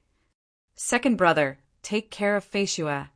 Yan Yuan turned around and looked at Nanjai, who nodded. Yan Yuan was seen stepping out and headed far away. Mu Chunyang held his sacred blade and followed right behind. One was a holiness of nirvana who had just made a breakthrough, while the other was an unblemished saint. Both of them burst with extremely overbearing might. However, there was already an army of saints surrounding them, effectively blockading the space they were in. An 8 trigrams, heaven-locking diagram appeared in the sky. Golden chains of the 8 trigrams sealed the space away, and crashing noises were heard. The chains streaked through the sky and headed towards Yan Yuan and the others. Boom, boom, boom. Yan Yuan's body felt like it had been chained up by countless chains in an instant. However, extremely dazzling diagrams of the great path dazzled around his body. He, who had become a holiness of nirvana, dazzled incredibly. He grabbed onto the chains of the great path, and devastating power was unleashed from his body, wrecking the boundless chains. He stepped into the air and headed towards the 8 trigrams diagram, thinking if he should take his opponent using matrices imparted to me by his teacher. He pointed towards heaven, and his body streaked down below the 8 trigrams diagram like a bolt of lightning, pointing to the diagram right above him. His finger pointed to the diagram that had blockaded the place, and countless cracks were seen on it, spreading out in all directions. The fish of yin and yang seemed to be swimming before they crumbled shortly after. The matrix above him shattered, and many mighty ones' bodies were thrown behind right away. Many saints above burst with their respective might and headed for Yen Yuan and the others. Yen Yuan stepped out and scanned the crowd around him, saying, "My teacher once was the imperial advisor of Dali, and I'm a citizen of Dali. There are some among you people who had studied at Dali Academy before. I don't want to kill any of you. Make way. Doom." He took one step forward as soon as he finished. The air shook. Swords of the great path surrounded him and howled as if they would have burst through the air at any given moment. Many mighty ones sensed the brimming aura emanating from Yen Yuan, and they all thought of retreating right there and then. As Yen Yuan put it, they were all people of Dali, and some had studied in Dali Academy and received guidance and teaching from Yen Yuan himself. Many among them had been taught by the imperial advisor and had always been impressed by the imperial advisor. If it had not been for the circumstances, none of them would have wanted to see the imperial advisor have his training destroyed and be imprisoned. None of them would have wanted to kill Yen Yuan. The imperial advisor's residents committed treason and sided with Emperor Xia's realm. They are ready to leave with Emperor Xia. Kill them. King Tiandao, who was fighting with the sacred general of Tian in the sky, far away shouted. Some of the ones who had hesitated moved forward once again. But then again there were many who stood behind and were unable to bring themselves to harm the people of the imperial advisor's residence. They knew very well that, even though it was then a fact that the imperial advisor had refused to carry out His Majesty's order, the imperial advisor would have never been in bed with those from Emperor Xia's realm and betrayed Dali. The imperial advisor was a great figure, unlike any other, and he would have never had been such a dishonorable person. There were definitely not obvious reasons. Countless sighed at the situation. Many mighty ones attacked Yen Yuan at the same time. Yen Yuan looked up at the sky. The saints all appeared in his will. He stepped forward and had no more words to say. The bursts of devastating attacks were not only directed at him, but also Fei Xue and the others, without any mercy. Struggle and reluctance were seen in Yen Yuan's eyes, which then quickly cleared as he looked at the faces before him. Everyone had their stances and decisions, especially when they had become saints. Since they had already made their choices, then they no longer needed to hesitate. The powerful burst of aura swept through his surroundings at the thought, shrouding the vast space. Many saints there were shrouded by a mystical will within an instant. They seemed to have seen a boundless, huge diagram of the great path, which enveloped all of them. Countless ancient symbols hovered around, and their saintly will were all bound within. They intended to struggle, yet they found it difficult to shake it off. The dazzling, boundless diagram seemed to have led them into a space of will, which was ethereal, and Yen Yuan was at the center of the diagram. He scanned those around him, and one ancient symbols after another shot out. Qian, Kuin, Kenli. Every single ancient symbol that emerged was infused with extremely formidable power. "Slay them," Yen Yuan said, and within an instant the symbols bombarded the minds of those around him. In the sky where they fought, there were saints whose wills were cut down right away by the sword will. Streaks of blood appeared at the center of their brows as their eyes were wide open, glaring at Yen Yuan below. There were also mighty ones whose wills were shattered right there and then, feeling as if their minds had rattled before losing consciousness altogether. Their bodies dropped to the ground. One saint after another perished in the sky within the same instant, dropping to the ground below. Many watched that scene unfold from far away and felt things were astonishing. All of those people were saints, and yet they were all killed within an instant. So this was the power of Yen Yuan, who had become a holiness of nirvana. Emperor Li had declared that the first student of the imperial advisor would be allowed to take the position of imperial advisor right there and then. However, he wanted nothing more than to leave. Just what the hell happened between Dali and the imperial advisor's residence? Countless felt that to be a pity.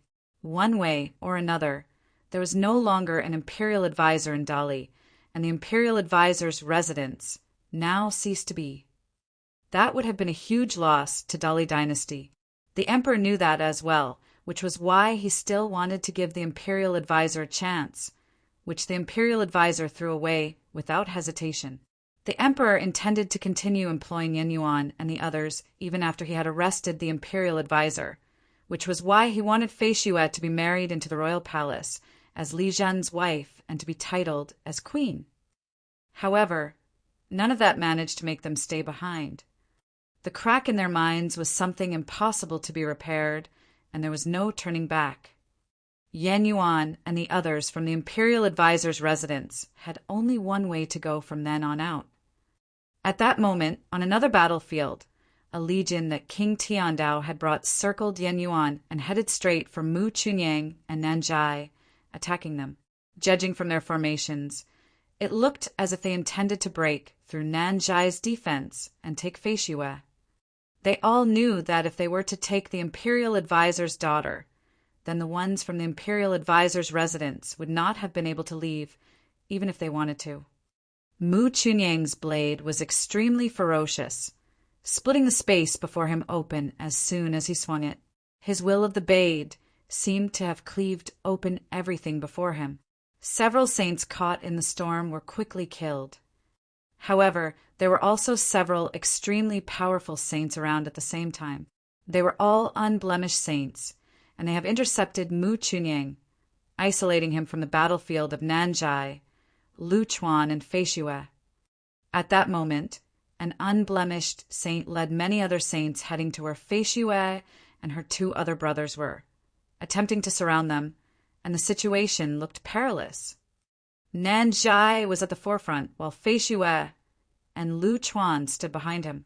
Nanjai's expression remained extremely calm even when facing such a situation, without the slightest hint of being fazed. Yen Yuan and Mu Chunyang were still fighting their own respective battles. The eldest student might have become a holiness of nirvana, but that is not to say that we would let him loose just because he wants to leave, an unblemished saint said and lifted his hands, grabbing at the space before him.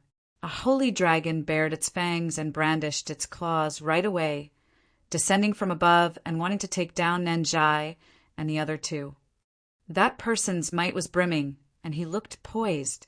It was apparent that he was a member of Dali royalty, making him one of those from the side of the royal members. That holy golden dragon circled above Nanjai's head, and its pressure was burning. It charged below after letting out a loud roar. Nanjai looked up at the sky plainly and waved his hands. A huge painting spread open in the sky, which showered the space around. An extremely holy pressure burst from it. The might was imbued with the will of the great path as if he was wielding a piece of an extremely powerful divine implement. Countless dazzling diagrams within the painting lit up with brilliant light, and a boundlessly huge ancient tree burst, emerging with countless vines that lashed out above, blocking out the sky. The dragon dived and was instantly caught within the countless mass of vines in an instant, which was then devoured bit by bit. Many looked below in shock, seeing Nanjai standing above the ancient tree in the painting. Fei Xue and Lu Chuan stood behind him.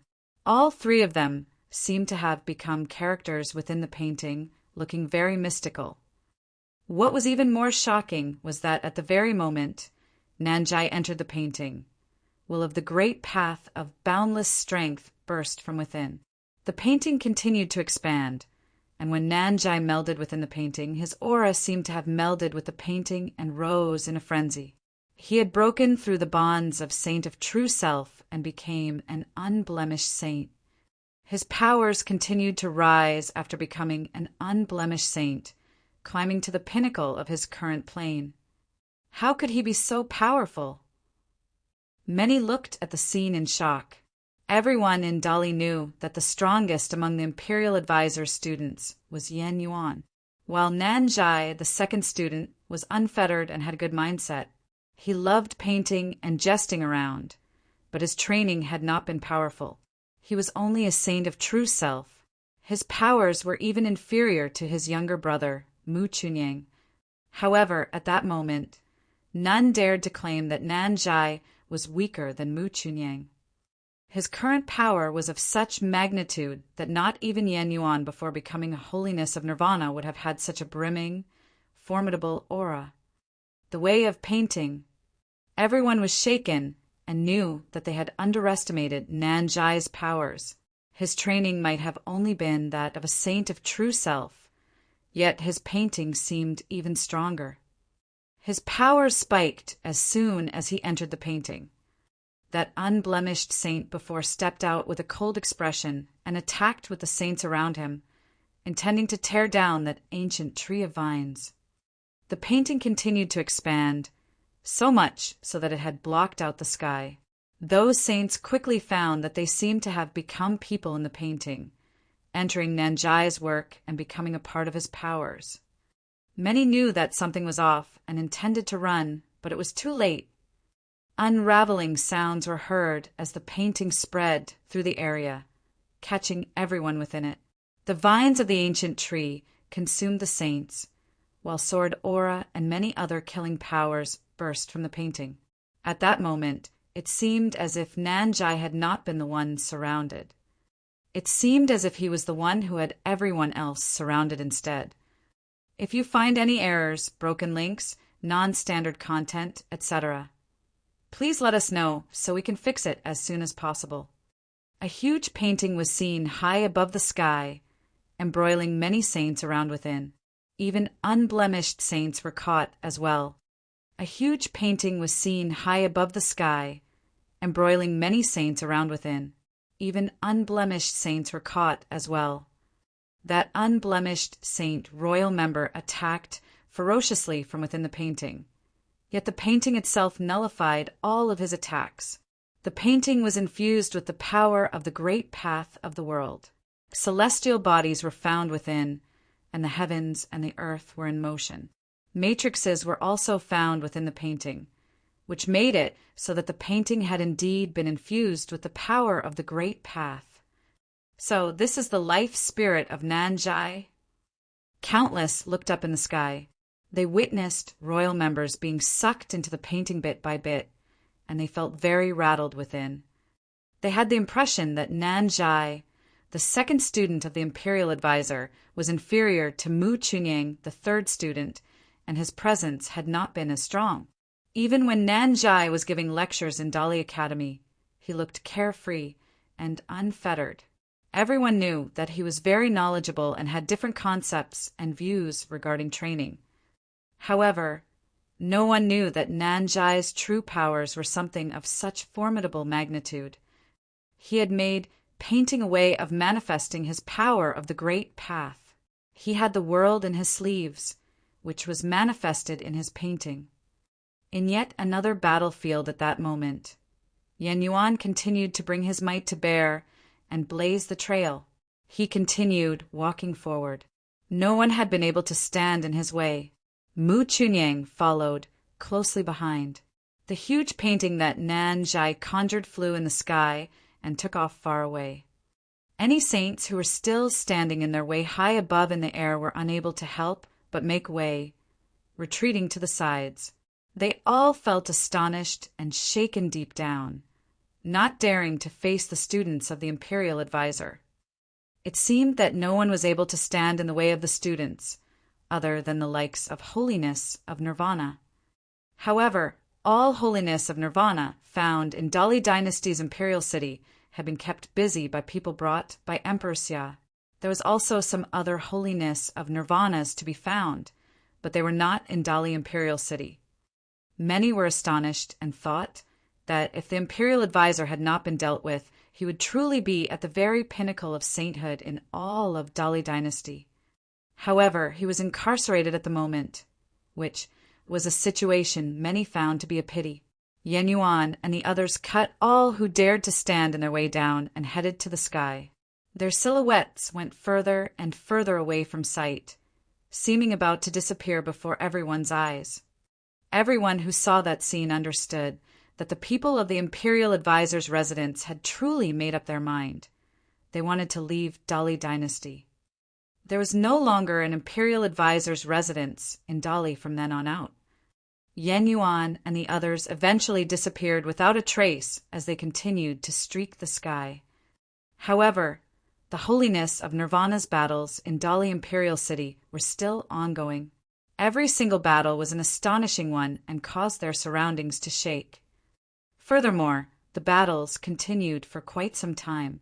While there were stronger and weaker ones to be found, none were able to kill their opponents. Fighters from both sides were top-notch. While there were still differences to be had, yet said differences were not great enough to have any of them kill their opponents. For instance, it was obvious that the sword master of Lihin could overpower Chao Kong.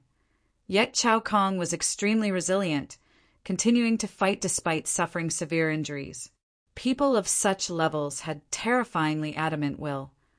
Both Emperor Xia and Emperor Li were still nowhere to be found. It was thought that Emperor Xia intended to keep Emperor Li busy, giving a chance to those from the imperial advisor's residence. He told Yi Futian before that while he was willing to go to Dali dynasty, the fate of the ones from the imperial advisor's residence was eventually up to them and that he was unable to do anything further. He couldn't take them away personally after all. If he were actually to do that, then Emperor Li could have crashed into Emperor Xiao's realm and taken them away all the same. As such, despite having brought people with him, Emperor Xia was still there to teach those from Emperor Li a lesson in name, for they had been provoking Emperor Xiao's realm for far too long. Emperor Xia never mentioned those from the imperial advisor's residence, despite the fact they were the reasons why Emperor Xia showed up. The battles raged on and on. Both Emperor Xia and Emperor Li were seen yet again in Emperor Li's palace, emerging in the palace building they were before. Yi Futian was behind Emperor Xia. Emperor Li's expression turned rather cold after he scanned the city with his will. At the same time, Emperor Xia said instead, "Let's get back to Emperor Xiao's realm." The great shaman and other holiness of nirvanas all retreated and left after the order was given, without any intention of fighting any further. Their opponents intended to pursue them, yet Emperor Li said, "Let them leave." "Emperor Li, I know that you have wanted to test Emperor Li's realm strength for years, but if you are thinking of taking the Emperor Xiao's realm for yourself, Dali is still far from being powerful enough to do so. I don't mind if you want to wage war against us. I shall be waiting back in Emperor Xiao's palace," Emperor Xia said plainly. He took flight and waved his hand. The great shaman, the sword master of Lihin, and others came to his side and were preparing to leave. A flash of light was seen, and Emperor Xia brought his men away. Yi Futian, who was right behind him, took one look below as if wanting to find where the imperial advisor was. However, they disappeared within an instant, emerging in the sky elsewhere.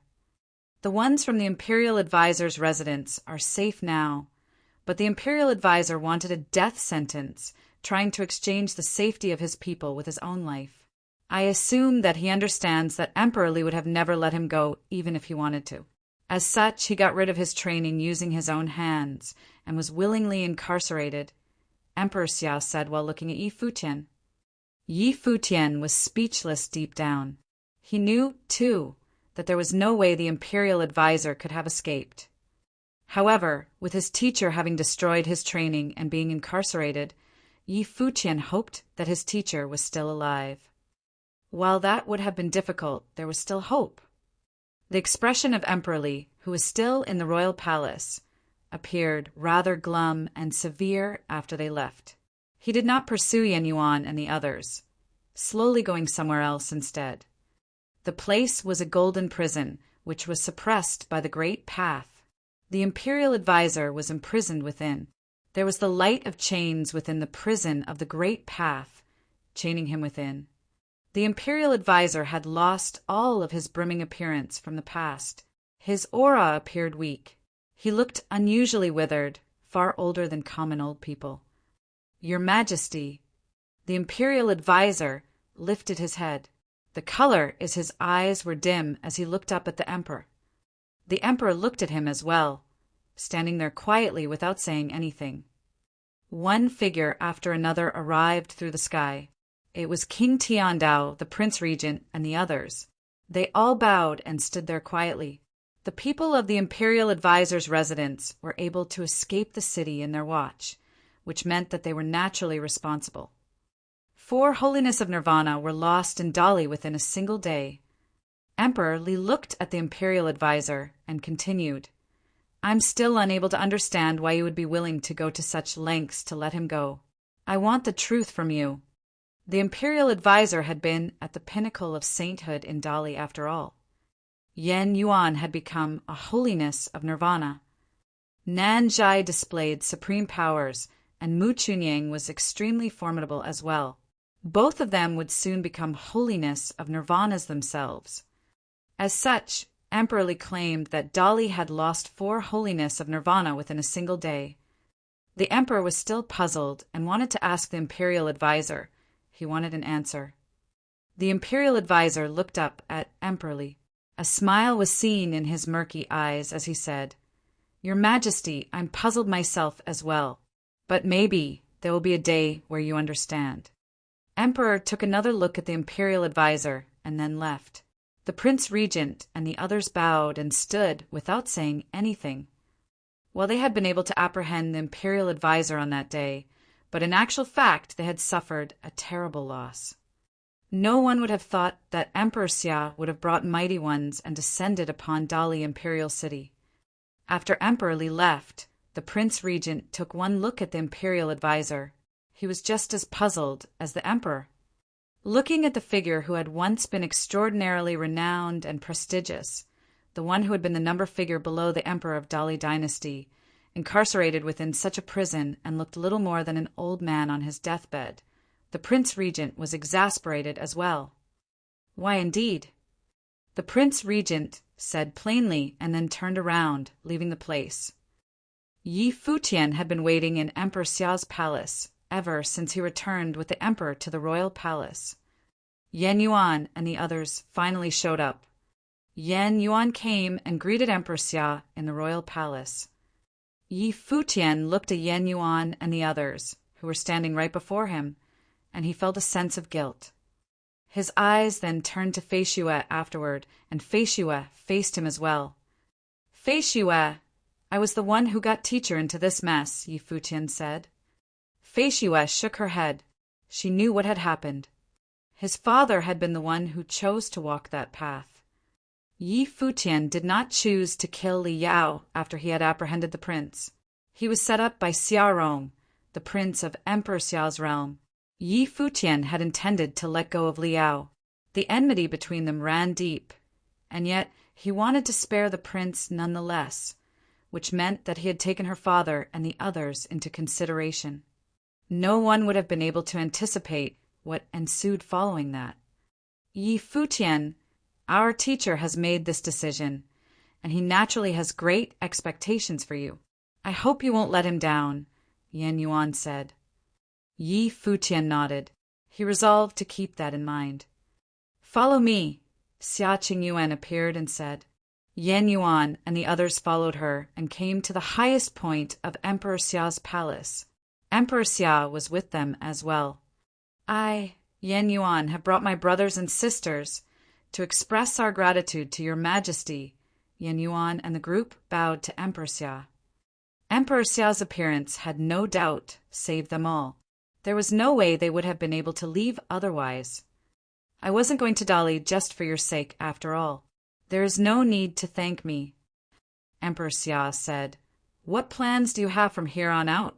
If you're willing to stay behind in Emperor Xiao's realm, I shall see to it. Yan Yuan shook his head and said, We are extremely grateful for what you did, Your Majesty. However, our teacher had never truly betrayed Dali. If we were to stay behind in Emperor Xiao's realm and train, it would have been akin to verifying our teacher's treason. I hope you understand, Your Majesty. Right. Emperor Xia nodded and asked, So what are your plans now? We intend to head to the Crimson Dragon realm. As such, we're here to ask for passage. There's no way the others and I will be able to repay your kindness for the time being. If there is anything you need of us in the future, I shall see the debt repaid, Yan Yuan said to Emperor Xia in a manner that was neither haughty nor humble, making his stance clear. He did, so even if what happened with the imperial advisor was actually sparked by Xiaorong, the eldest prince, the imperial advisor is someone truly worthy of respect. I'm sure his students will be anything but disappointments in the future. I've been asked to make the trip by someone else, and there is no need for you all to repay me, Emperor Xia said. Yan Yuan and the others looked at Yi Futian, and they naturally knew who did the asking. However, they were still somewhat surprised that Yi Futian had been able to get Emperor Xia to make such a trip personally. Qingyuan, take them to the teleportation matrix, Emperor Xia said to Xia Qingyuan. While he admired Yan Yuan and the others, he saw no need to lean on them. The imperial advisor had stayed honorable throughout. Even if they were to enter Emperor Xiao's realm right after their teacher was to be sentenced, no one would have had anything to say about it. However, all of them valued their teacher's reputation. At the very least, they were unable to bring themselves to truly make a traitor out of their teacher. If you find any errors, broken links, non-standard content, etc., please let us know so we can fix it as soon as possible. In the palace, teleportation Grand Matrix area, in front of the Grand Matrix of space to the Crimson Dragon realm. In the palace, teleportation Grand Matrix area, in front of the Grand Matrix of space to the Crimson Dragon realm.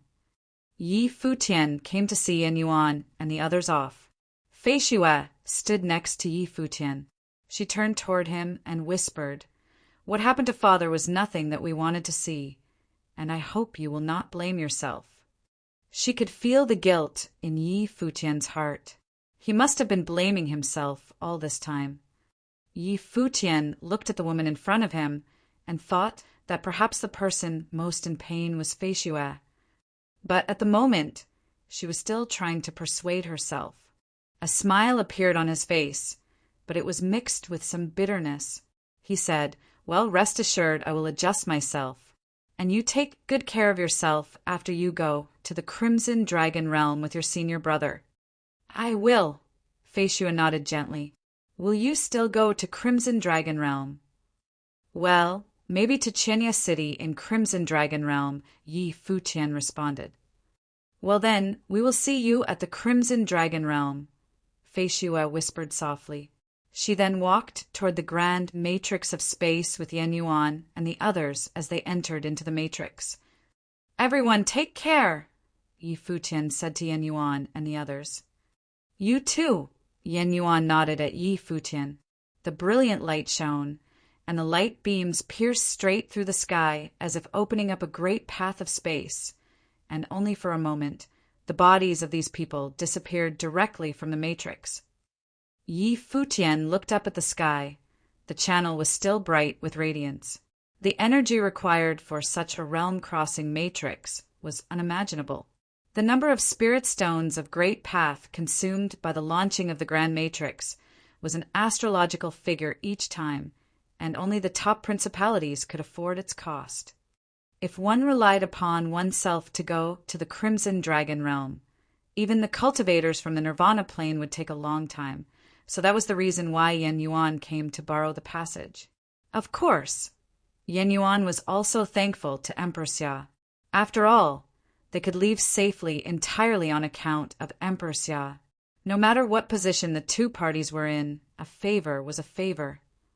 Xia Qingyuan stood next to Yi Futian. Her eyes turned and fell on him. This must have touched Yi Futian considerably. Are you going to the Crimson Dragon realm? Xia Qingyuan asked after a moment of silence. Yi Futian nodded. I meant to use the way of the Crimson Dragon realm to gain a foothold in Crimson Dragon realm and then leave. It was pure chance that I thought about Dali and decided to take down Li Yao in Crimson Dragon realm. But I did not expect that the Imperial Advisor would be there. Everything that happened after, the princess is well aware of. Xia Qingyuan was the one person who knew everything that had happened. At the time, right before leaving, Yi Futian had the bright idea of using the Crimson Dragon realm to get rid of Li Yao and set it all up in the Crimson Dragon realm. In reality, he had executed the plan and took down Li Yao. However, because the Imperial Advisor of Dali came also, he was pulled into it, thus created the situation today. But now, Yi Futian must be disappointed. His intention to go away was completely expected.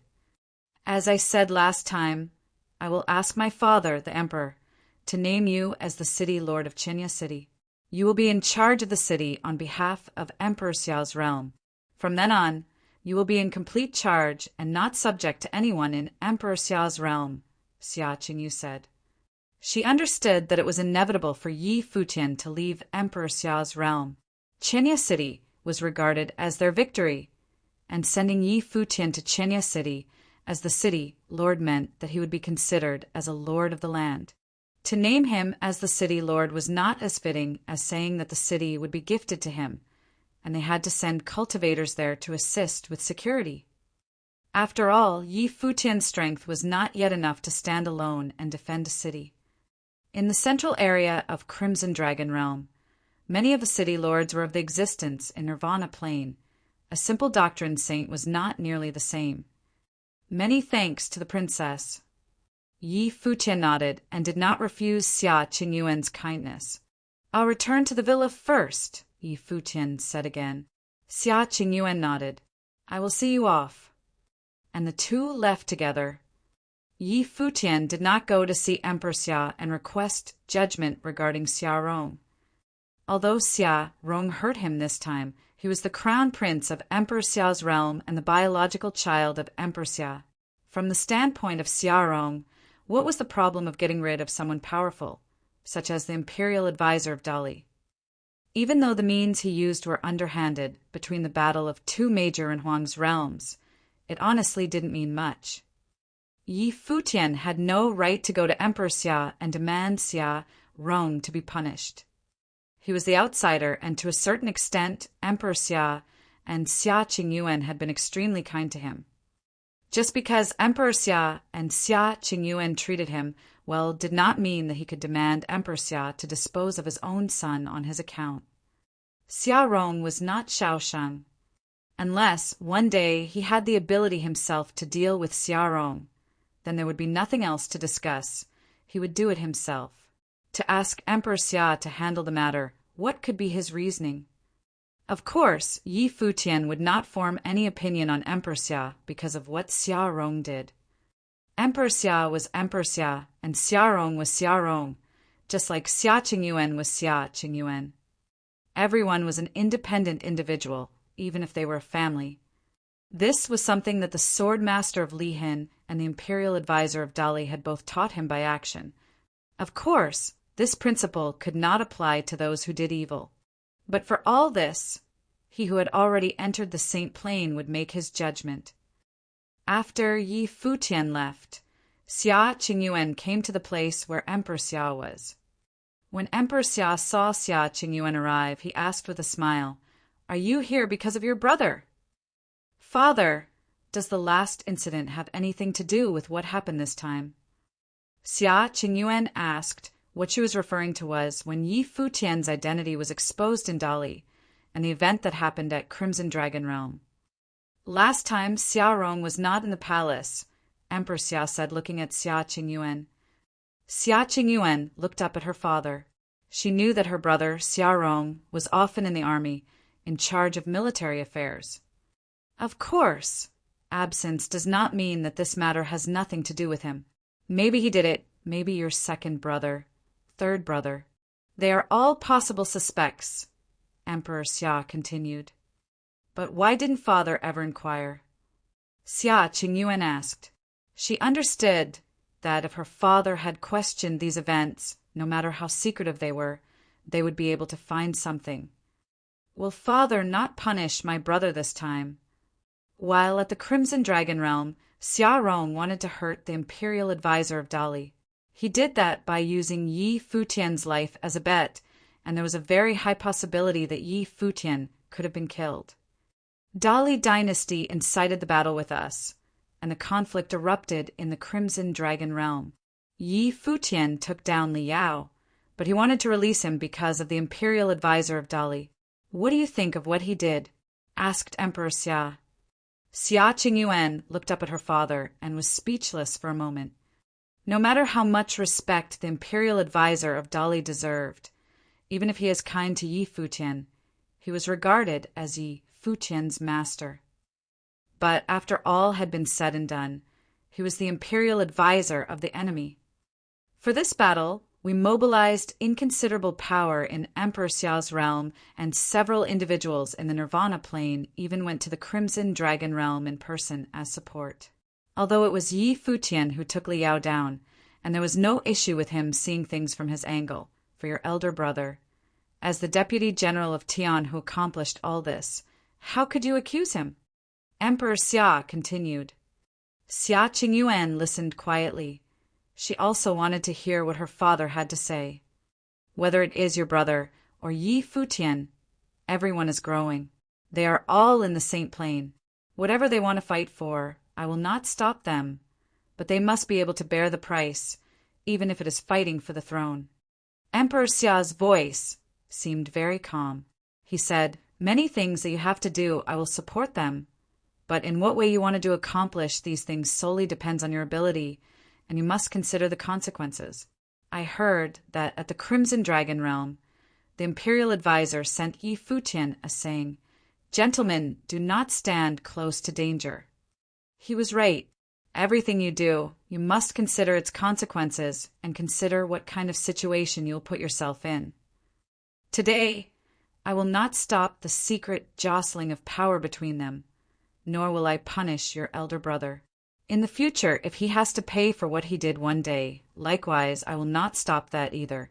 This is the path of your cultivation, and every cultivator will have to go through all of this in the path of growth, able to bear it all. Emperor Xia slowly said, you are the same Qingyuan, and you are about to step into the Saint Plane. Maybe one day you will fly on your own. I understand. Xia Qingyuan nodded slightly, then turned away without saying a word. Watching Xia Qingyuan's departing figure, Emperor Xia said nothing. This was their cultivation. All the storms, setbacks, and tribulations would work to build an era belonging to them. A few days later, clashes broke out between Emperor Xiao's realm and Emperor Li's realm in several places with spiritual resources. Subsequently, these conflicts continued to amplify and detonate. The two Renhuang realms kept battling on various major battlefields. King Tian Dao and Sacred General of Tian led the armies to confront each other. These things quickly spread to the two realms, and soon everyone knew that all this was caused by what happened in the Crimson Dragon Realm. Or rather, it was caused by the grievances between Yi Futian and Li Yao, the crown prince of Dali dynasty. Once upon a time, Li Yao killed Yi Futian's wife in the land of the 9 states, the lower world of Emperor Xiao's realm. Now, Yi Futian took him down in Crimson Dragon Realm, which led to Li Yao's death. Of course, these border conflicts had not affected the central area of Emperor Xiao's realm. Neither of the two realms had the idea of a full-scale border war. Otherwise, it would not just be limited to this scale. In Emperor Xiao's palace, there was a declaration that Emperor Xia officially named Yi Futian as the city lord of Chenya City to guard Chenya City in the Crimson Dragon Realm for Emperor Xiao's realm. If you find any errors, broken links, non-standard content, etc. Please let us know so we can fix it as soon as possible. For some time afterward, Yi Futian cultivated in retreat at the cottage villa. For some time afterward, Yi Futian cultivated in retreat at the cottage villa.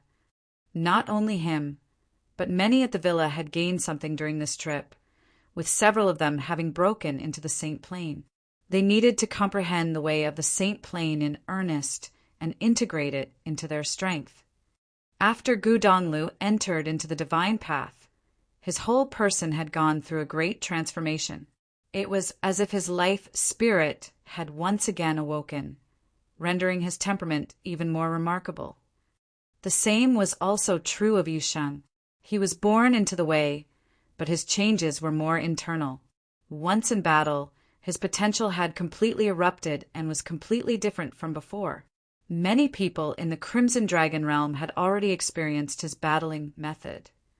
After Yi Wuqian entered into the Saint Plane, he had endeavored to refine the Renhuang sword will into his swordsmanship, and was progressing little by little. After Huang Juga comprehended the swordsmanship, he had also begun to try to impact the realm of sainthood. Except for Glass Saint, she was still the same as before, unable to get out of the predicament she was in. This made it difficult for her to make progress in her cultivation. Even though she often cultivated with Yaya, she was still trapped by her own demons, as if she really wanted for nothing and felt nothing. A few months later, news came out of Emperor Xia's palace that the little princess Xia Qingyuan broke into the sainthood. This news soon spread throughout Emperor Xia's realm. The little princess was extraordinarily talented and very young. Among the many top characters in Emperor Xia's realm, she was the cultivator who entered into the divine path the fastest. Even compared to her several other brothers, none of them were younger than her when they entered the Saint Plane. Countless people lamented that perhaps in the future, little Princess Xia Qingyuan could match the achievements of Emperor Xia and enter the realm of Renhuang. Of course, this day was still too far away. Compared to this, the people of Emperor Xia's realm were more concerned about the marriage of the little princess. Looking at Emperor Xia's realm, who could be worthy of a peerless figure such as the little princess, and many had counted the many geniuses of Emperor Xia's realm. They found that in Emperor Xia's realm, the only person who was qualified to stand next to the little princess was still that person who could slay the saints while in the realm of sage. Princess Xia Qingyuan entered sainthood, and Emperor Xia hosted a feast in Emperor Xia's palace to celebrate, like a holy ceremony. Countless people felt the love that Emperor Xia had for the little princess. On this day, inside Emperor Xia's palace, many top principalities of Emperor Xia's realm gathered along with those top figures whose fame was known throughout the world. Its scale was far grander than that of Old Man Zhao's birthday banquet. This was the celebration of Xia Qingyuan's sainthood. Perhaps there was a deeper meaning hidden behind Emperor Xia's action. Of course, no one knew exactly what Emperor Xia intended.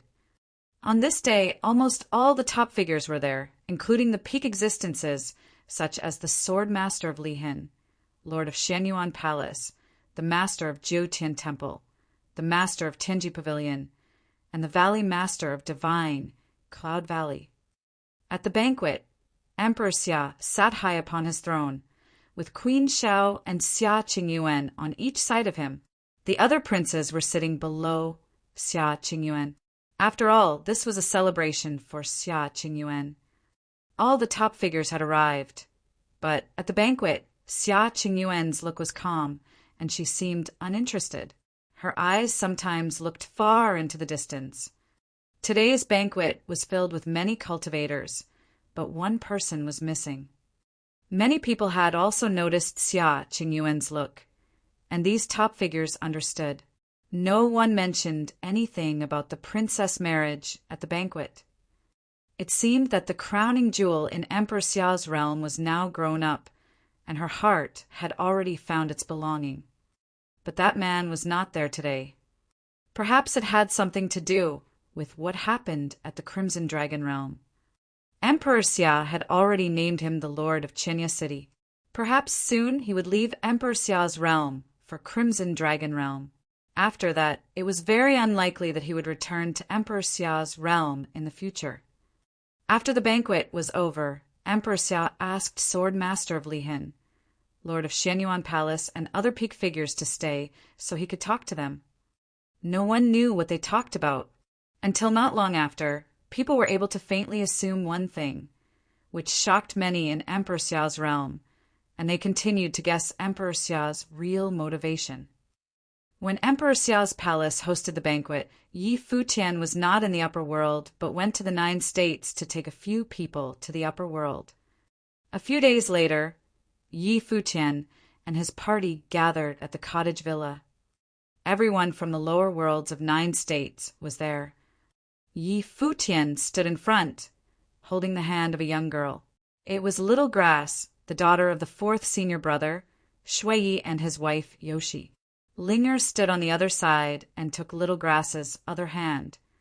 Lulan Shui stood quietly behind them.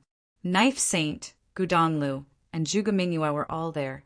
Of course, Yu Wuchen, Huang Jioga, Suke, and Yuan Zhang were also present. Yaya and Glass, Saint stood quietly behind. Obviously, they were prepared to go on a long-distance trip. Otherwise, it would not involve everyone departing. Yi Futian levitated into the air and glanced behind him. They had stayed here for a few years. After leaving today, it would be unlikely that they would return often. Although the Red Dragon Realm was chaotic and the strong preyed on the weak, in fact, it cohered more to the principle of survival of the fittest, where everything was more direct. Everything was based on power. More importantly, the Crimson Dragon Realm was freer. As the primary realm of the Crimson Dragon region, no other Renhuang could interfere in the affairs of the Crimson Dragon Realm. If one was strong enough, then one could create an empire of one's own, one that no one could shake, just like the city Lords of Yore. During this trip, he prepared to establish his foothold in the Crimson Dragon Realm, and when everything was settled, he would embark to the more distant Supreme Path region. Yu Sheng would also cultivate at the regional palace of the Crimson Dragon Realm. "Let's go," Yi Futian said. Suddenly, this large group of people moved toward the distance. Soon the cottage villa was emptied and seemed extraordinarily quiet. There were already many waiting in Emperor Xiao's palace. When Yi Futian and his party arrived, they saw a group of people appearing in front of them, the head of which was Xia Qingyuan. Obviously, Xia Qingyuan was also preparing to leave Emperor Xiao's palace and travel to Crimson Dragon Realm. Aside from Xia Qingyuan, Yi Futian also saw a lot of familiar faces. For example, the first person of Lihin Heaven who once fought with him on the 33 layers of heaven, Wang Chuan. There were also Xianyuan Ao of Xianyuan Palace and Gongsun Zhong of Divine Cloud Valley. Yi Futian also saw the people from the 9 states, such as Bai Luli. After these people received the order from Xia Qingyuan to go to the upper world, they were under the order of Xia Qingyuan, and now they were planning on traveling with her. "Why are you here?" Behind Yi Futian, Luo Fan asked another person. Yi Futian looked over there and saw that next to Gongsun Zhong, Gongsun and I and Gongsun Xian were there, and Luo Fan was speaking to Gongsun Xian. Clearly, he was surprised. "Why can't I be here?" "Gongsun," Xian retorted. Luo Fan blinked and saw a pair of enchanting but slightly angry eyes, and he dared not look straight at them. Yi Futian watched with a smile on his face. Apparently, someone was able to trump the 5th senior brother. Luo Fan had always been cynical, but now it seemed that his status in the family would be jeopardized in the future. Yi Futian glanced at the people who were present and immediately understood that Emperor Xia had already talked to all the top forces. Many people from various forces had sent their youngsters to accompany them on the trip to the Crimson Dragon Realm, but they should also be willing to go. After all, being able to travel long distances was a trial in itself. As for Emperor Xia's exact command, it was not something he could have known. However, to be able to see so many familiar faces had lifted his mood. Is the princess also prepared to stay in the Crimson Dragon realm for a long time? Yi Futian asked. In addition to those youngsters, each force had also dispatched some powerful saints to travel with them. Clearly, this was the result of the last banquet. This trip is for trials out there. You can rest assured that since my father, the emperor, named you the city, Lord of Qinya City, everyone will obey your orders in the city, including me, Xia Qingyuan said to Yi Futian. I would not dare, Yi Futian whispered softly, but seeing Xia Qingyuan looking at him, he continued, But thank you, your highness. Obviously, Emperor Xia did so because of what happened last time. He wanted to travel further, and so Emperor Xia deliberately arranged to secure the foundation of Qinya City. This was truly allowing him to become a lord of the empire. Qinya City was wholly entrusted to him. As for the result, it would solely be dependent on his ability. Qingyuan, when are we going? At this moment, a voice was heard, and Yi Futian saw another group coming toward them. It was Yao Shi, who had also brought many people to go along with her. Xia Qingyuan looked indifferent. She merely glanced at Yao Shi and ignored her question. Young Master Yi, you've been well. Yao, she was not bothered by Xia Qingyuan's treatment towards her and didn't get angry. She smiled at Yi Futian. Yao, she was clad in expensive clothing. She looked noble and holy, like a real noble princess, even more so than Xia Qingyuan. After all, Xia Qingyuan was still in man's clothing, casual and simple. Princess Yao, she is also going to Qinya City, Yi Futian said. Yes, Yao Shi said. I have always wanted to go out and see the world. Now that I have a chance, I will come along. Yi Futian didn't say much. Yao, she was now the princess of Emperor Xiao's realm. Whatever she wanted to do was not something within his control. Let's go then, Yi Futian said. Xia Qingyuan nodded, and the group set off immediately, moving towards the teleportation Grand Matrix. Gong Sun Xian stepped forward, and without realizing it, approached Yi Futian and his party, next to Luo Fan. Xianyuan Ao of Xianyuan Palace walked behind Yusheng. He asked him as he was walking, I heard that you decimated the geniuses of the Crimson Dragon Realm during the Battle of Crimson River, and will enter the regional palace at Crimson Dragon Realm to cultivate. As the descendant of Xianyuan clan, he certainly knew a little about the Crimson Dragon Realm. The ancient books in the family had also recorded what the regional palace was like, and many elders even knew about it. It was known as the first sacred place of cultivation in Crimson Dragon Realm. What is it? Yu Sheng said, looking at Xianyuan Ao. Xianyuan Ao also had a husky build, standing next to Yu Sheng. He did not appear any less brawny. He looked at Yu Sheng and said, When we get to Crimson Dragon Realm, can I cultivate with you? Many people heard Xianyuan Ao's words and turned their heads back to look at him. This proud descendant of Xianyuan Palace showed no sign of proudness at this moment. This made many who knew Xianyuan Ao look rather strange.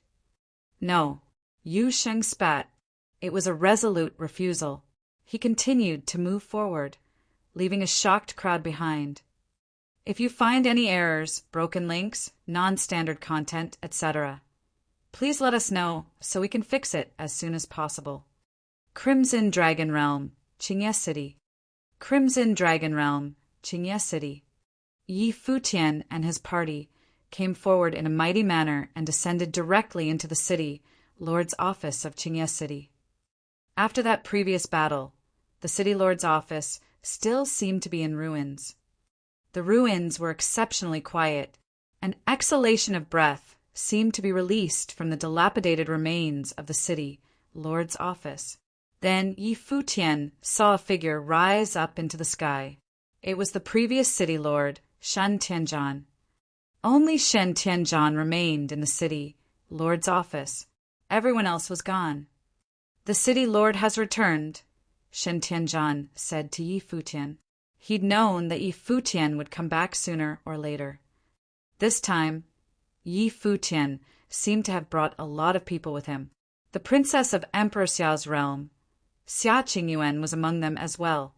In addition, there were many cultivators from every plane, making the composition of the group even more complicated and mixed than it had been the last time.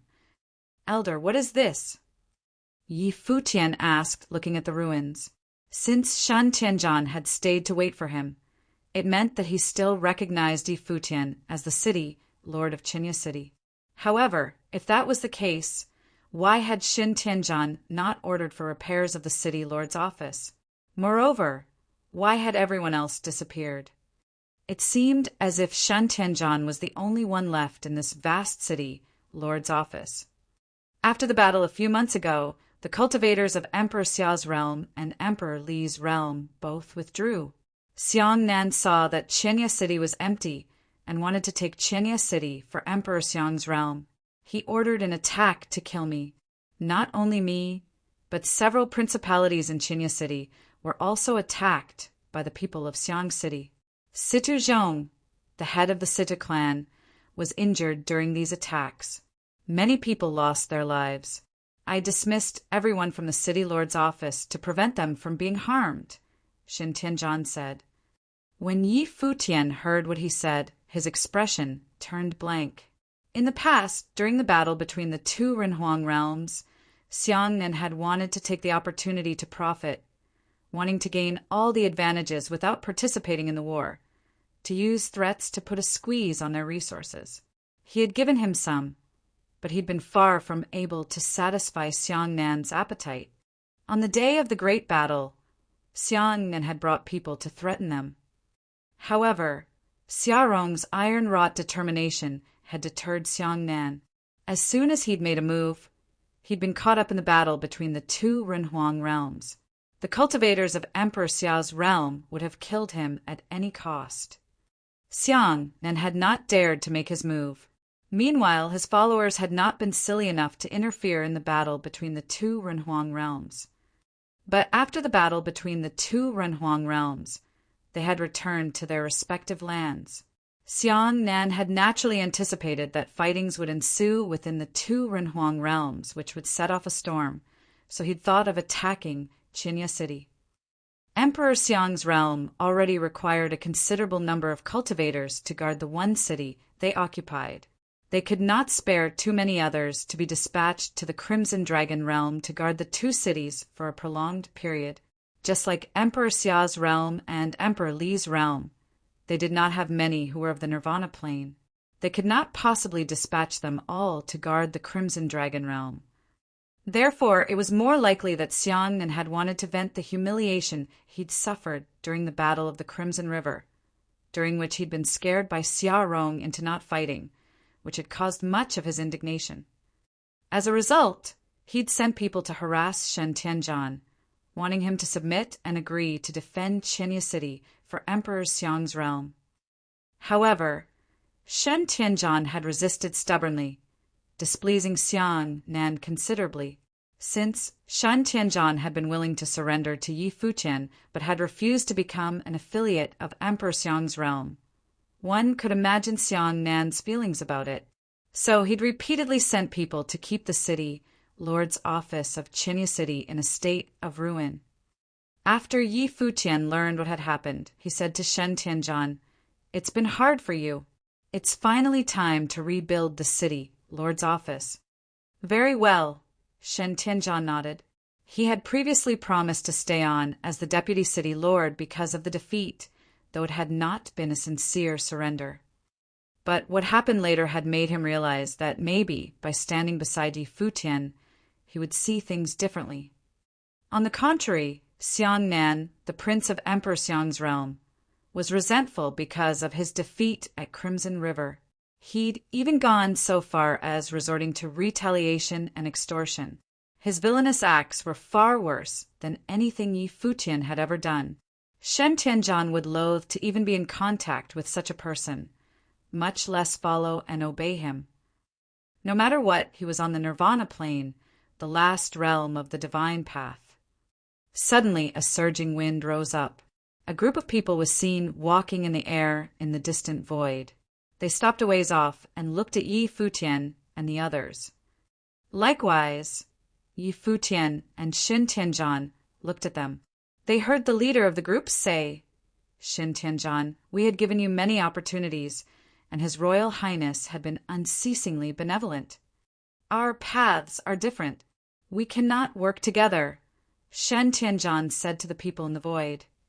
Yi Futian turned and said to them, "Go back and tell Xiongnan that if he wants Chenya City, send someone to come and fight me for it. If he dares not, then by all means stay quietly in Xiong City." The messenger stared at Yi Futian. After a while he turned to leave, thinking that the people of Emperor Xia's realm had arrived too soon. What had happened in the past did not seem to have caused a division inside Emperor Xia's realm. On that day, Crown Prince Xiaorong, Xia Qingyuan, and Yi Futian had clearly been divided into two different camps. But now Yi Futian and Xia Qingyuan had returned together with reinforcements. This meant that Chenya City would most likely be entrusted to Yi Futian in the future. The people in Xiong City left, but Yi Futian's eyes still maintained their coldness. Xiongnan had once again exercised his old trick of profiting from others' misfortunes. He had no conscience and was not afraid to show it. The news of Yi Futian's return and the return of all the top forces of Chenya City soon spread. Situ Yan and Situ Zhong had both arrived as well. "Elder, I know about Xiongnan. I will settle the score with him on your behalf," Yi Futian said by way of greeting to Situ Zhong. "I am relieved to hear you say that, City Lord Yi," Situ Zhong responded. "I have also brought along some reinforcements to see if we can be of assistance." As he was speaking, Situ Zhong mobilized his people. Some of the top forces in Chenya City began working together to build the new city Lord's office. In the world of cultivators, the time spent building was extremely accelerated. In just a short time, a brand new city, Lord's office, rose from the ground. "Choose your place of cultivation," Yi Futian said as he walked toward the main hall of the city, Lord's office. Xia Qingyuan chose a hall next to him. Yao, she did the same as if she was intentionally competing with her. The other cultivators all chose their places of cultivation in the new city, Lord's office. Those who'd come from the top forces of Emperor Xia's realm each set up a camp and chose an area in which to reside. Yi Futian faced the people next to him and said, "Little butterfly, you should choose an area to be used as a medicinal pool and herb garden." Next to Little Butterfly was St. Zhang's eldest disciple, Su Chehan. Not long ago, when Yi Futian had taken the trip to the lower world, he hadn't only brought along his relatives. St. Jiang had ordered Su Chehan, who had already entered the Saint Plain, to accompany him. The husband and wife, along with Little Butterfly, had followed Yi Futian and cultivated with him. In the days when the sacred war was being waged against the palace, Su Chehan had fully comprehended the way. Later, when he'd finally been able to enter the realm of the divine path by his own merit, Saint Jiang taught him everything he knew. The great teacher Su of today was no longer comparable to the one of the past. Furthermore, the resources of the Crimson Dragon realm were incomparable to those of the lower world of the 9 states. In the future, Su Chehan and Little Butterfly would need to collect better materials for treatments or medicinal baths. Yi Futian situated the people from the 9 states into one area. Yu Sheng, I Qingxian, Wu Qin, and Lu Qinyu, Gudonglu, the second senior sister, and the rest were staying in the main house with Yi Futian. After all the arrangements were made, Yi Futian went over to Yaya and said, "Yaya, come with me." Yaya nodded, walking away with Yi Futian and Black Wind Condor. In Peacock City of the Crimson Dragon realm, Yi Futian found Kong Xian. Kong Xian was a little surprised by Yi Futian's arrival. She asked, "Are you looking for me?" "Yes." Yi Futian nodded. "There is a matter at hand that requires Princess Kong Xian's help." "What matter?" Kong Xian asked doubtfully. Beside her, Jialo Feng's eyes were extremely cold as he fixed his stare on Yi Futian. When he'd last been on the battlefield of Crimson River, his divine feathers had been plucked by Yu Sheng. This demonic beast of mine has some gifts in cultivation, but he can't seem to enter the divine path. I'm not very familiar with the cultivation of the demonic realm and want to send this little condor to the Peacock Demon Emperor's realm to cultivate. Therefore, I've come to ask for your help, said Yi Futian. Even though Black Wind Condor already knew what Yi Futian wanted to do, when he heard those words, the Black Wind Condor couldn't help but turtle up his neck and shiver uncontrollably as he stole a glance at Kong Xian. It was a truly crazy idea that might cost the little condor his life. Even Kong Xian was stunned for a moment. Her cold and sharp eyes swept towards the Black Wind Condor. While they'd been at the empty realm, the Black Wind Condor had not spared her any humiliation. Those words echoed in her head to this day. Kong Xian, come quickly to serve my lord. At the time, she could not wait to cut the Black Wind Condor into 1,000 pieces to quench the hatred in her heart. However, since she'd entered into sainthood, her state of mind had gone through some changes. Her hatred was not so strong anymore. That was why, when she'd first seen the Black Wind Condor, she had not immediately thrown a tantrum. She looked at Yi Futian coldly and said, Yi Futian, do you know what you are asking? Have her take this Black Wind Condor to cultivate. This Black Wind Condor whose mouth spewed out nothing but garbage. Does this dumb beast qualify? Jialo Feng asked mockingly. A sharp whistling sound came from the mouth of the Black Wind Condor. Suddenly, a great gust of wind whipped up. Its eyes glanced at Jialo Feng as its form morphed into a bolt of dark golden lightning and rushed toward him.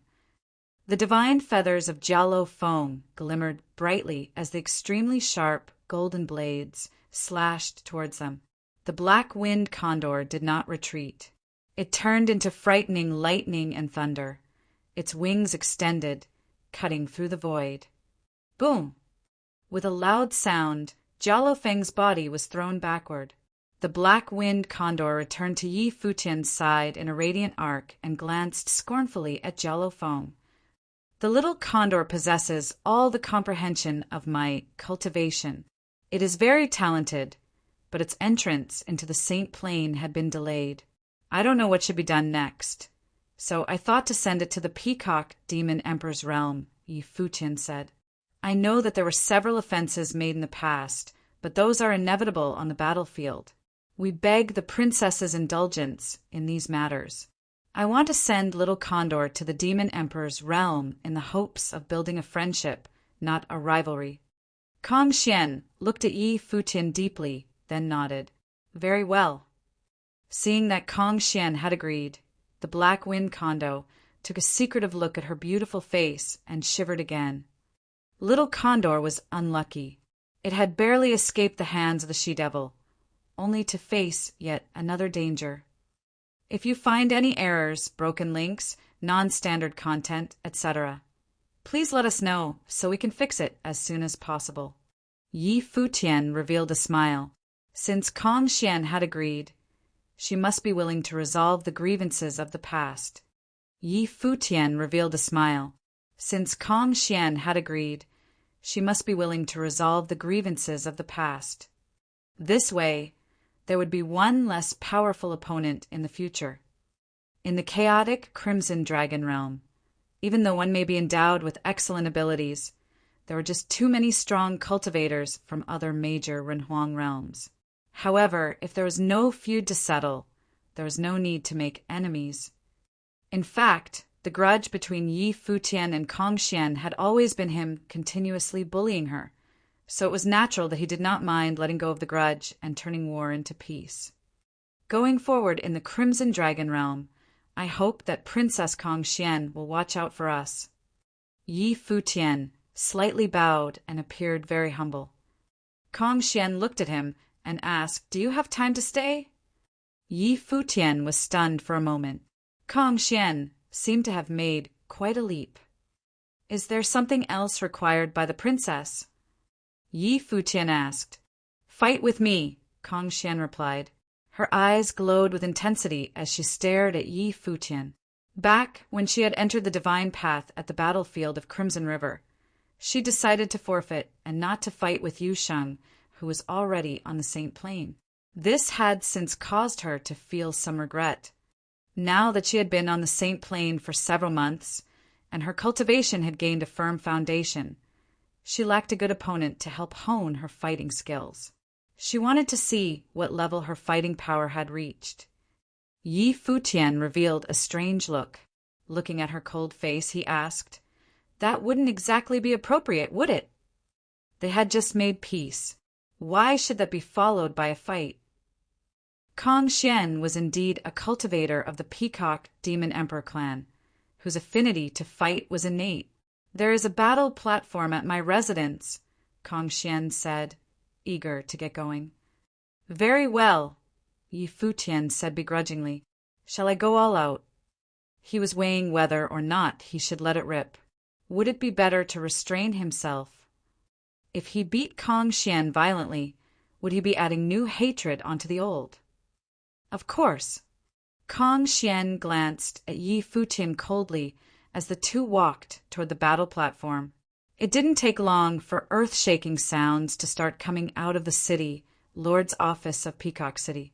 Many buildings collapsed, and their dust filled the air. Emerging from the thick dust was a handsome, white-haired man. He cleaned the dust off his body as he walked away from the battle platform. From out of the dust, Kong Xian gradually appeared. She stared grimly at the departing figure, a trace of blood at the corner of her mouth. The little condor shivered from the sidelines as he watched the scene play out. How did he cultivate his physical body? Kong Xian asked the little condor, regarding him with an icy stare. This was Yi Futian's demonic beast, and must have the same mind as Yi Futian. This little condor would know how Yi Futian cultivated. I don't know exactly. The little condor shook its head decisively, not wanting to betray its master. Kong Xian released a coldness from her body as she walked toward the shivering little condor. It looked at her and said, Xia Qingyuan gave him the method of cultivation. It should be Emperor Xia's. Xia Qingyuan? Kong Xian stopped. It was possible. Xia Qingyuan had access to many kinds of methods. With her help, his body-enhancing techniques would be the strongest. Yes. The little condor nodded in earnest. But Xia Qingyuan always wore men's clothing. She is far less attractive than Princess Kong Xian in looks and figure, and her personality is violent and manic, not at all gentle and soft like yours, Princess. You are like a goddess from heaven. How would you like to be my mistress in the future? Your mistress? Kong Xian gave him a strange look. The little condor nodded seriously. Princess, you and my master are a match made in heaven. The princess may beat this condor without mercy. No need to spare it. Yi Futian's voice was heard from somewhere in the distance. Apparently, he knew what the black wind condor was talking about. Ah! The black wind condor screamed. When it saw Kong Xian walking his way, he was on the verge of tears. Afterward, there was a mix of violent screaming, pleading, and flattering, all rolled into one. The following period made the black wind condor realize that Xia Qingyuan was entirely too gentle. Yi Futian left the little condor in Peacock City and departed with Yaya. By sending the little condor to Peacock City, he hoped to resolve the grievances between himself and Kong Xian. It was also for the benefit of the little condor. It belonged to the demonic tribe and needed the tempering of its kind. He hoped that its luck would improve and that Kong Xian would send it to be taught by the great members of the Peacock Demon Emperor's realm to transform and cultivate. Yi Futian returned to the city, Lord's office of Chinya City, and went to the newly built temple to cultivate. In the cultivation temple, he sat with his eyes closed, comprehending the omnipresent meaning of heaven and earth.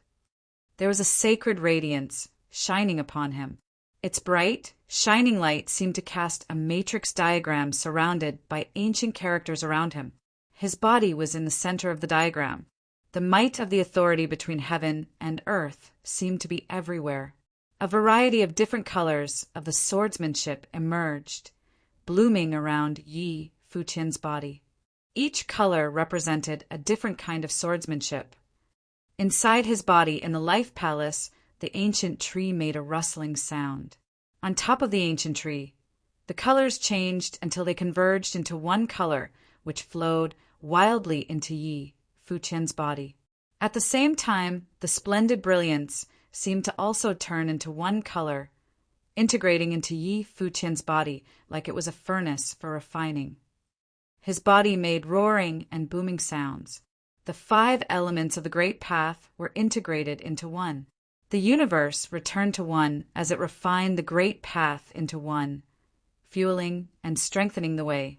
It was as if his swordsmanship had undergone transformation and sublimation.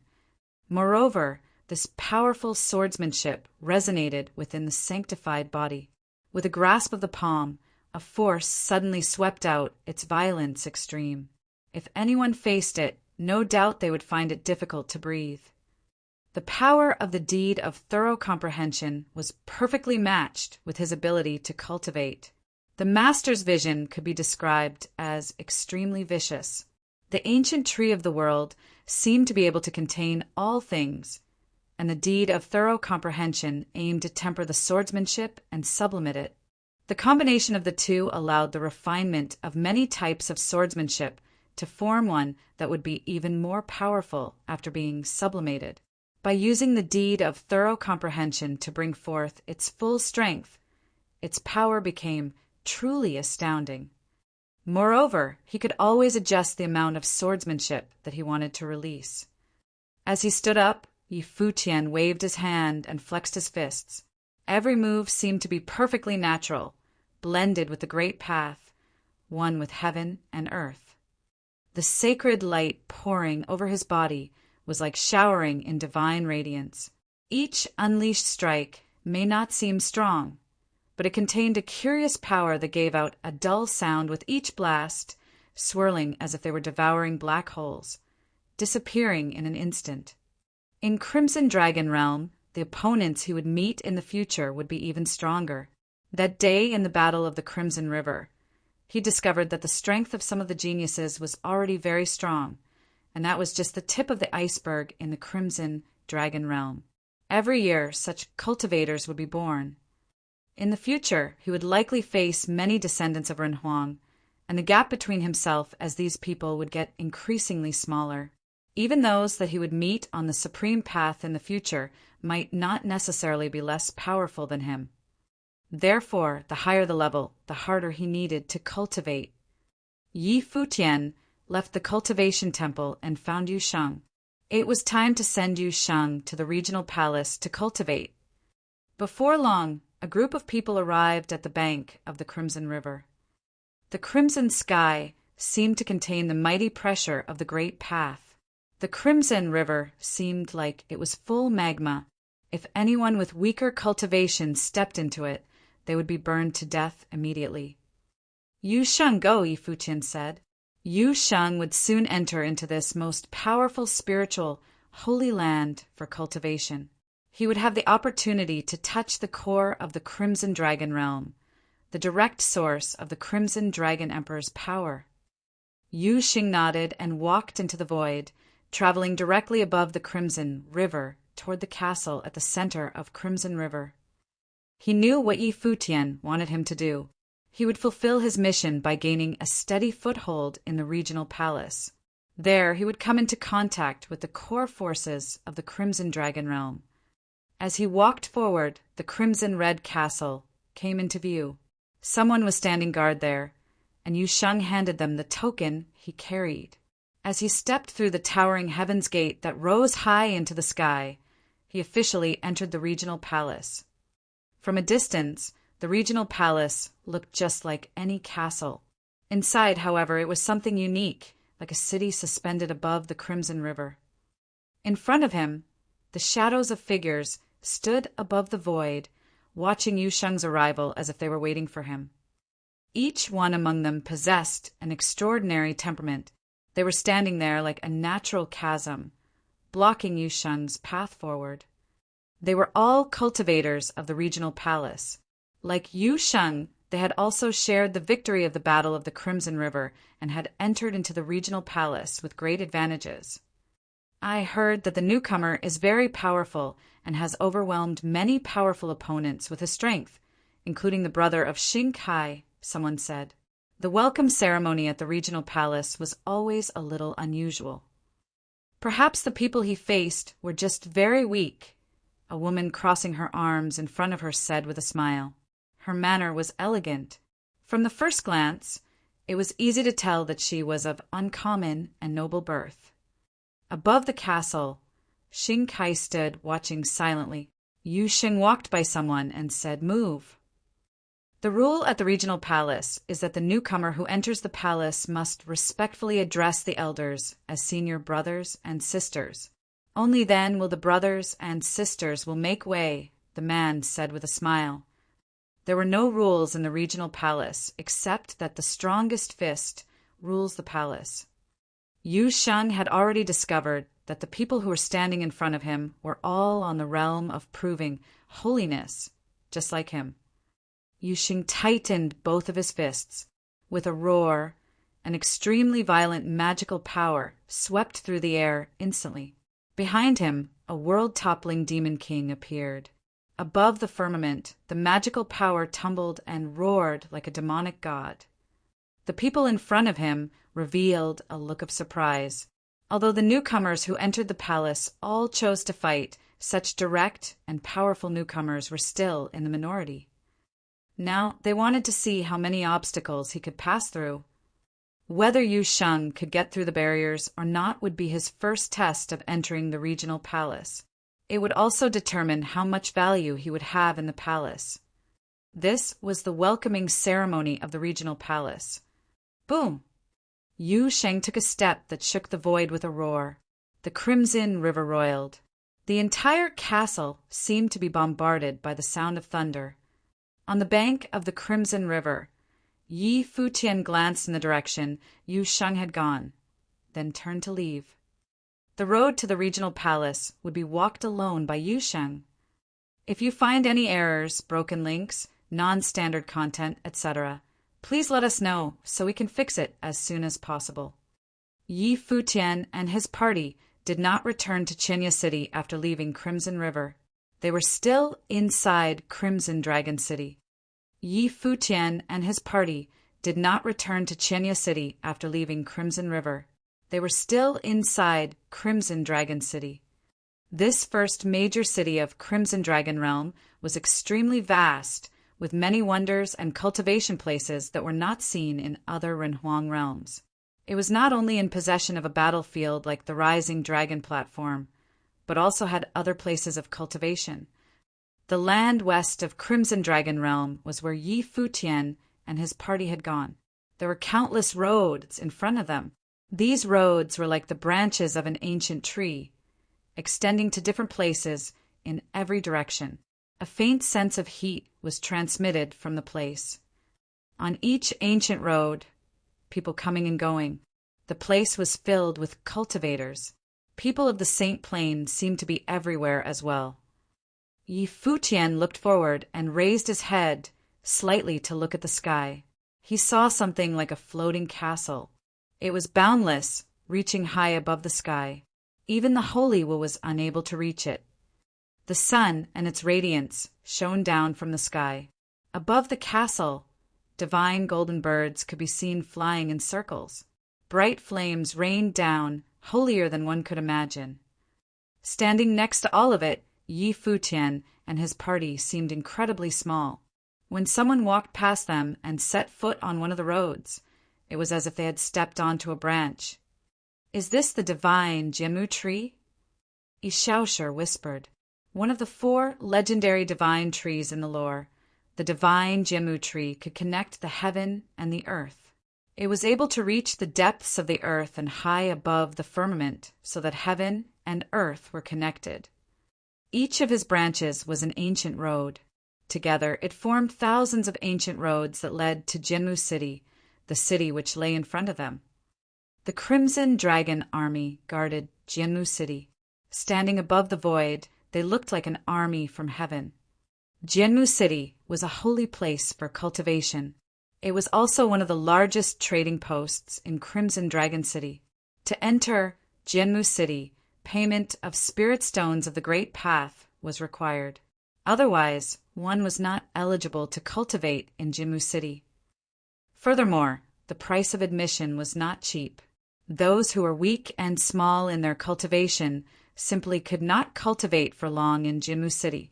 Otherwise, Jinmu City would have become overcrowded a long time ago. "Go and feel it," Futian said. He walked over to the Crimson Dragon army and paid the spirit stones required for everyone to enter. The group of people walked forward and entered a boulevard inside Jinmu City. The boulevard was lined with a lot of buildings that seemed to be no different from those on the outside.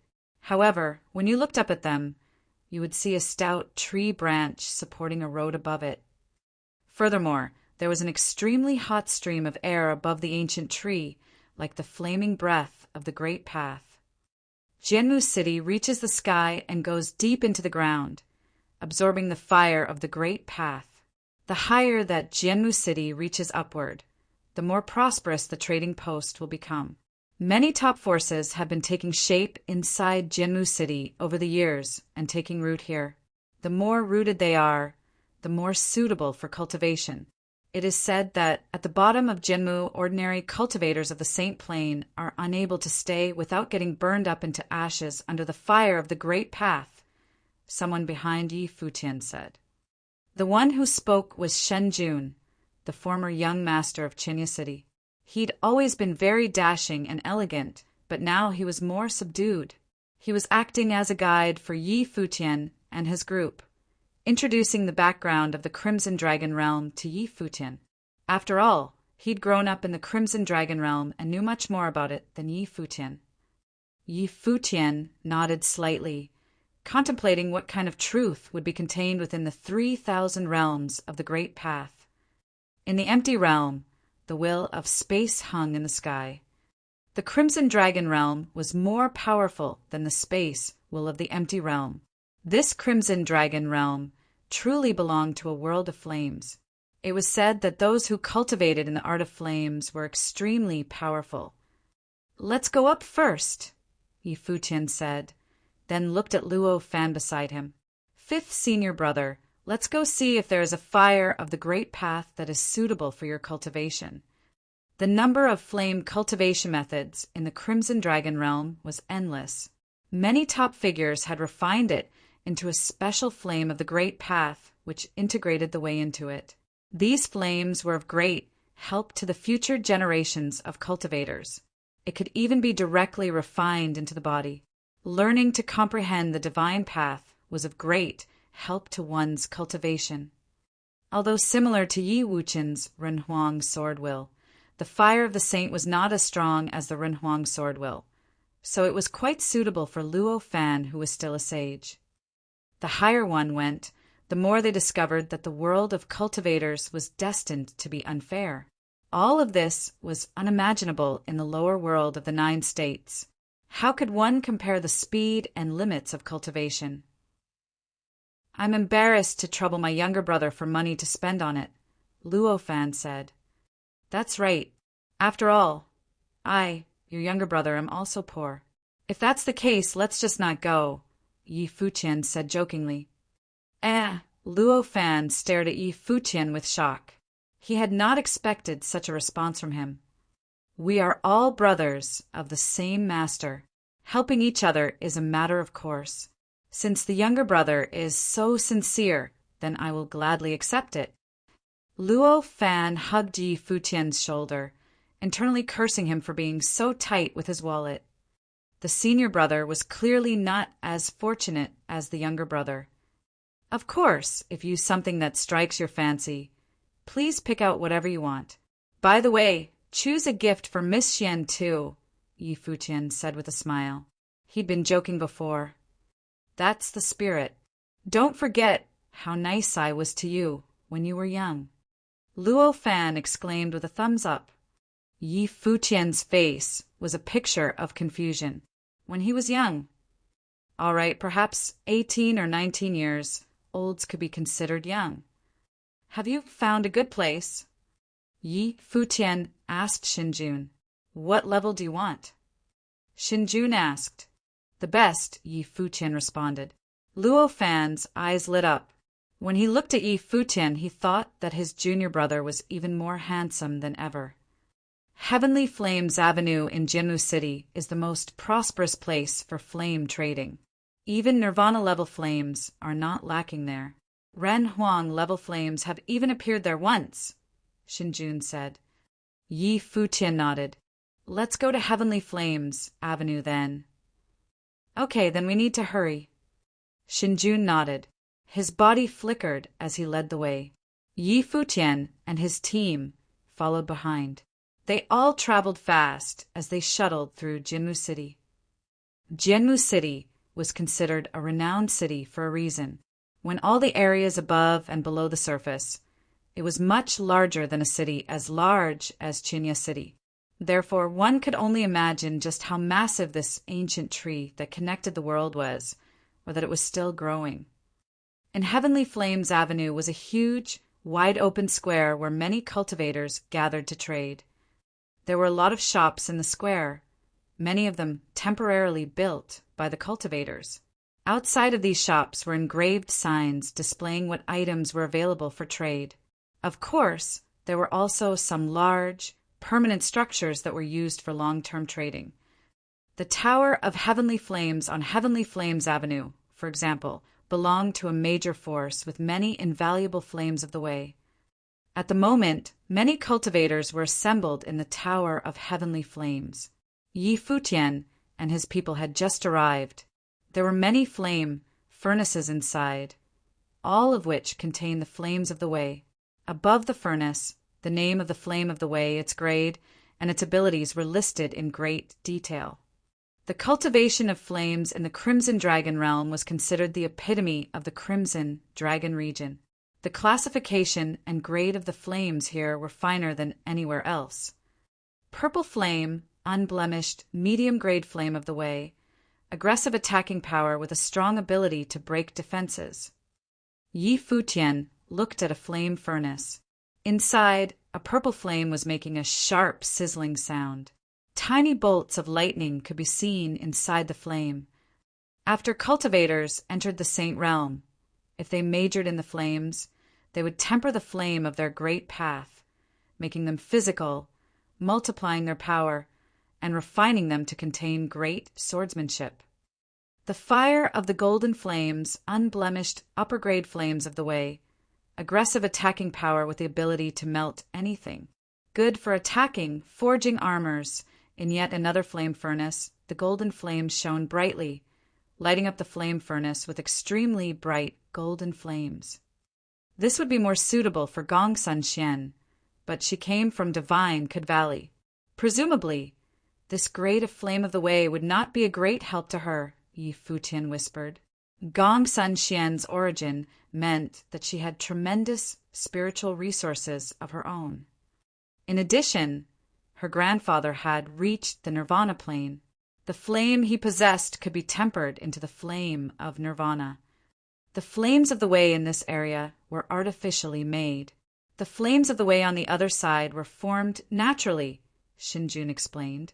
Of course, there was no absolute advantage or disadvantage to choosing either. It was all dependent on the person who refined the flame and the strength of the natural formation. Yi Futian and his party continued their search for an even stronger flame of the way. They came across another flame furnace. Inside, the flame seemed dim and ghostly like a shadow. The ghostly flame of the way, Nirvana mid-grade, possesses a strong sense of destruction. Its ability to burn and destroy souls was given by the Nether Saint Lord, said the line of writing engraved on the outside of the furnace. As Yi Futian walked past the Tower of Heavenly Flames, he felt a dizzying sensation and some interest. The flames here were too strong. By comparison, the unblemished flames of Wei did not appear so precious. In fact, Yi Futian had also cultivated inflaming ability. Not just the flame, he'd also cultivated many other kinds of abilities and comprehended all kinds of will. However, because many abilities were limited by magical powers, they were not strong enough. In fact, there was no absolute strengths or weaknesses between the kinds of will. Any kind of will could be cultivated to its highest level. Yi Futian wondered if he could pick up some of them to cultivate. "Senior brother, choose the one that suits you," Yi Futian said to Luo Fan. Stronger was generally better, but it still needed to fit Luo Fan's ability to cultivate to be effective. For example, for those with extraordinary birthrights, if their forefathers had cultivated certain kind of flames, or even passed them on into the life spirit, they could inherit them in the form of comprehension, saving themselves half the trouble. Beggars can't be choosers. "Let's just make do," Luo Fan said casually.